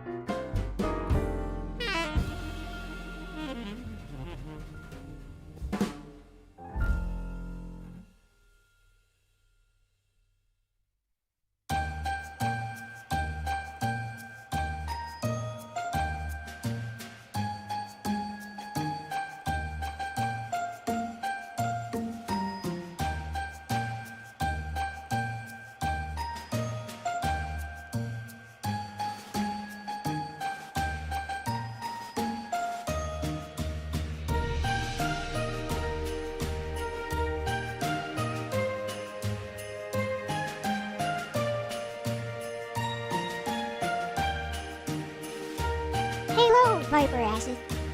Welcome.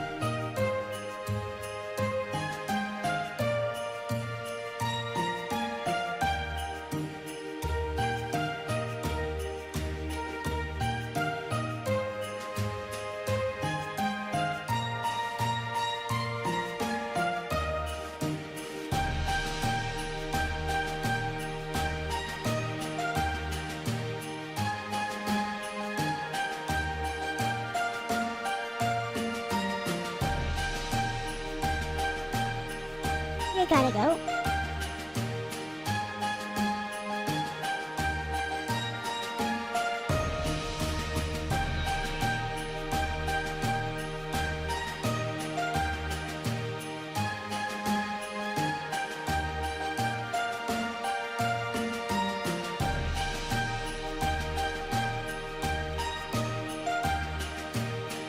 And a few,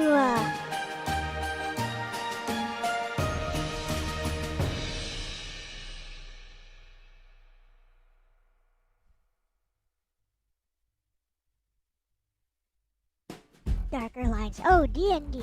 Have fun, Nars.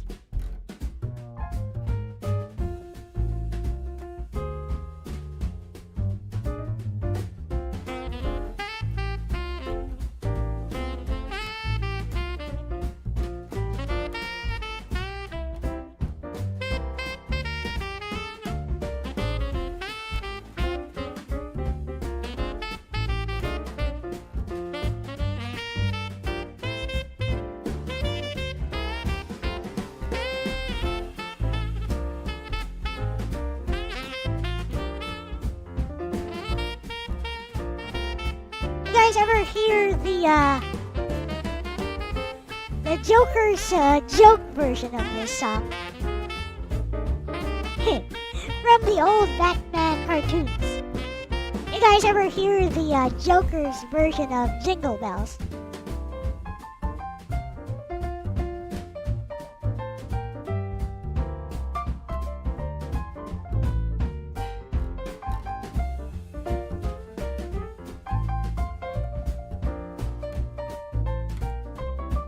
Haven't?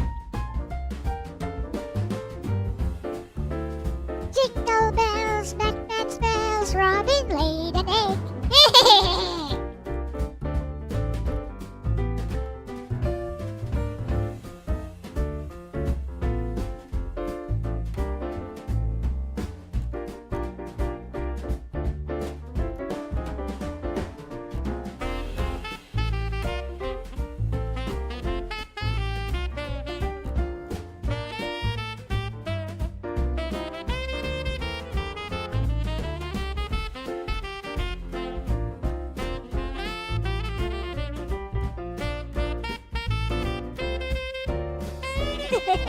The Batmobile lost the wheel.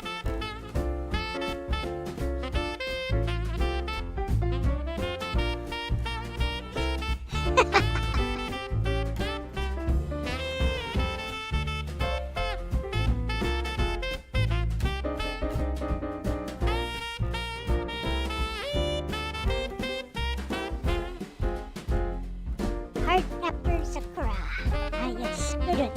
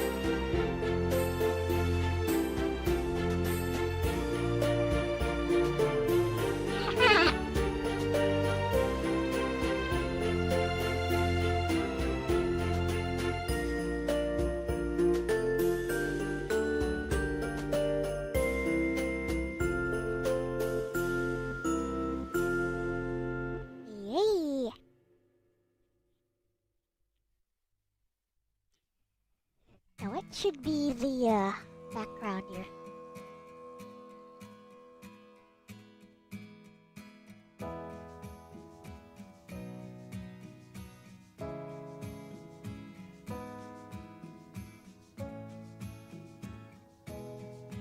And decide on a background color.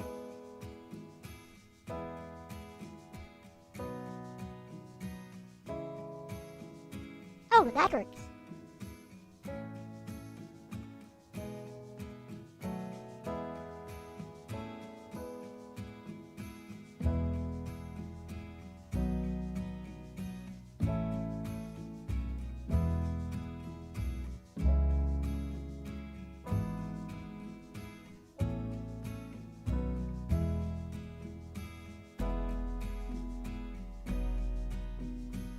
Make it lighter.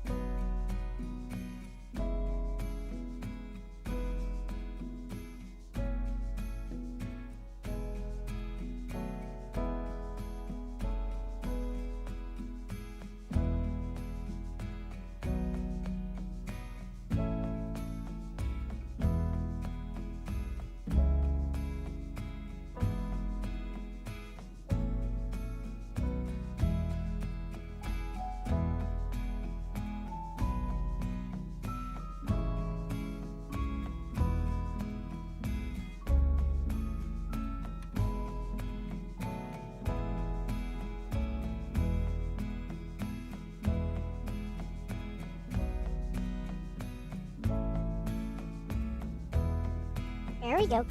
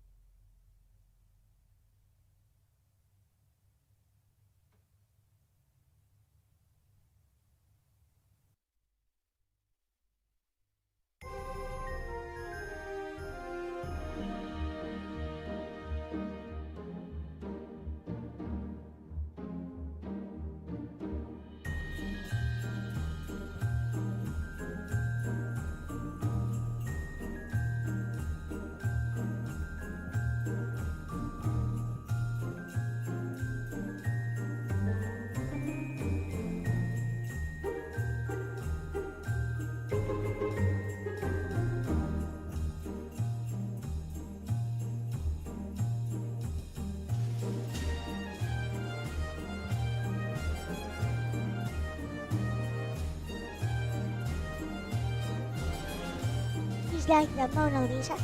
Her eyes are somehow following.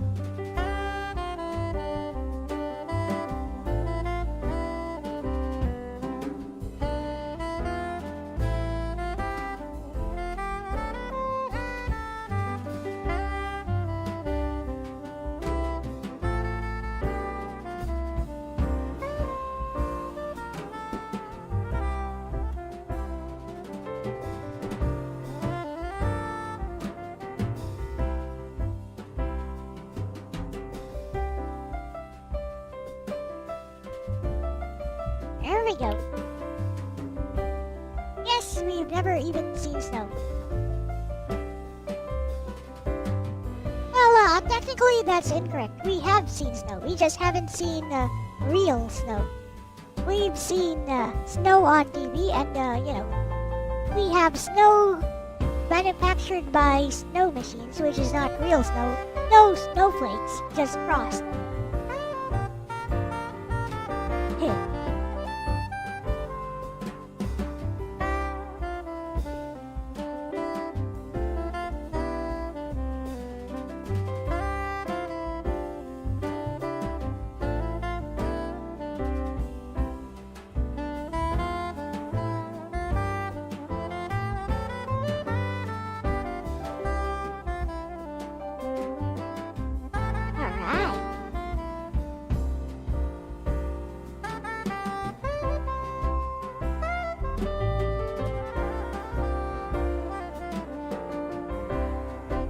I'll call this done then.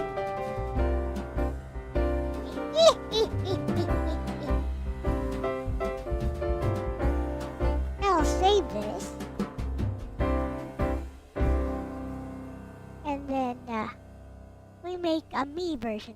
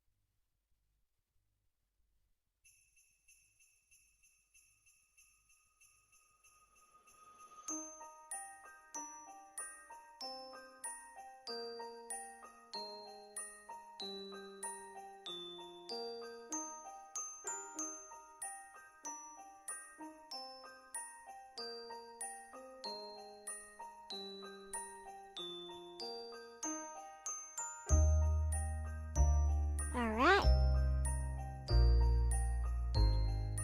Oh, you're welcome.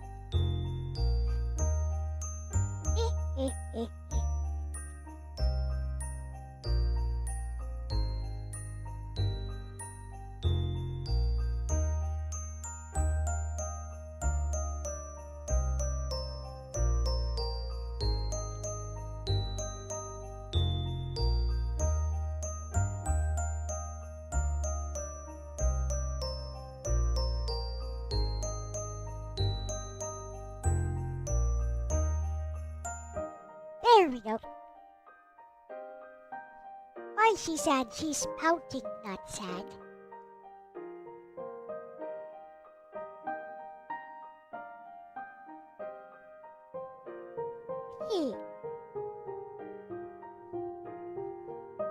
We done. I think the Nagil version looks better, but whatever.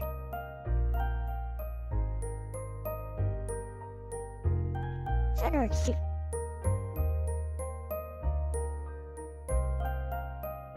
Alrighty.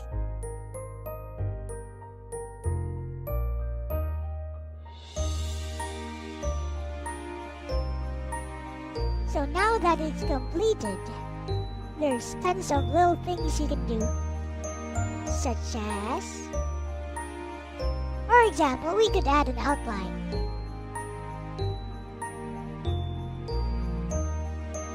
By just adding a stroke over everything. Like that. Now we have an outline. Ta-da!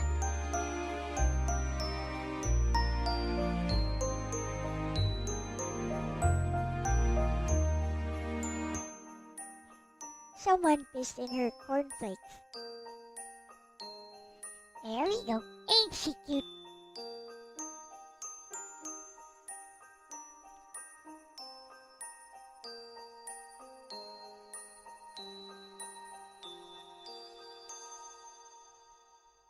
Hehe.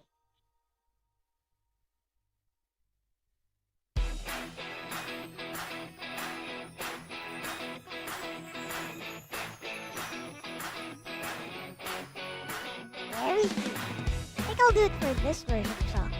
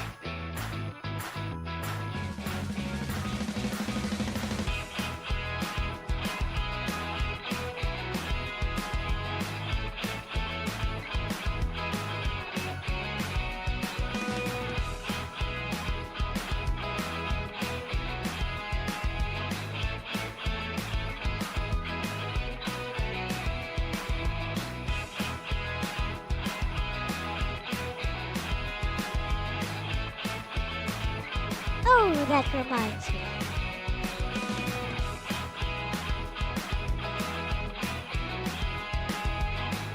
Okay, I think we're done there.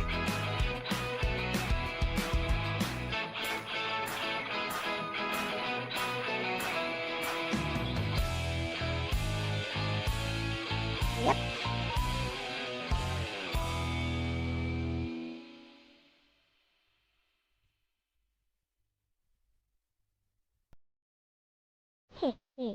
I have an old drawing of these glasses, so I can just use it anytime I want.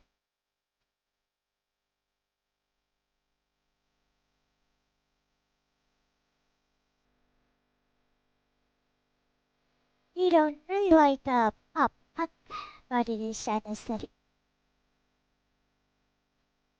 I wear glasses in real life.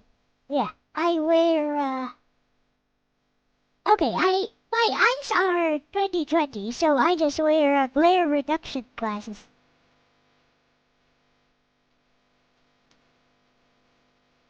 So there's no problem with my eyes. It's just that I stare at a computer screen for long periods, so I wear glare reduction glasses. Alright, this turned out pretty well. What do you guys think? I think I'll use this as my new avatar. Yep.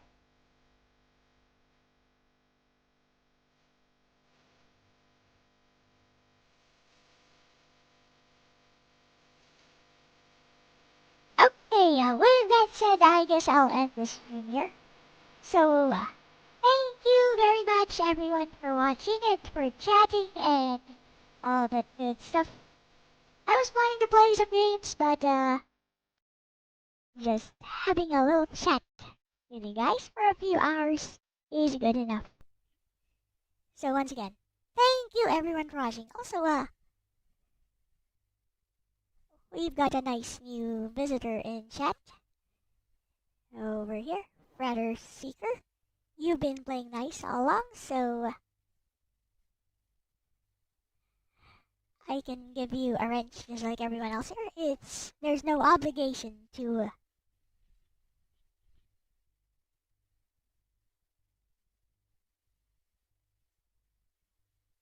there's like no obligation to come back again. It's just my way of thanking you, I guess, for being nice. Because I do get a lot of random trolls in the chat. Like people who have nothing better to do than to harass some VTuber.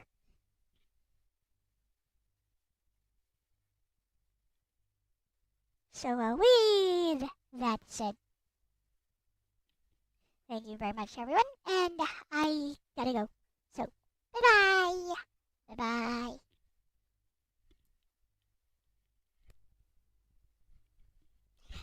I'm a cute little girl with a jaded face.